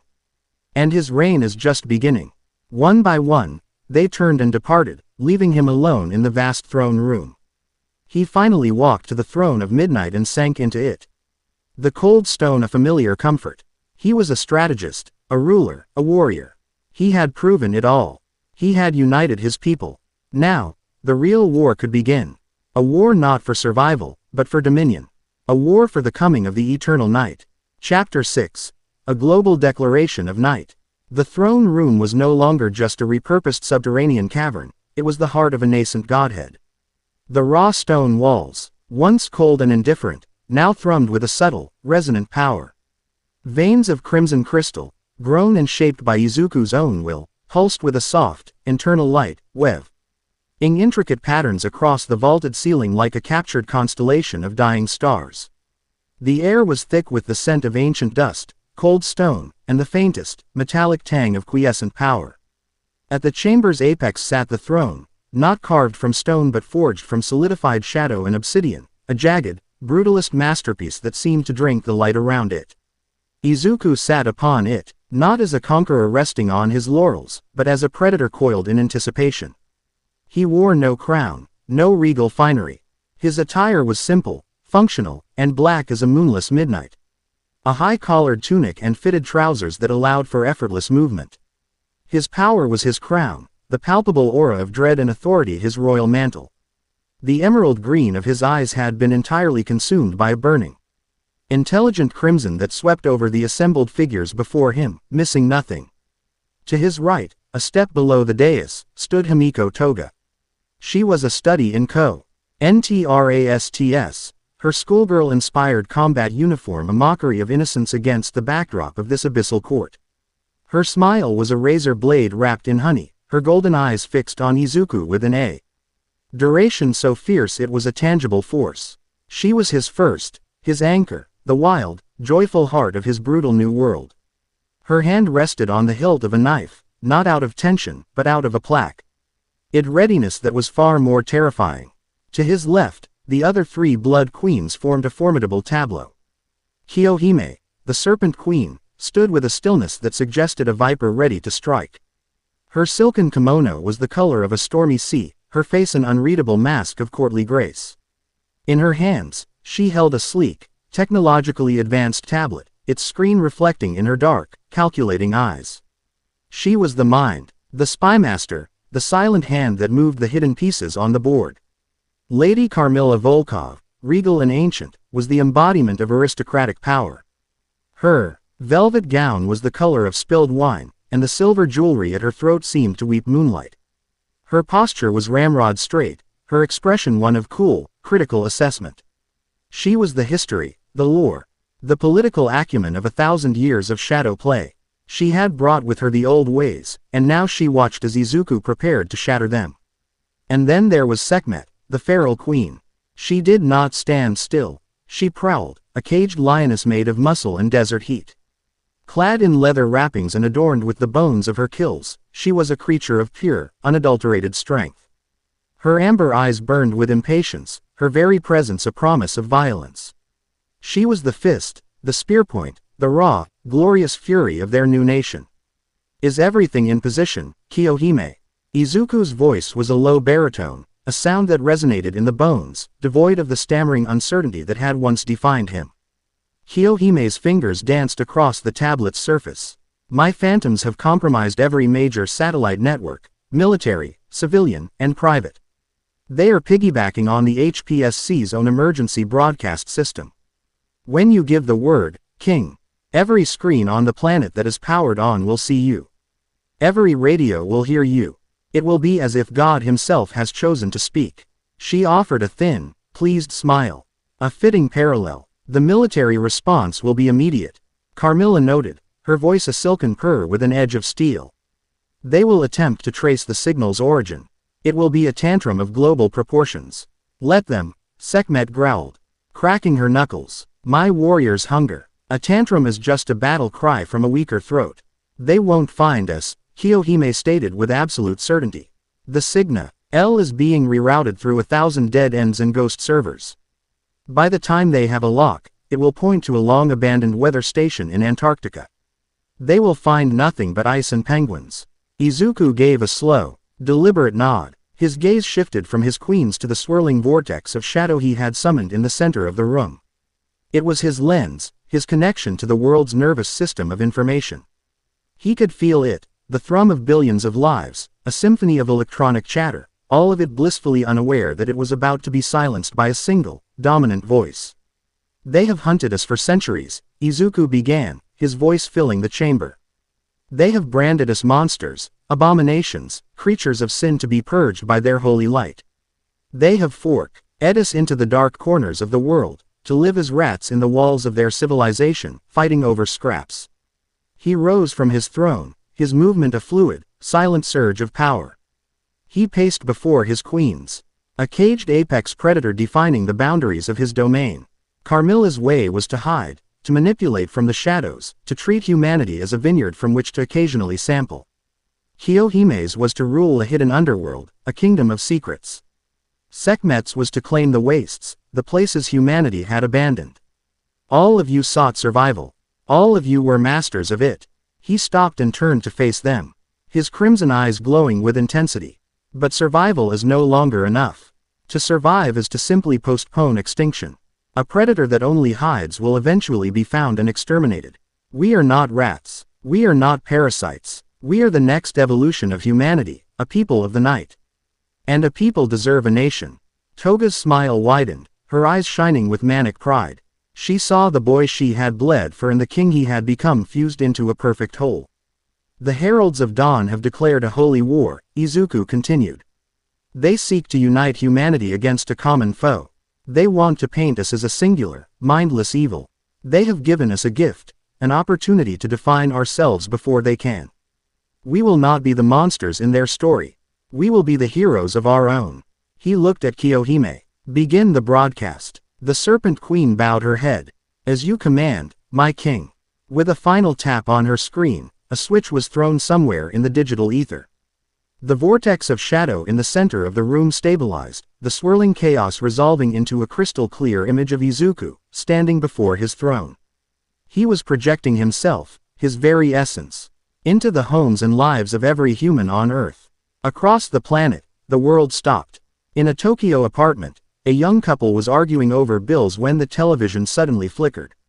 The sitcom they were watching dissolved into static, then resolved into the image of a young man with white hair and eyes the color of fresh blood. He stood in a place of shadow and stone, and his presence was so absolute, so commanding, that the argument died in their throats. They stared, frozen, a primal fear clutching at their hearts. In a crowded pub in London, the raucous sea. Here's for a football match choked into silence. Every screen, the large projector, the smaller TVs above the bar, even the smartphones in people's hands, switched to the same unnerving image. A hushed, fearful murmur spread through the room as they listened to the voice that was not just heard, but felt. In the White House Situation Room, the President of the United States was in the middle of a briefing on the Camino incident, when every monitor, including the secure, closed-circuit ones, flashed to the face of the being they had designated, Subject Crimson. Agents drew their weapons, technicians frantically typed at keyboards. But nothing worked. They were helpless spectators. Izuku Midoriya, the boy who once trembled before crowds, now stood before a global audience of 8 billion people and did not flinch. "Good evening," he said, his voice calm, measured, and utterly devoid of fear. It carried an unnatural resonance, a weight that commanded attention. "To the people of the world, you do not know who I am. But you will. My name is Izuku Midoriya. Your governments and the organization calling themselves the Heralds of Dawn have labeled me a villain, a monster. A blight to be purged. They are, in their own way, telling the truth. I am not human. Not anymore." He paused, letting the admission sink in, a poison dart of truth in the heart of global society. "I am a vampire. And I am your new reality." Panic began its slow, insidious crawl across the globe. "For millennia, my kind has lived in your shadows. We have been the whispers in the dark, the tales you tell children to frighten them into obedience. We have been hunted, staked, burned, and slaughtered, driven to the brink of annihilation by your fear. No more." He gestured to the grand, shadowy hall around him. "Tonight, I declare the foundation of a new sovereign nation. We are the eternal queendom. Our borders are the shadows themselves, our citizenry all those you have cast out. The vampires, the werbeasts, the ghouls. Any and all supernatural beings who have been forced to hide from your light. This world is our home as much as it is yours, and we will no longer beg for scraps of it." His crimson eyes seemed to pierce through the screen, to look into every home, every heart. "We do not seek war," he said, a masterclass in controlled intimidation. "But we will not shy from it. The Heralds of Dawn have promised you a crusade of purification. What they offer you is a path to global suicide. We are not some scattered, broken clans you can hunt down one by one. We are united, We are powerful, and we are prepared. He then laid down his laws, his voice hardening into the decree of an absolute monarch. To the citizens of my new nation, hear my law: you will not prey upon the innocent or the unwilling. The days of terrorizing mortals for sport or sustenance are over. Humanity is not our cattle. They are our neighbors. We will establish our own sources of sustenance, and any who violate this decree, any who bring the wrath of the human world down upon us through their own sadism, will answer to me. Their punishment will be swift, and it will be absolute. This was the masterstroke. In one move, he had both reassured the terrified human populace and asserted his absolute authority over his own kind. He was not a monster king leading a horde of fiends, he was a lawgiver. To the governments of the world, I offer a simple choice: recognition or war. Acknowledge our sovereignty. Cease your hostilities. Leave us to our night, and we will leave you to your day. We will even police our own. Refuse, and we will defend ourselves with a ferocity your history books cannot even begin to comprehend. The choice is yours. He let the ultimatum hang in the air, a final, chilling note. The night has come. Do not force us to show you how dark it can get. The broadcast ended. The screens flickered back to static, then to their regularly scheduled programming. But the world had changed. The silence that followed was deafening. The argument in the Tokyo apartment was forgotten. The football match in the London pub was irrelevant. The briefing in the Situation Room was obsolete. In a hidden fortress, Archangel Lemillion watched the screen go dark, his handsome face a mask of cold, divine fury. The light radiating from his body intensified, scorching the air around him. Blasphemy, Mirio Tagata whispered, his voice layered with the resonant echo of Sol Invictus. He seeks to build a throne on a foundation of sin. He offers laws to the lawless and peace with the profane. He turned to his assembled heralds, their eyes glowing with borrowed light. The world now sees the face of the beast. They will not be swayed by its silver tongue. The coalition will form. The war is not coming. It is here. We will strike first. We will strike hard. We will make an example of his most barbaric thralls and show the world that the Crimson King's promises of protection are nothing but lies. His gaze fell upon a map of the world, and his finger, wreathed in holy fire, descended upon the sands of Egypt. We will begin in the cradle of civilization. We will burn out the infection at its oldest source. The declaration of war from the newly formed global coalition was swift and predictable. Within hours, every major government, spurred on by the heralds of dawn, had officially branded the Eternal Queendom a global terrorist state. The largest joint military operation in human history was mobilized. Their target, as Mirio had decreed, was Egypt, the domain of Sekhmet, the feral queen. In the throne room of the eternal night, the atmosphere was electric. There was no fear, only a thrumming, predatory anticipation. They chose my lands, Sekhmet said, her voice a low, pleased growl. A wide, feral grin stretched across her face, showcasing her sharp canines. The fools. They think desert means emptiness. They mistake my people's freedom for a lack of fortification. They will learn that the sand keeps its own secrets, and its children have claws. Their strategy is transparent, Carmilla analyzed, pacing slowly, her wine-dark dress whispering against the stone floor. They aim to decapitate what they perceive as your most untamed and therefore most vulnerable faction. A public execution to demoralize the rest of our forces and prove their might. It is brutish, but not without a certain simplistic logic. Their logic is flawed because their intelligence is flawed, Kiyohime countered, her tablet now displaying satellite imagery of troop movements across the Mediterranean. They see a nomadic tribe of feral vampires. They don't see a highly mobile, deeply entrenched guerrilla army that has controlled that region for 2 millennia. They are walking into a meat grinder they believe to be an open field. Izuku listened, perched on the edge of his throne, his chin resting on a closed fist. He absorbed their counsel, their unique pay, perspectives blending in his mind into a single, cohesive strategy. They are right about one thing, Izuku said, drawing all their eyes to him. This will be an example. But it will be our example, not theirs. He stood and walked to a massive, circular table of polished obsidian that had risen from the floor. At his gesture, a 3-dimensional, topographical map of the Egyptian desert glowed to life on its surface. They expect a defensive battle, he stated, They expect us to hide behind the walls of Sekhmet's fortress at Gebel el-Silsila and wait for their siege. We will not give them what they expect. He looked at Sekhmet, a flicker of crimson fire in his eyes. Sekhmet, your warriors will not meet them at the gates. They will be the desert. They will rise from the sands where the enemy least expects it. Harry their supply lines, dismantle their advance columns, turn their march into a death crawl. Bleed them before they ever see our walls. Sekhmet's grin widened. The jackals will feast well. His gaze shifted to Kiyohime. Kiyohime, your assassins will have a different role. They are not to engage in frontline combat. They will be ghosts. I want you to cripple their command structure. Every communications officer, every field commander, every logistical coordinator. Sow chaos and confusion. I want their army to be deaf, dumb, and blind. Kiyohime bowed her head, a flicker of deadly amusement in her eyes. It will be my pleasure, my king. They will be an army of heads without a body. He then turned to Carmilla. Carmilla, your European legions and battle mages are our heavy cavalry. They are disciplined, ancient, and powerful. You will hold them in reserve here, he said, tapping a series of deep, hidden canyons miles from the main fortress. When their main force is bogged down, confused, and bleeding, you will strike their flank with the full force of the old world. You will be the hammer that shatters their anvil. Carmilla inclined her head, a rare, genuine smile touching her lips. A classic strategy. The hammer and anvil, simple, brutal, exquisitely effective. They will not be expecting vampire knights in phalanx formation.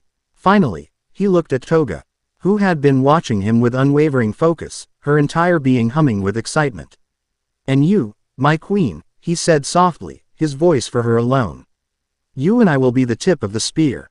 We will meet there, divine, champions head on. We will hunt the heralds. Toga's breath hitched, and she giggled, a sound that was equal parts girlish delight and psychotic glee. A hunt. Oh, Izu, a real hunt. Can I wear their faces?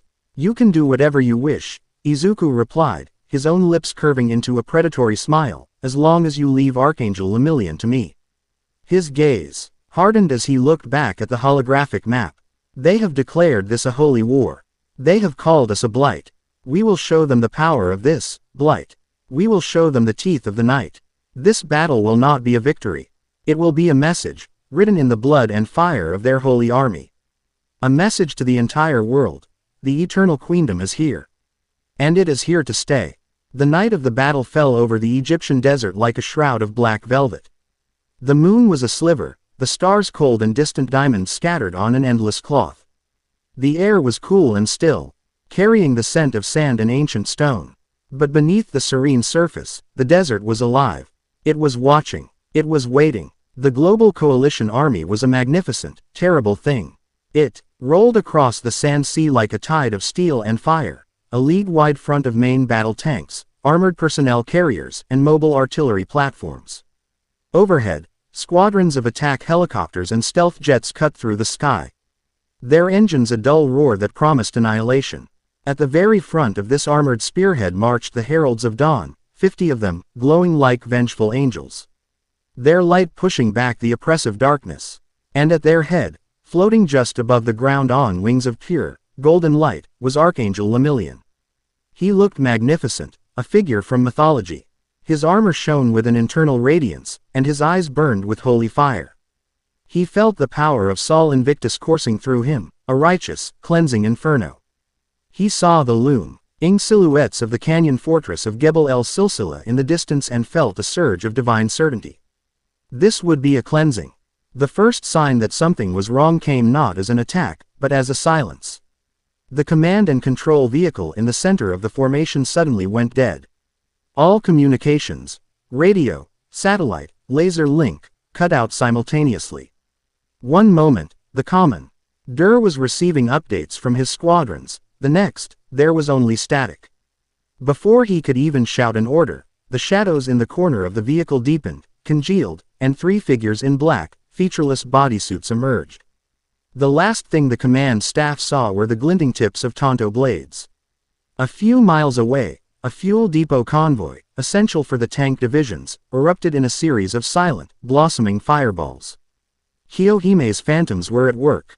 Then the desert itself attacked. The sand erupted, not with one or two figures, but with thousands. Sekhmet's warriors, looking more like ancient demons than vampires, burst from beneath the coalition's treads. They were a whirlwind of sun-darkened skin, sharp claws, and bestial fury. They swarmed the tanks, their preternatural strength allowing them to tear open hatches and rip apart armor plating. They moved with a speed and agility that military training could never prepare a soldier for. A tank crew, safe and secure in their metal beast one moment, were dragged out into the screaming darkness the next. The battle devolved into chaos. The disciplined lines of the coalition army fractured into pockets of desperate, terrified resistance.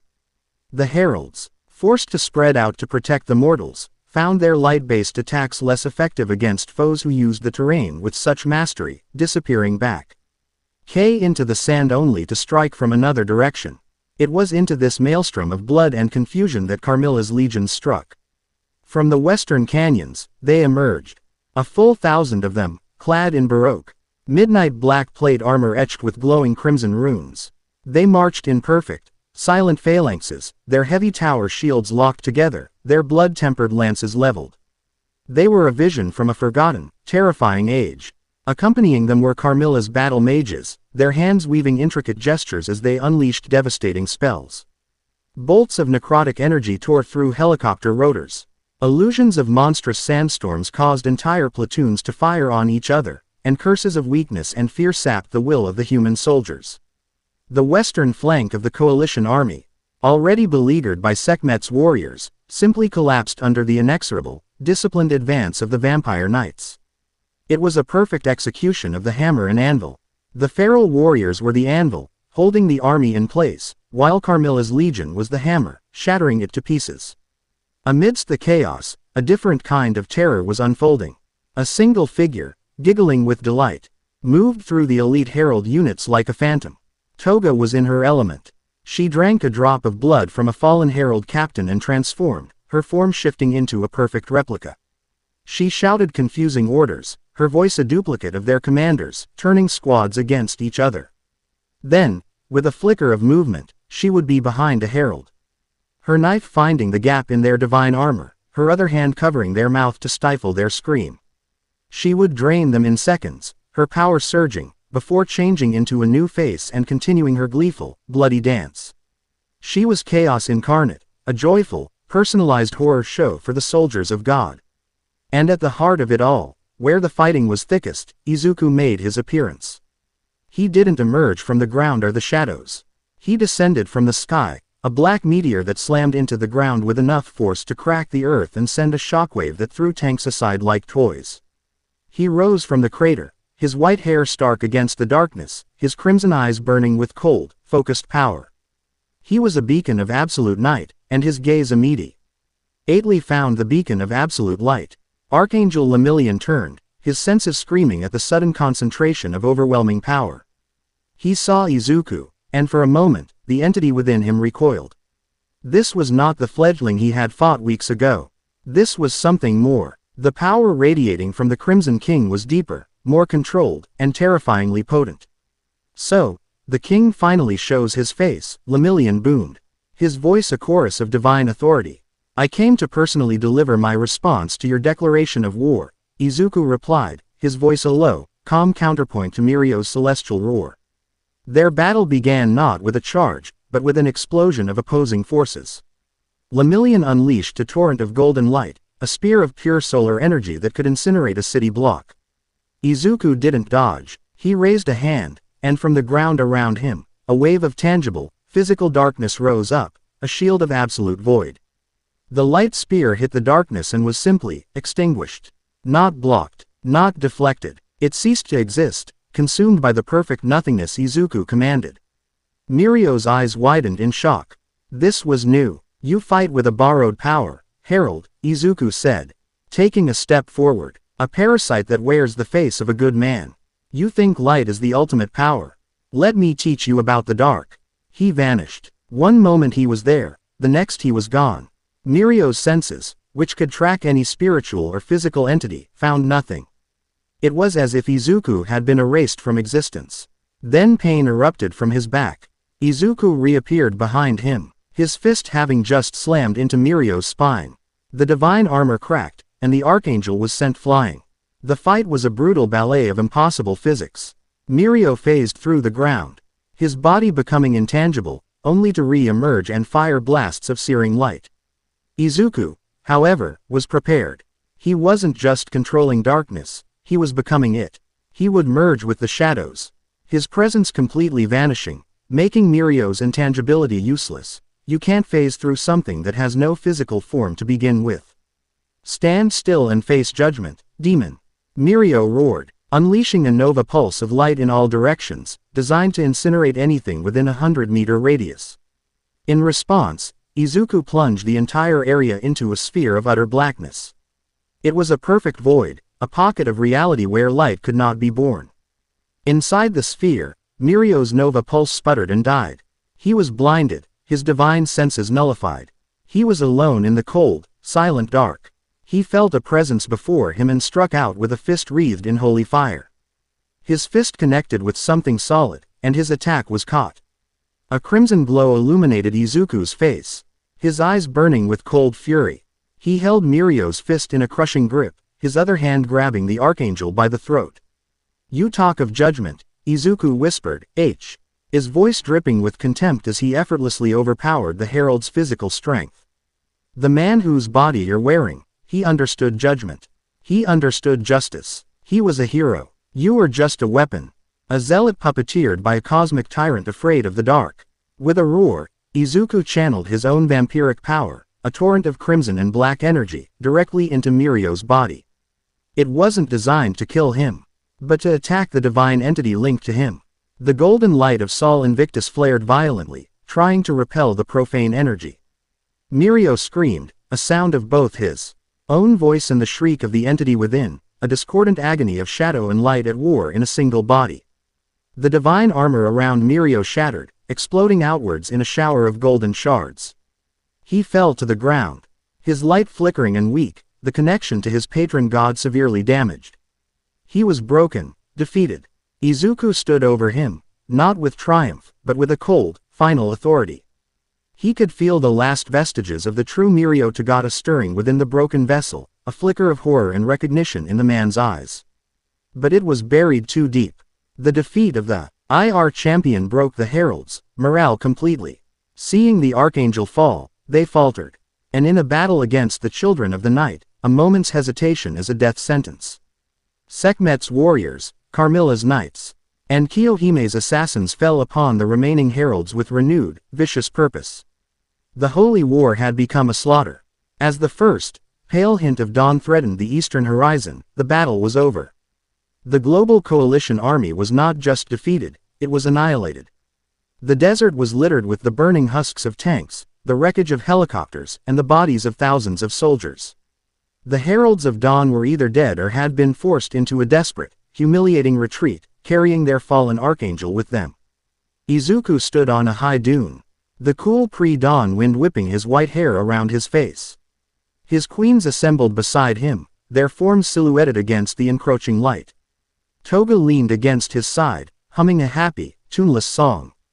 Her uniform splattered with blood that wasn't hers. Sekhmet stood tall, her chest swelling with pride as she surveyed the proof of her people's strength.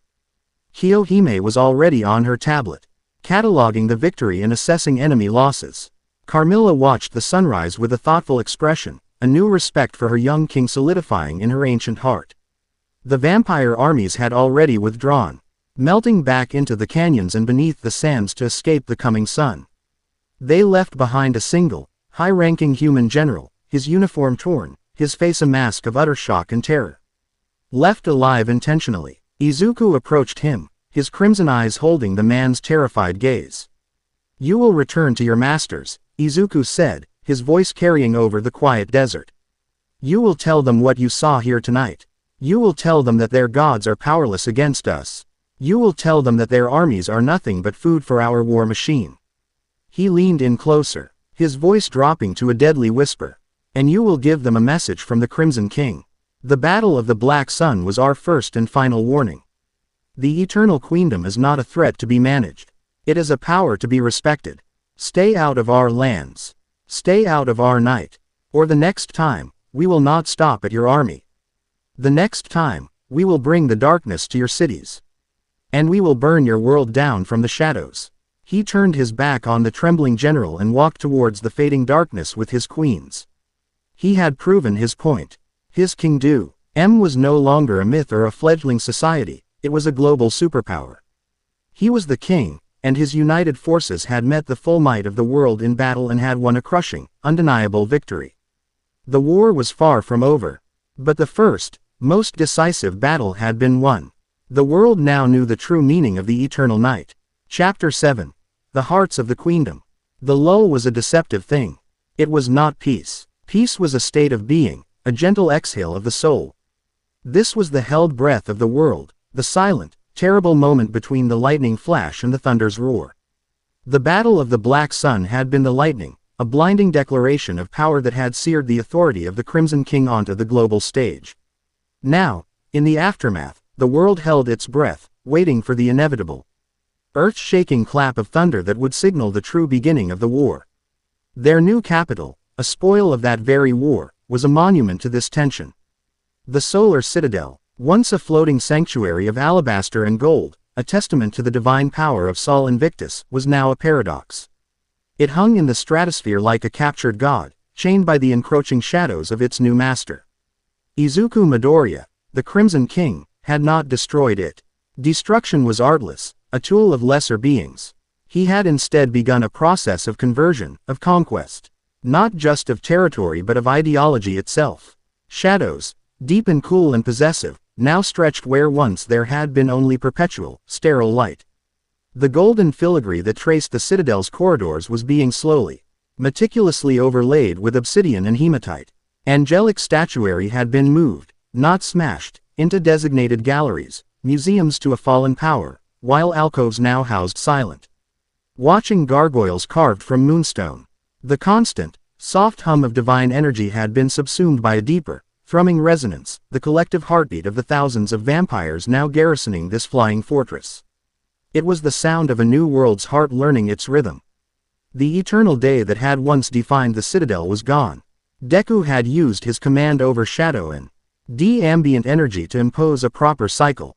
A soft, ambient luminescence, like perpetual twilight, provided visibility during what they designated the waking hours, but for 12 hours of every 24, true, absolute night reigned. It was a declaration more potent than any broadcast. The sun no longer held dominion here. This was a piece of the earth, torn free and remade into a haven for the children of the dark. This was the aegis of night. In the grandest spire, which once housed the primary conduit to Sol Invictus, were the royal chambers. Here, the conversion was most complete. Stark white marble floors were now covered in plush, blood-red carpets that drank the sound of every footstep.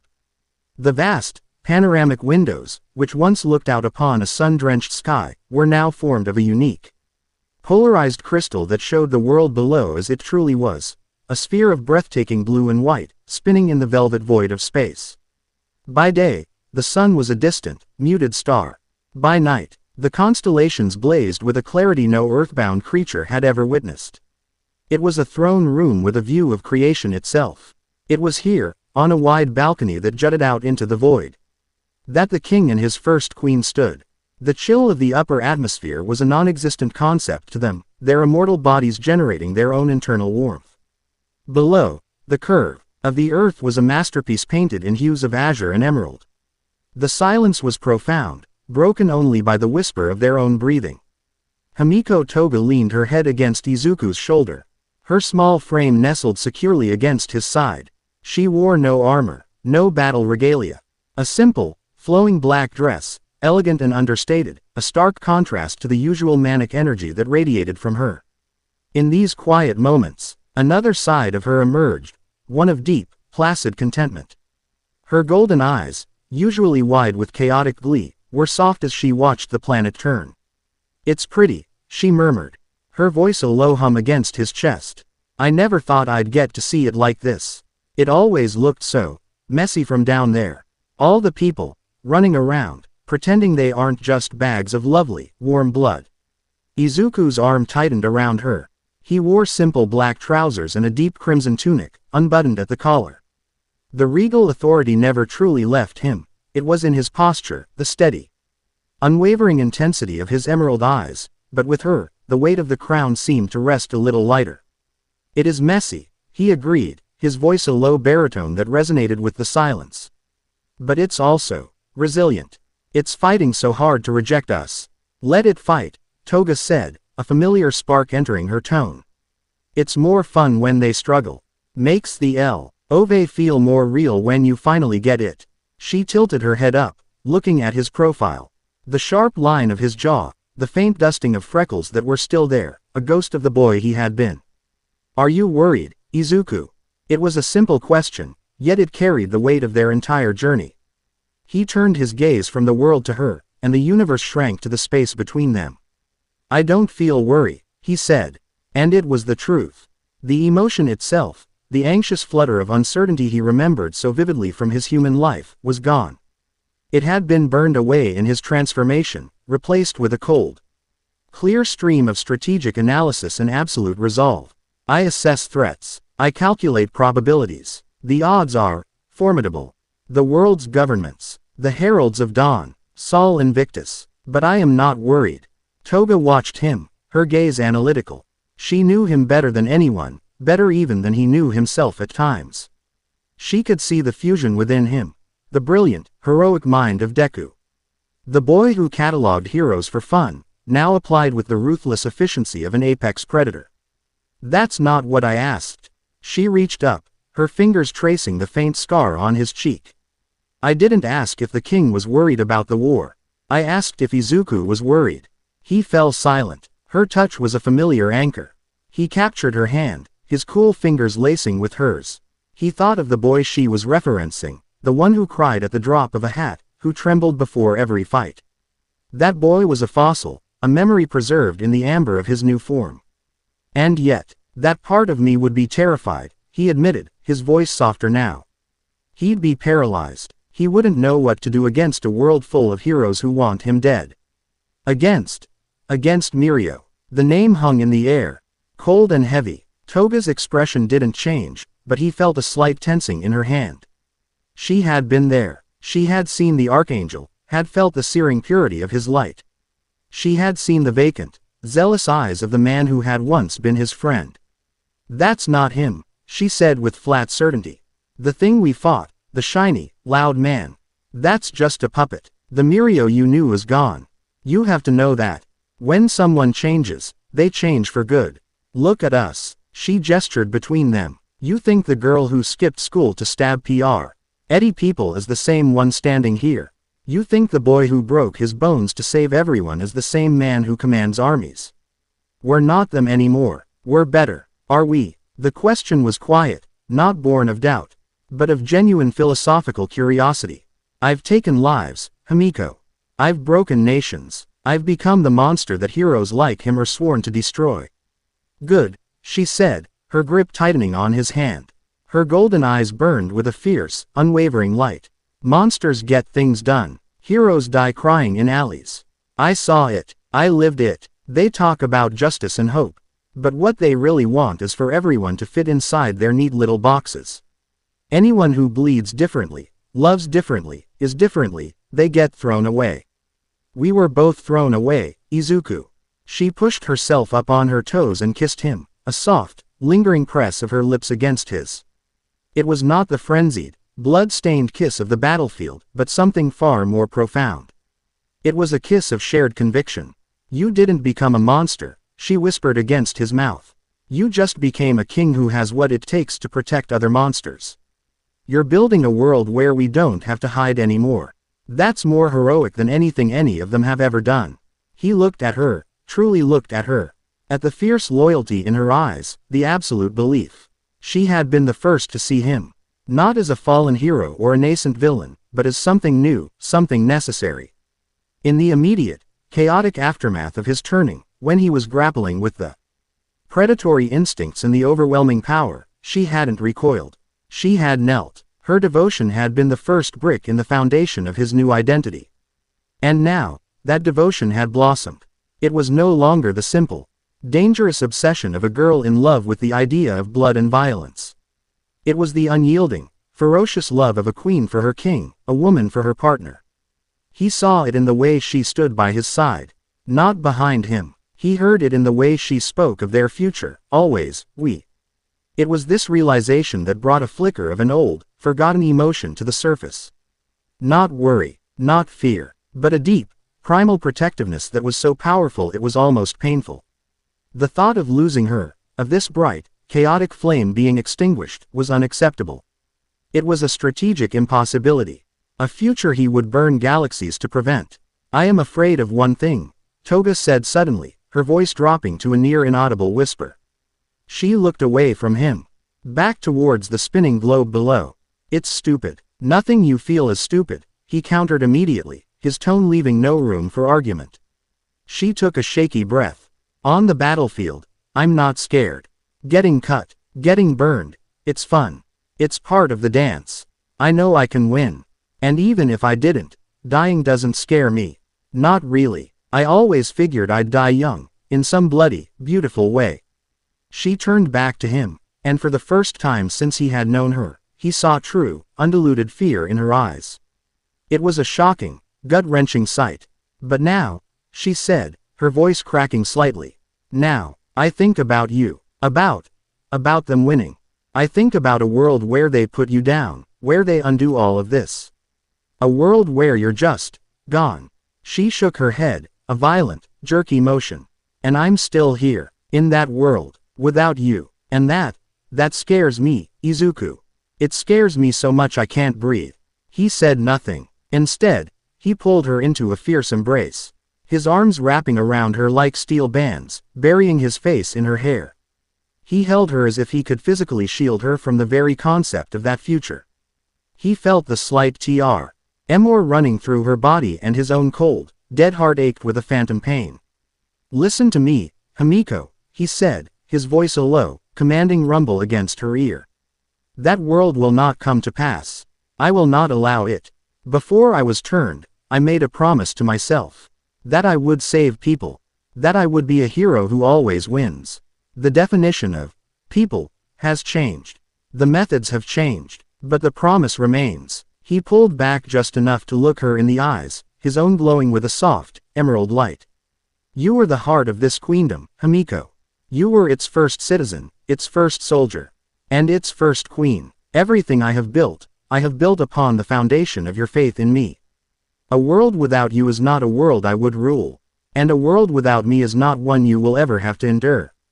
I swear this to you, on my blood, on my crown, on everything I am. The fear in her eyes did not vanish, but it was subsumed by a wave of another, more powerful emotion. Love, fierce, possessive, and absolute. A slow, genuine smile spread across her face, the kind that reached her eyes and made them shine. Okay, she breathed, the word a sigh of relief, an acceptance of his oath. Okay, my king. She leaned in and kissed him again, and this time it was deeper, more passionate, a sealing of the vow he had just made. It was a promise given and received in the silent witness of the stars. A king and his queen, poised on the edge of a war that would determine the fate of all worlds, the one below and the one they were building together. In that moment, surrounded by the cold vacuum of space, they were the only two beings in the universe, their shared resolve a star brighter than any in the sky. The council chamber of the Aegis of Night was a study in controlled power. It was circular, designed to imply equality, yet the subtle elevation of the central dais where Izuku's throne sat left no doubt as to the ultimate authority. The table was a single, massive disk of polished obsidian, so flawless it looked like a frozen pool of night. Around it sat the other thrones, each a reflection of its occupant. Carmilla Volkov's was a high-backed, aristocratic chair of dark, carved mahogany and deep velvet, elegant and ancient. Kiyohime's was fashioned from what looked like interlocking plates of black steel and jade, minimalist and deadly, like a serpent coiled to strike. Sekhmet's was a brutalist masterpiece of granite and fossilized bone, raw and imposing. Toga's, next to the king's empty seat, was whimsical and dangerous, obsidian inlaid with twisting patterns of ruby that seemed to shift and flow like liquid blood.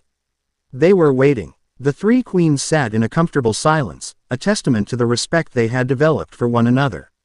They were a disparate collection of predators, each an apex in her own right, who would have been at each other's throats under any other circumstances. But Izuku's gravity was absolute. He had not just conquered them. He had unified them. The great doors to the chamber hissed open, and the king entered. Toga was at his side, her earlier vulnerability replaced by a confident, almost predatory swagger. She took her seat with a grin, while Izuku moved to the head of the table, his presence instantly commanding the vast space. "My queens," he began, his voice echoing slightly in the grand chamber. "Thank you for assembling. Let us begin with the reports." Kiyohime, the East. The Serpent Queen inclined her head, her movements fluid and precise. "The global coalition is in disarray, my king. Our victory in Egypt was more than a military defeat for them, it was a psychological one. They believed the heralds were invincible. You proved them wrong. Intelligence gathered from our TS in Japan and China indicates a sharp increase in political infighting. The hero commissions are blaming the world governments for underestimating us, and the governments are blaming the heralds for their arrogance. They are bleeding from 1,000 cuts, internally," she continued, a faint, cruel smile on her lips. "Their supply lines are stretched, their morale is fractured. For the moment, they are incapable of mounting another offensive on the scale of the one in Egypt. They are consolidating, fortifying their positions. They are afraid." "Excellent," Izuku said, nodding. "Fear is a useful tool." Carmilla, the West. The ancient queen of Eastern Europe steepled her long, elegant fingers. "The situation in Europe and the Americas is much the same, though with a more theatrical flair. The Vatican has officially declared a crusade, which has galvanized the religious fanatics among their populace but has alienated the more secular governments. They are pouring resources into empowering the heralds, trying to brute force a solution. Our covens across the continent report a significant uptick in recruitment for their holy orders. They are gathering cannon fodder. But," she added, her voice dropping, "they are also digging into ancient lore. They are seeking weapons, rituals, things that have not been seen on this earth for millennia. They are becoming desperate, and a desperate foe is a dangerous one.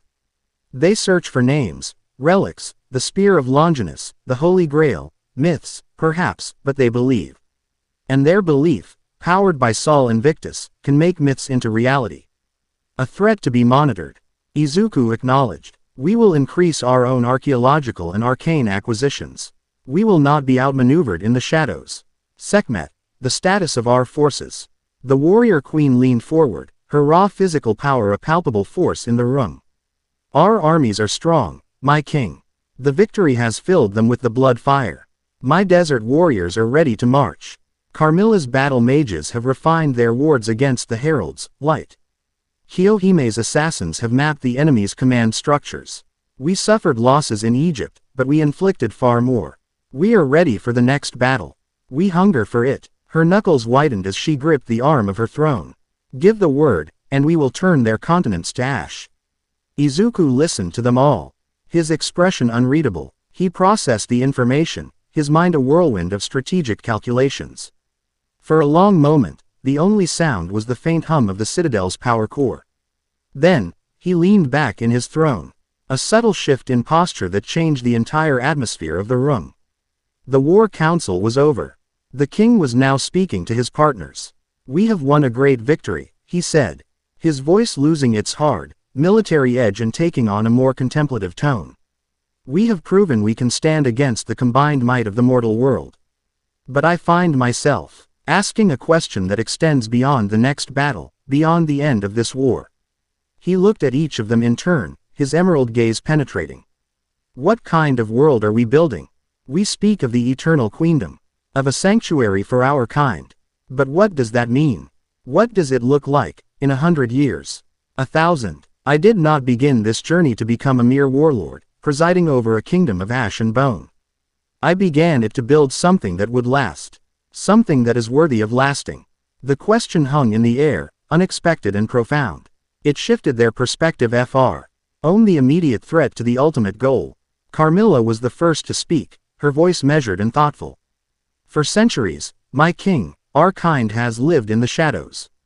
We have been parasites, hiding, manipulating from the fringes of human society. We built decadent courts and played our intricate games, all while knowing that at any moment, the sun could rise on our extinction. What I desire is a civilization. A world where our artists can create without fear, where our scholars can study the eternal mysteries, where our history is not a thing to be whispered in crypts but taught in grand universities. I fight for a vampire renaissance. To step out of the darkness and claim our place not as humanity's predators, but as its immortal, nocturnal counterpart. A nation with culture, with legacy. She looked at Izuku, a flicker of vulnerability in her ancient eyes. You called us out of the shadows, my king. You showed us that hiding was a slower form of suicide. I fight to ensure we never have to hide again. Kiyohime spoke next, her tone sharp and pragmatic. Culture and art are luxuries for those who are safe. My existence has been a constant battle for territory. Securing feeding grounds, eliminating rivals, punishing trespassers. My goal has always been simple: security. A domain where my people do not have to look over their shoulders, where every dawn does not bring the threat of hunters. You offer this on a scale I never dreamed possible. She met Izuku's gaze, a flicker of something akin to awe in her serpentine eyes. What you did for me, dismantling the Hasaikai, deposing a rival who had plagued me for decades, you did it in a single night. You did not posture or scheme. You acted. Your vision for the queendom is one of absolute strength, an unbreachable fortress. That is the world I fight for. A world where my people can finally, truly, be at peace because no one would dare disturb it. Then came Sekhmet. The feral queen's voice was a low growl, rumbling with contained power. My clan has always known who we are. We are warriors. We are the storm and the sand. We live, we hunt, we fight, we die. It is a simple, honest existence. The humans and their civilization drove us into the deepest deserts, called us monsters, and tried to forget we existed. They grew soft. They forgot the purity of combat, the glory of testing one's strength. Shish. E slammed a fist on the arm of her throne, the sound cracking like granite splitting. You defeated me. In single combat, you proved yourself the stronger predator. In my culture, that makes you my alpha, my king. I do not fight for art or for peace. I fight for you. I fight for the world you are building, a world where strength is honored, where the powerful are not expected to apologize for their nature. A world where my warriors can test their mettle against a worthy foe like the heralds, instead of slaughtering weak-willed mortals. You have given us a glorious war, a grand purpose. That is the world I fight for, one worthy of our strength. Finally, Izuku looked to Toga. She was smiling, a soft, knowing expression on her face. They all want such big things, she said, her voice light. A civilization, a fortress, a glorious war. She shrugged. I just want a world where the people I love can be happy and safe. Where we can be ourselves, all the time, without anyone trying to fix us or lock us up. A place where we can love how we want, bleed how we want, and live how we want. Her golden eyes found his, and her smile became radiant. I'm fighting for our home, Izuku. It's as simple as that. Izuku listened to them, a sense of profound satisfaction settling over him. He had not gathered subjects. He had gathered partners. Each of them, in their own way, had grasped the core of his vision and made it their own. Legacy, security, purpose, home. These were the pillars upon which he would build his new world. Then we are in agreement, he said, his voice resonating with the conviction of all four of his queens. We are not fighting merely to survive. We are fighting to create a future greater than our past. Remember this, when the fighting is at its fiercest, when the world's hatred burns hottest. Remember that we are the architects of a new age. He stood, and they rose with him, a united front of terrifying power and unwavering resolve. The coalition will rally. The heralds will be rearmed. Their next attack will be stronger. But they are fighting to preserve a world of hypocrisy and fear. We are fighting to build one of purpose. Our will is stronger. Our cause is truer. We will not fail. They were a true council, a pantheon of the night. A king and his queens, bound by blood, by power, and by a shared, impossible dream. And in the heart of their captured fortress, floating in the blackness of space, they prepared for the war that would reshape the world, or shatter it. Later, when the council was dismissed and the queens had gone to see to their duties, Izuku remained. He walked from the council chamber to the citadel's core, the place that had once served as the primary nexus for Sol Invictus's power. It was a vast, cathedral-like sphere, and at its center, a colossal, inert crystal floated in a web of golden energy conduits. The divine power was dormant now, suppressed by his own, but the ambient energy was still immense. He had been studying it, dissecting it, learning the language of his enemy. He stood before the crystal, alone in the humming silence, reaching out with his senses. He could feel the ghost of the entity's presence, a faint echo of immense pressure, of sterile, unbending order. It was a mind of impossible age and singular, terrifying purpose. He was so focused, so engrossed in his analysis, that he almost missed the intrusion. It did not come through his ears or eyes. It came from within, a sudden, piercing spike of agony in his mind, like a needle of pure light being driven through his thoughts. He staggered back, a hand flying to his temple, a guttural snarl ripping from his throat. His vampiric mind, a fortress of cold logic and control, was being violated. Izuku. The voice was a psychic scream, distorted by static and pain. It was familiar, horrifyingly familiar. Mirio. He breathed, his defenses rising, trying to pinpoint the source, to block it. Stop. You have to, stop.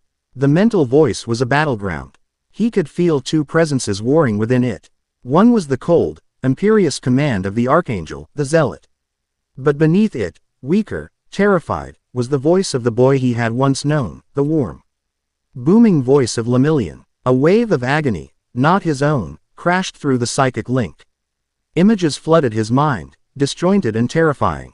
Mirio's perspective, low, oaking at his own hands as they blazed with a light he couldn't control. Seeing the faces of his fellow heralds, their eyes glowing with the same cold fire, their humanity stripped away.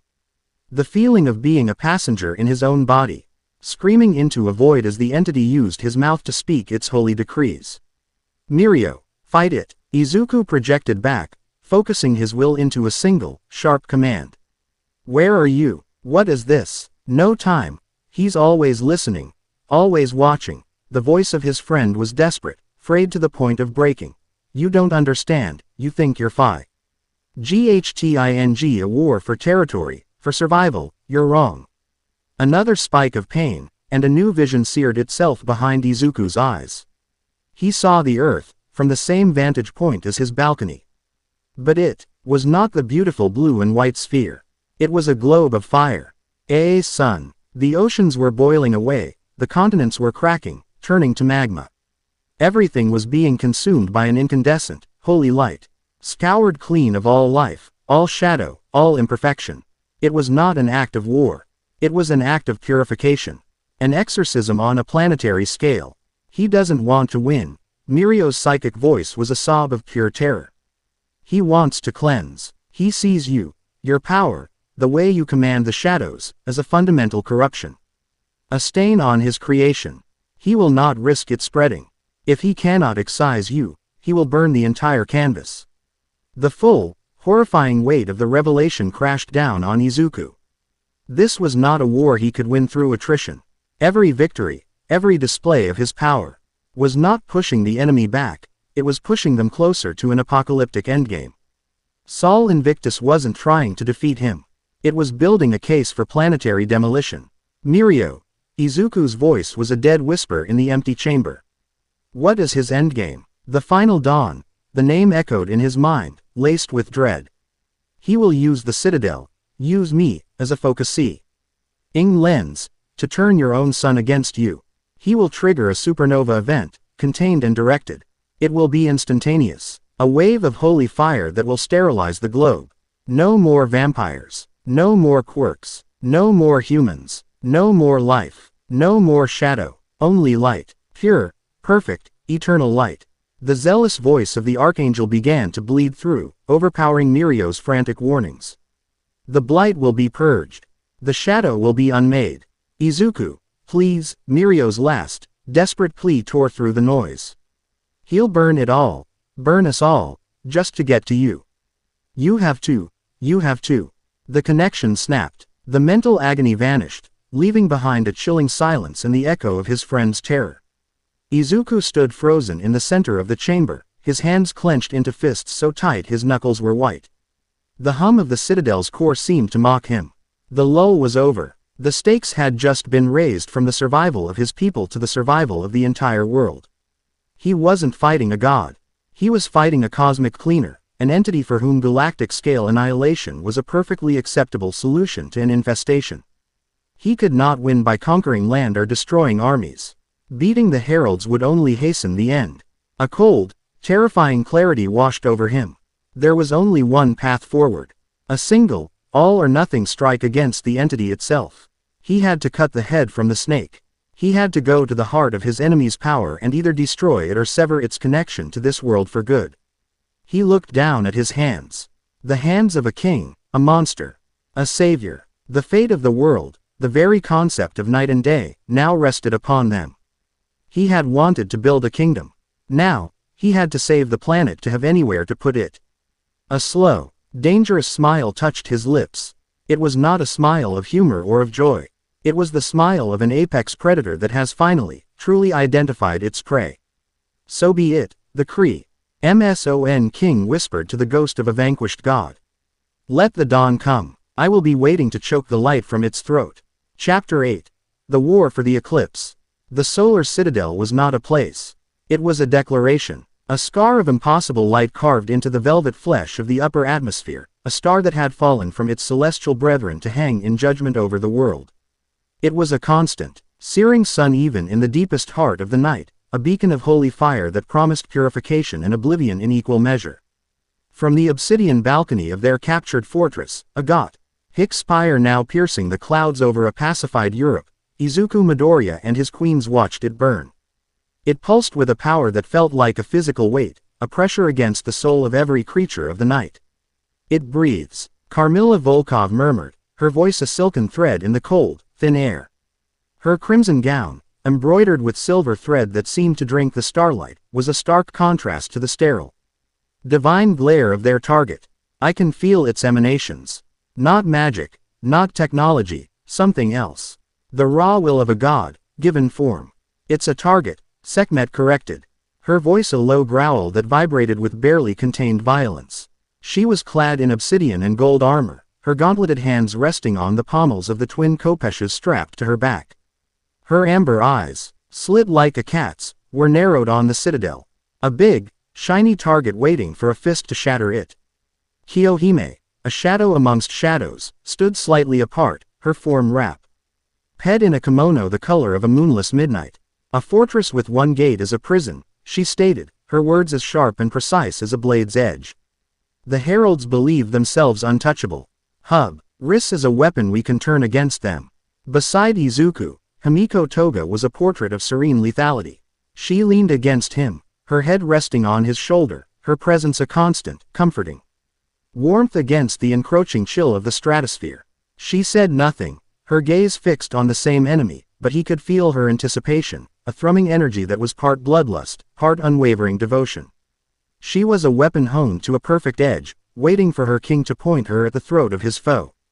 Izuku, the Crimson King, looked upon the source of his world's agony. He saw not just a military objective, but the cage that held the ghost of his friend. Mirio's psychic message had been a shard of ice in his heart, a desperate, fading echo of the man he once was, trapped within the roaring furnace of Sol Invictus. The entity's endgame was not conquest, it was erasure. A final, absolute baptism of fire to cleanse the world of all shadow, all nuance, all life that did not bow to its singular, blinding truth. Sekhmet is right. It is a target, Izuku said, his voice resonating with a power that made the very stone beneath their feet hum. He turned from the balcony, sweeping back into the grand strategy chamber.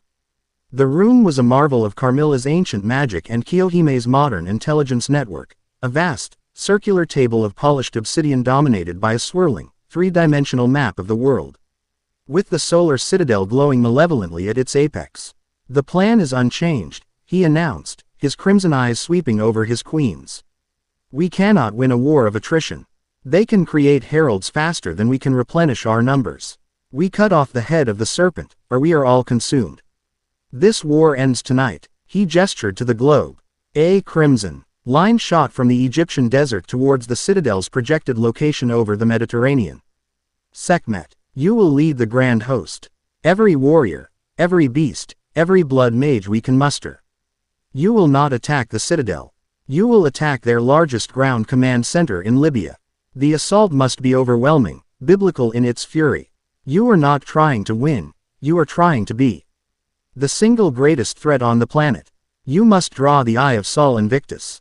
Make them believe this is our final, desperate gambit. Sekhmet's lips peeled back in a feral grin, revealing sharp canines. A glorious hunt. I will give them a battle that will be sung of until the sun dies. They will feel the claws of the desert at their throats. Izuku's gaze shifted to the other three. While he world's attention is on Sekhmet's war, the four of us will be the true blade. Carmilla, your task is the most critical. We cannot fly a conventional craft. The Citadel's celestial wards would incinerate it miles away. We need a vessel of pure shadow, something that doesn't register as life or technology. Carmilla inclined her head, a faint, confident smile playing on her lips. I have been studying the arcane geometry of its emanations. It is a creature of order, of searing, singular purpose. Chaos and void are its antithesis. I can weave a cocoon of umbral energy, a pocket of unreality. It will be taxing, draining me to my limits, but it will get us to the Citadel's hull undetected.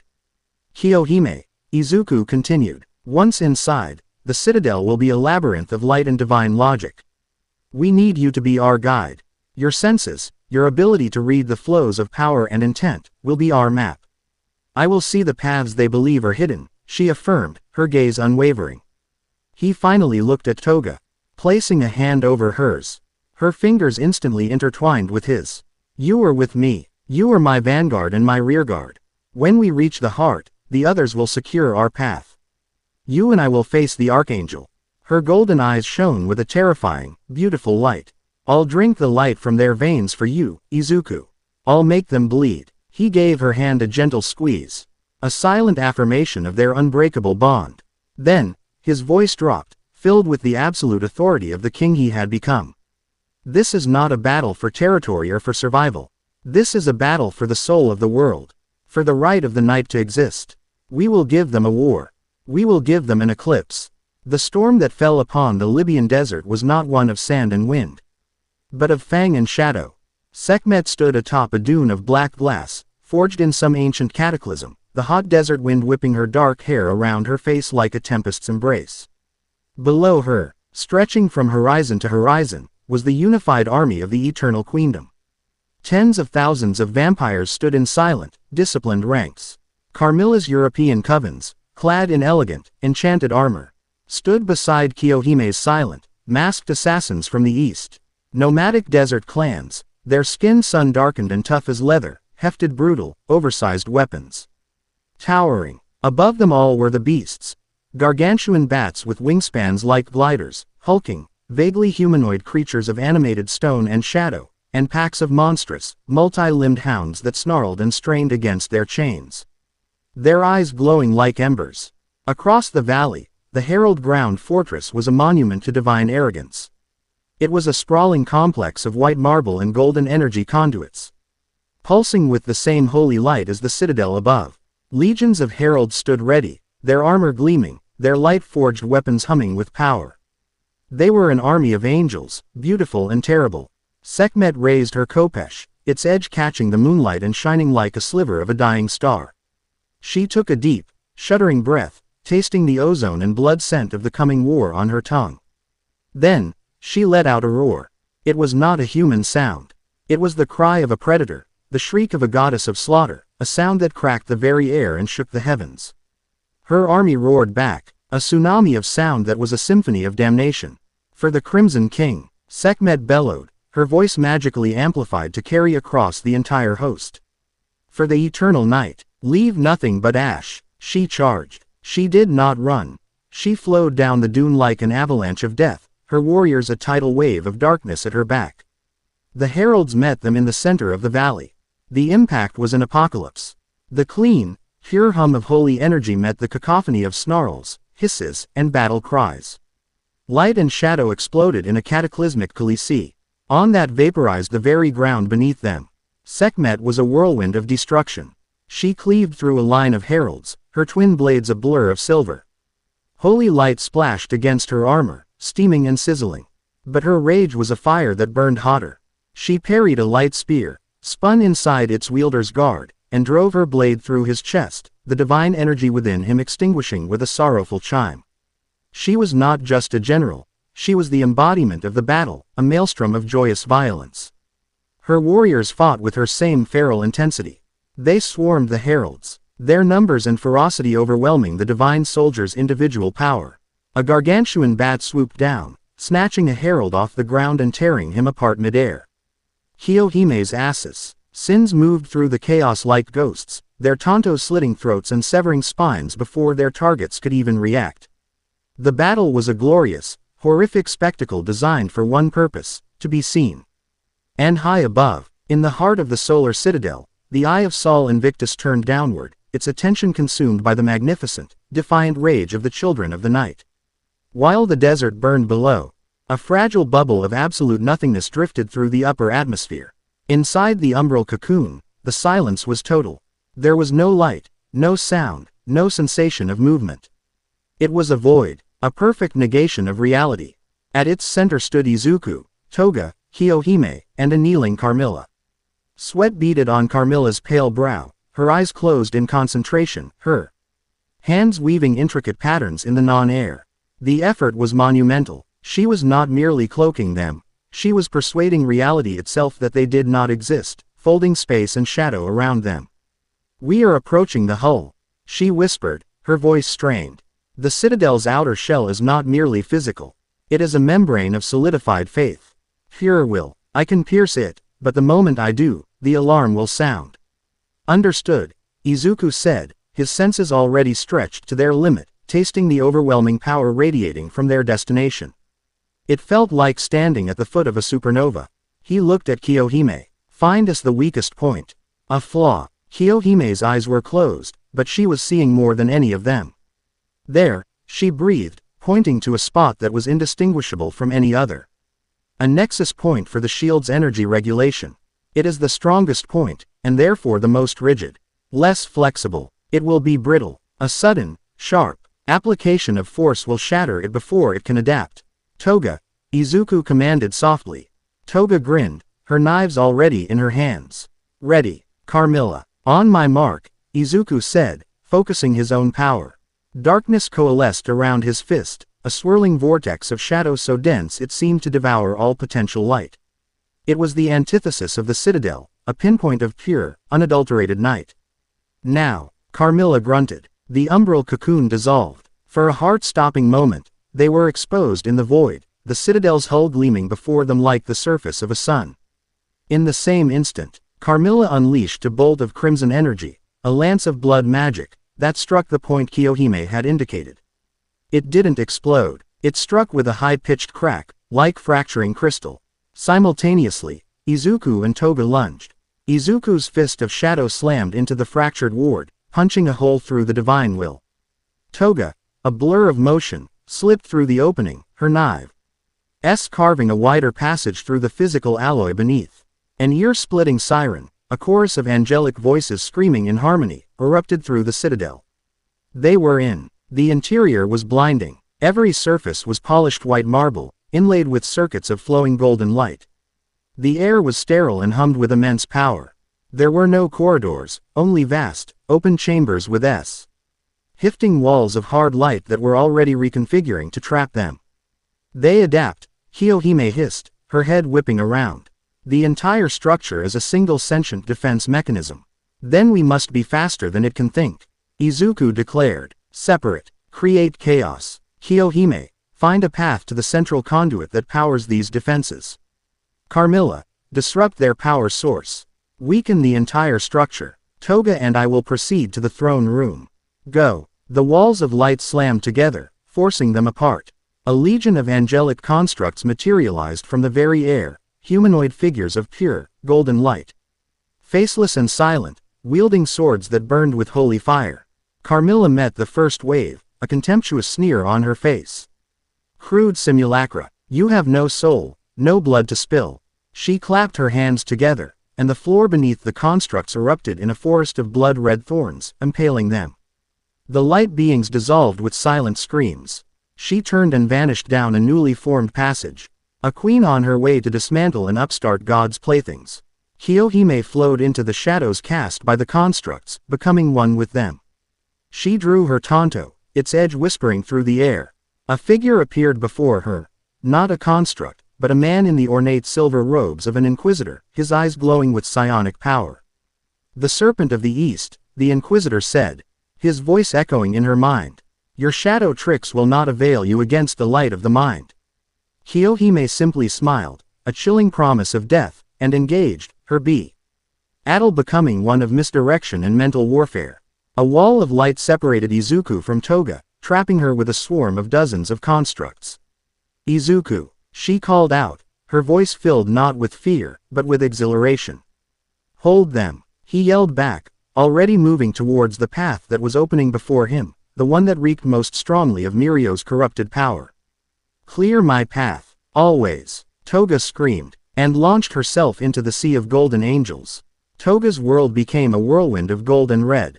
The angelic constructs were relentless, silent, and terrifyingly coordinated.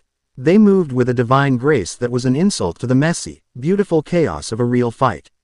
They did not bleed. They did not feel pain. They were concepts given form, and their purpose was her erasure.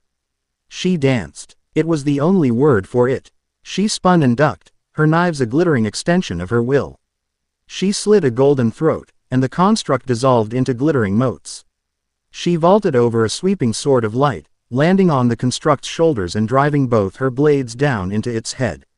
It vanished beneath her, and she used the momentum to flip forward, landing in a crouch before springing back into the fray. But there were too many. For every one she destroyed, two more materialized from the walls. Their light swords seared the air, leaving burning trails that singed her clothes and hair. A blade caught her arm, and the pain was excruciating, a holy fire that sought to burn not just her flesh but her very nature. She hissed, ignoring it, her grin widening. "Pain is good," she thought. A giddy laugh bubbling in her chest. "It means I'm alive, and if I'm alive, I can kill for him." She needed an edge. Ducking under another swing, she plunged a sigh. Ring from her wrist mounted gear into the fading light motes of a defeated angel. The machine whirred, analyzing the divine energy. It was a long shot. Her quirk was meant for blood. But Izuku's own blood, the primal source of her new power, had changed her, deepened her connection to the fundamental forces of life and identity. The syringe glowed. It worked. Her laughter now was loud and unhinged, echoing through the sterile chamber. It was a sound of pure, joyous madness that was utterly alien to this place of perfect order. "You're all so pretty," she shrieked. "I want to see what you look like when you're scared." She slammed the transformed blood into her system. Her body dissolved, reforming. Her clothes, her hair, her very skin melted away and were replaced by shimmering, golden light. She had become one of them. A perfect, faceless, angelic construct. The other constructs paused for a nanosecond, their rudimentary intelligence struggling to process the anomaly. That was all the time Toga needed. Moving among them, indistinguishable from her enemies, she became a phantom of death. She would assist one in a double team, only to drive her now hidden knife into its back. He would march in formation with a squad before suddenly turning and dismantling them from the inside out. She sowed chaos and confusion, a single point of blissful anarchy in the divine machine. She was holding the line. She was buying him time. And for Himiko Toga, there was no more glorious purpose in the universe. Her entire existence was a love song written in blood, and this was its crescendo. Carmilla Volkov moved through the Citadel's power distribution network like a plague. This was her domain. The manipulation of systems, the subversion of power. The Heralds, faith in their divine technology was their greatest weakness. It was rigid, predictable. Her blood magic was life itself, chaotic, adaptable, and hungry. She found the central regulation conduit, a massive, crystalline yar pulsing with golden energy that fed the entire fortress. It was guarded by wards of interlocking geometry, spells of pure mathematics and divine law. A lesser being would have been vaporized just by approaching it. Carmilla smiled. How droll. She bit her own thumb, drawing a single drop of her ancient, potent blood. She let it fall to the floor, where it didn't splash, but spread, forming a complex crimson circle of arcane runes. You build your fortress with the laws of gods, she whispered, her voice a sibilant chant. But I command the laws of life and death, which even gods must obey. The runes flared. The citadel's wards shrieked in protest as her curse took root. It was not a frontal assault, it was an infection. Her magic flowed into the energy conduits, not fighting the divine power, but bonding with it, corrupting it from within. Golden light began to flicker, tinged with veins of sickly red. Alarms blared with a new, panicked tone. The very structure of the citadel groaned as its lifeblood was poisoned. She had fought for millennia, played games of intrigue that spanned empires. This divine upstart, Sol Invictus, was powerful, but it was young in the ways of the world. It knew of power, but she, Carmilla Volkov, knew of corruption. And corruption always won in the end. Kiyohime's battle was one of silence and shadow. The Inquisitor did not fight with weapons, but with psychic projections, forcing her to relive her deepest fears, her moments of doubt, her long and bloody history. He showed her the faces of those she had killed, the betrayals she had suffered. He tried to drown her in her own past. You are a creature of paranoia and mistrust, his voice echoed in her soul. You cannot truly serve a king. You only wait for the moment of his weakness to strike. Surrender to your nature. Kiyohime moved through the psychic storm, her expression placid. She flowed around phantom blades and spectral horrors, her steps silent. She had lived for centuries. She had made peace with the monster she was long ago. His psychological warfare was an amateurish annoyance. You speak of my nature, she whispered, her voice suddenly right behind the Inquisitor. He spun, his eyes wide with shock. She hadn't moved through the physical space, but through the mental one he had created, using his own attack as a pathway. You assume my nature as a weakness, she continued, her tanto now resting gently against his throat. The cold steel was a stark reality in his world of illusions. My paranoia is what has kept me alive. My mistrust is what weeds out the weak. And my service to my king is not born of weakness, but of recognition. I see in him a power greater than my own, a vision that encompasses all my ambitions. He is not a master to be betrayed. He is the future I have long awaited. Quote, the Inquisitor opened his mouth to scream, but the only sound was the soft whisper of steel slicing through flesh. His psychic illusions dissolved, and Kiyohime stood alone in the now stable corridor, wiping her blade clean. The path to the throne room's auxiliary controls was now open. Izuku strode through the final hallway. The alarms were stuttering, he lights flickering between gold and red thanks to Carmilla's work. The legions of constructs were in disarray, confused by Toga's rampage. The path was clear. The throne room doors, two massive slabs of white marble, loomed before him. The power emanating from behind them was suffocating, a physical presence that sought to crush his will, to force him to his knees in worship. He pushed the doors open. The room was a cathedral of light. The ceiling was a dome of pure energy, a miniature sun that cast no shadows.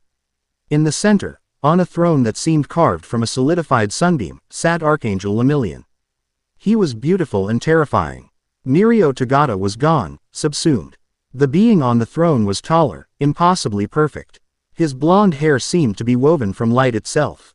6 wings of pure, burning energy unfolded from his back, filling the chamber with their radiant heat. His eyes were not eyes, they were twin stars, burning with cold, white fire.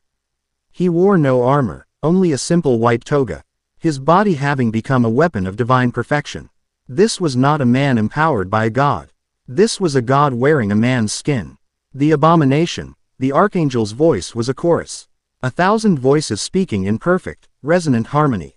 The shadow that crawls, you have come to be unmade. Mirio, Izuku said, his voice quiet but firm, a single point of darkness in the overwhelming light. I know you're still in there. Fight him. A flicker of something, pain, confusion, crossed the archangel's perfect face. The chorus of voices wavered for a fraction of a second. The vessel is ours. The hero you knew chose this. He chose to be the vessel of salvation. He chose to save people, Izuku countered, taking a step forward.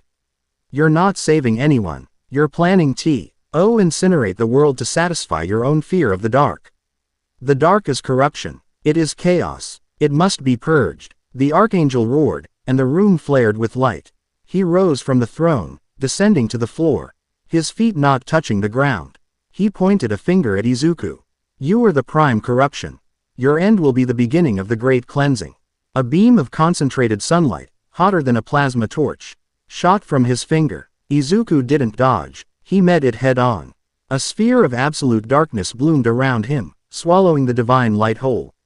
The clash of the two ultimate forces, creation and oblivion, shook the citadel to its foundations.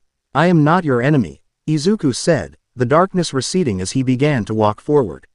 Your ideology is, the archangel bellowed in fury and charged. The battle that followed was not one of quirks or even of conventional power. It was a war of concepts. Mirio's intangibility, sanctified by Sol Invictus, was no longer just phasing through matter. He could phase through reality, his form flickering between a physical being and a creature of pure light. He moved at impossible speeds, his attacks coming from all directions at once. Izuku, however, was no longer just a vampire. He was an overlord, a king of the night. His control over shadows was absolute.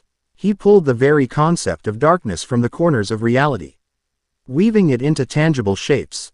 He created tendrils of shadow that could interact with Mirio even in his phased state, anchor points of nothingness in the storm of light. A fist of solidified solar fire slammed into Izuku, sending him skidding across the marble floor, the stone melting in his wake. He healed instantly, the wound sizzling shut. He retaliated by plunging the entire room into pitch blackness, a sensory deprivation so complete that even the god entity reeled in confusion. You can't win, Mirio, Izuku yelled into the dark. He's using your own power against the world you swore to protect. Remember remember Sir Night-Eye, remember who you are. Silence. The archangel screamed, and the darkness was shattered by an explosion of light that cracked the walls of the throne room. He appeared before Izuku, his face a mask of divine rage. He grabbed Izuku by the throat, his touch searing like a brand. There is no Mirio. There is only Sol Invictus. He lifted Izuku into the air, holy fire pouring from his hands, incinerating Izuku's body. The pain was absolute, but as his flesh burned away, being regenerated a moment later by his vampiric nature, Izuku saw his opening. The entity was focused on destruction, its control over the vessel absolute but single-minded. Its guard was down. You're wrong, Izuku choked out, his vocal cords regenerating as he spoke. He forced his own hand up, grabbing the archangel's wrist. His claws, forged of shadow and regal will, dug into the divine flesh. Mirio is a hero, and heroes always save people. With a final, desperate surge of strength, Izuku drove his fangs into the archangel's neck. It was not an act of feeding. It was an act of injection. He poured his own essence, his very being, the blood of the Crimson King. A substance of perfect night, of humanity transformed, of heroic will fused with primordial darkness, directly into the divine conduit that was Mirio Tagata. The reaction was instantaneous and cataclysmic. Light and dark collided not outside, but inside a single body. The archangel screamed, a sound that was no longer a divine chorus but the agonized, human cry of Mirio. The tie of Sol Invictus recoiled as if struck by poison. Izuku's blood was anathema to it, a paradox it could not resolve. A being of pure order could not comprehend this fusion of heroism and monstrosity, of light and shadow in one soul. Golden light erupted from Mirio's eyes and mouth as the entity was violently exorcised, torn from its vessel. Mirio's body convulsed, the wings of light flickering and dying. He collapsed to the floor, broken and unconscious, but blessedly, finally, human once more. The ejected essence of Sol Invictus coalesced in the center of the room. It was a being of pure, sentient light, a miniature sun of unimaginable power and incandescent rage. It had no face, no voice, but its fury was a palpable wave of heat that warped the very air. Izuku stood before it, his body still smoking from its burns, his regal aura of darkness pushing back against the divine light. He was not a hero fighting a villain. He was a king facing a rival monarch. Your vessel is gone, Izuku stated, his voice calm and cold. Your connection to this world is frayed. He reached out, not with his hands, but with his will. He felt the citadel's power core, now corrupted and weakened by Carmilla. He felt the network of controls Kiyohime was now dominating. He seized control of the entire fortress, its divine energy now his to command. The golden light flowing through the citadel's circuits turned a deep, royal crimson. You sought to burn my world, Izuku continued, his power swelling, drawing on the citadel as a massive arcane amplifier. You sought to erase the night. You have failed. He began to weave the power, not into a weapon, but into a ward. A decree. He pulled threads of shadow from every dark corner of the planet, drawing them up through the planet's ley lines, using the citadel as a focal point. He wove them with the captured divine energy, creating something new, something permanent. I will not destroy you, the Crimson King declared, his eyes glowing with the light of a billion captured stars. I am not a purger like you. I am a king, and a king brings balance. He thrust his hands forward, and the combined energy shot upwards, not as a beam of destruction, but as a wave of transmutation. It struck the very fabric of reality, spreading outwards across the globe. On the surface of the planet, people looked up. A change was occurring in the sky. A subtle, permanent ring of twilight, like a perpetual solar eclipse, was forming in the highest reaches of the atmosphere. It did not block the sun, but it filtered it, forever weakening the raw, conceptual power of day, and strengthening the domain of night. It was a shield, a global ward severing Sol Invictus's direct influence, muting its power over the earth. The entity in the throne room shrieked, a silent cry of fury and pain as its connection to its primary power source was throttled. It was diminished, weakened, castrated. This world is now under my protection, Izuku's voice boomed, imbued with the authority of the ward he had just created. Your holy war is over.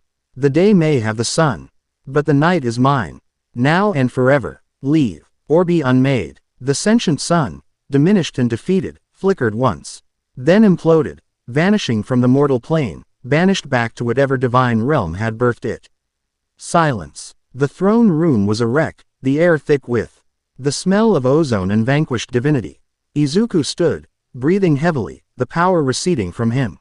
He looked down at Mirio's unconscious form, a wave of profound sorrow and relief washing over him. The doors to the throne room slid open. Toga, Carmilla, and Kiyohime entered, all bearing the marks of their battles, but all victorious. Toga rushed to his side immediately, her transformed body melting back to its normal form, her arms wrapping around his waist. You did it, Izuku, she whispered into his chest. My king. Carmilla surveyed the scene, a slow, genuine smile of admiration gracing her features. You did not just win a war, your majesty. You rewrote the rules of the world. Kiyohime simply bowed her head in a gesture of profound respect. Izuku Midoriya, the Crimson King, looked at his queens, at the broken form of his friend who he had saved, and then through the shattered dome of the throne room at the earth below. He saw the faint, beautiful ring of the eternal eclipse now girding his planet. The heralds of dawn, their power severed, were nothing more than mortals in fancy armor. His kingdom was safe. The world was safe. They stood together on the precipice of a new age, in the heart of their enemy's conquered fortress, which would now serve as the celestial capital of their eternal queendom. He was the vampire overlord, the king of the night. His rule, born of a hero's heart and a monster's might, had just begun. He had not only saved his people, he had saved the world from the blinding, terrible light of salvation. And under the soft, protective gaze of his eclipse, his kingdom would finally know peace.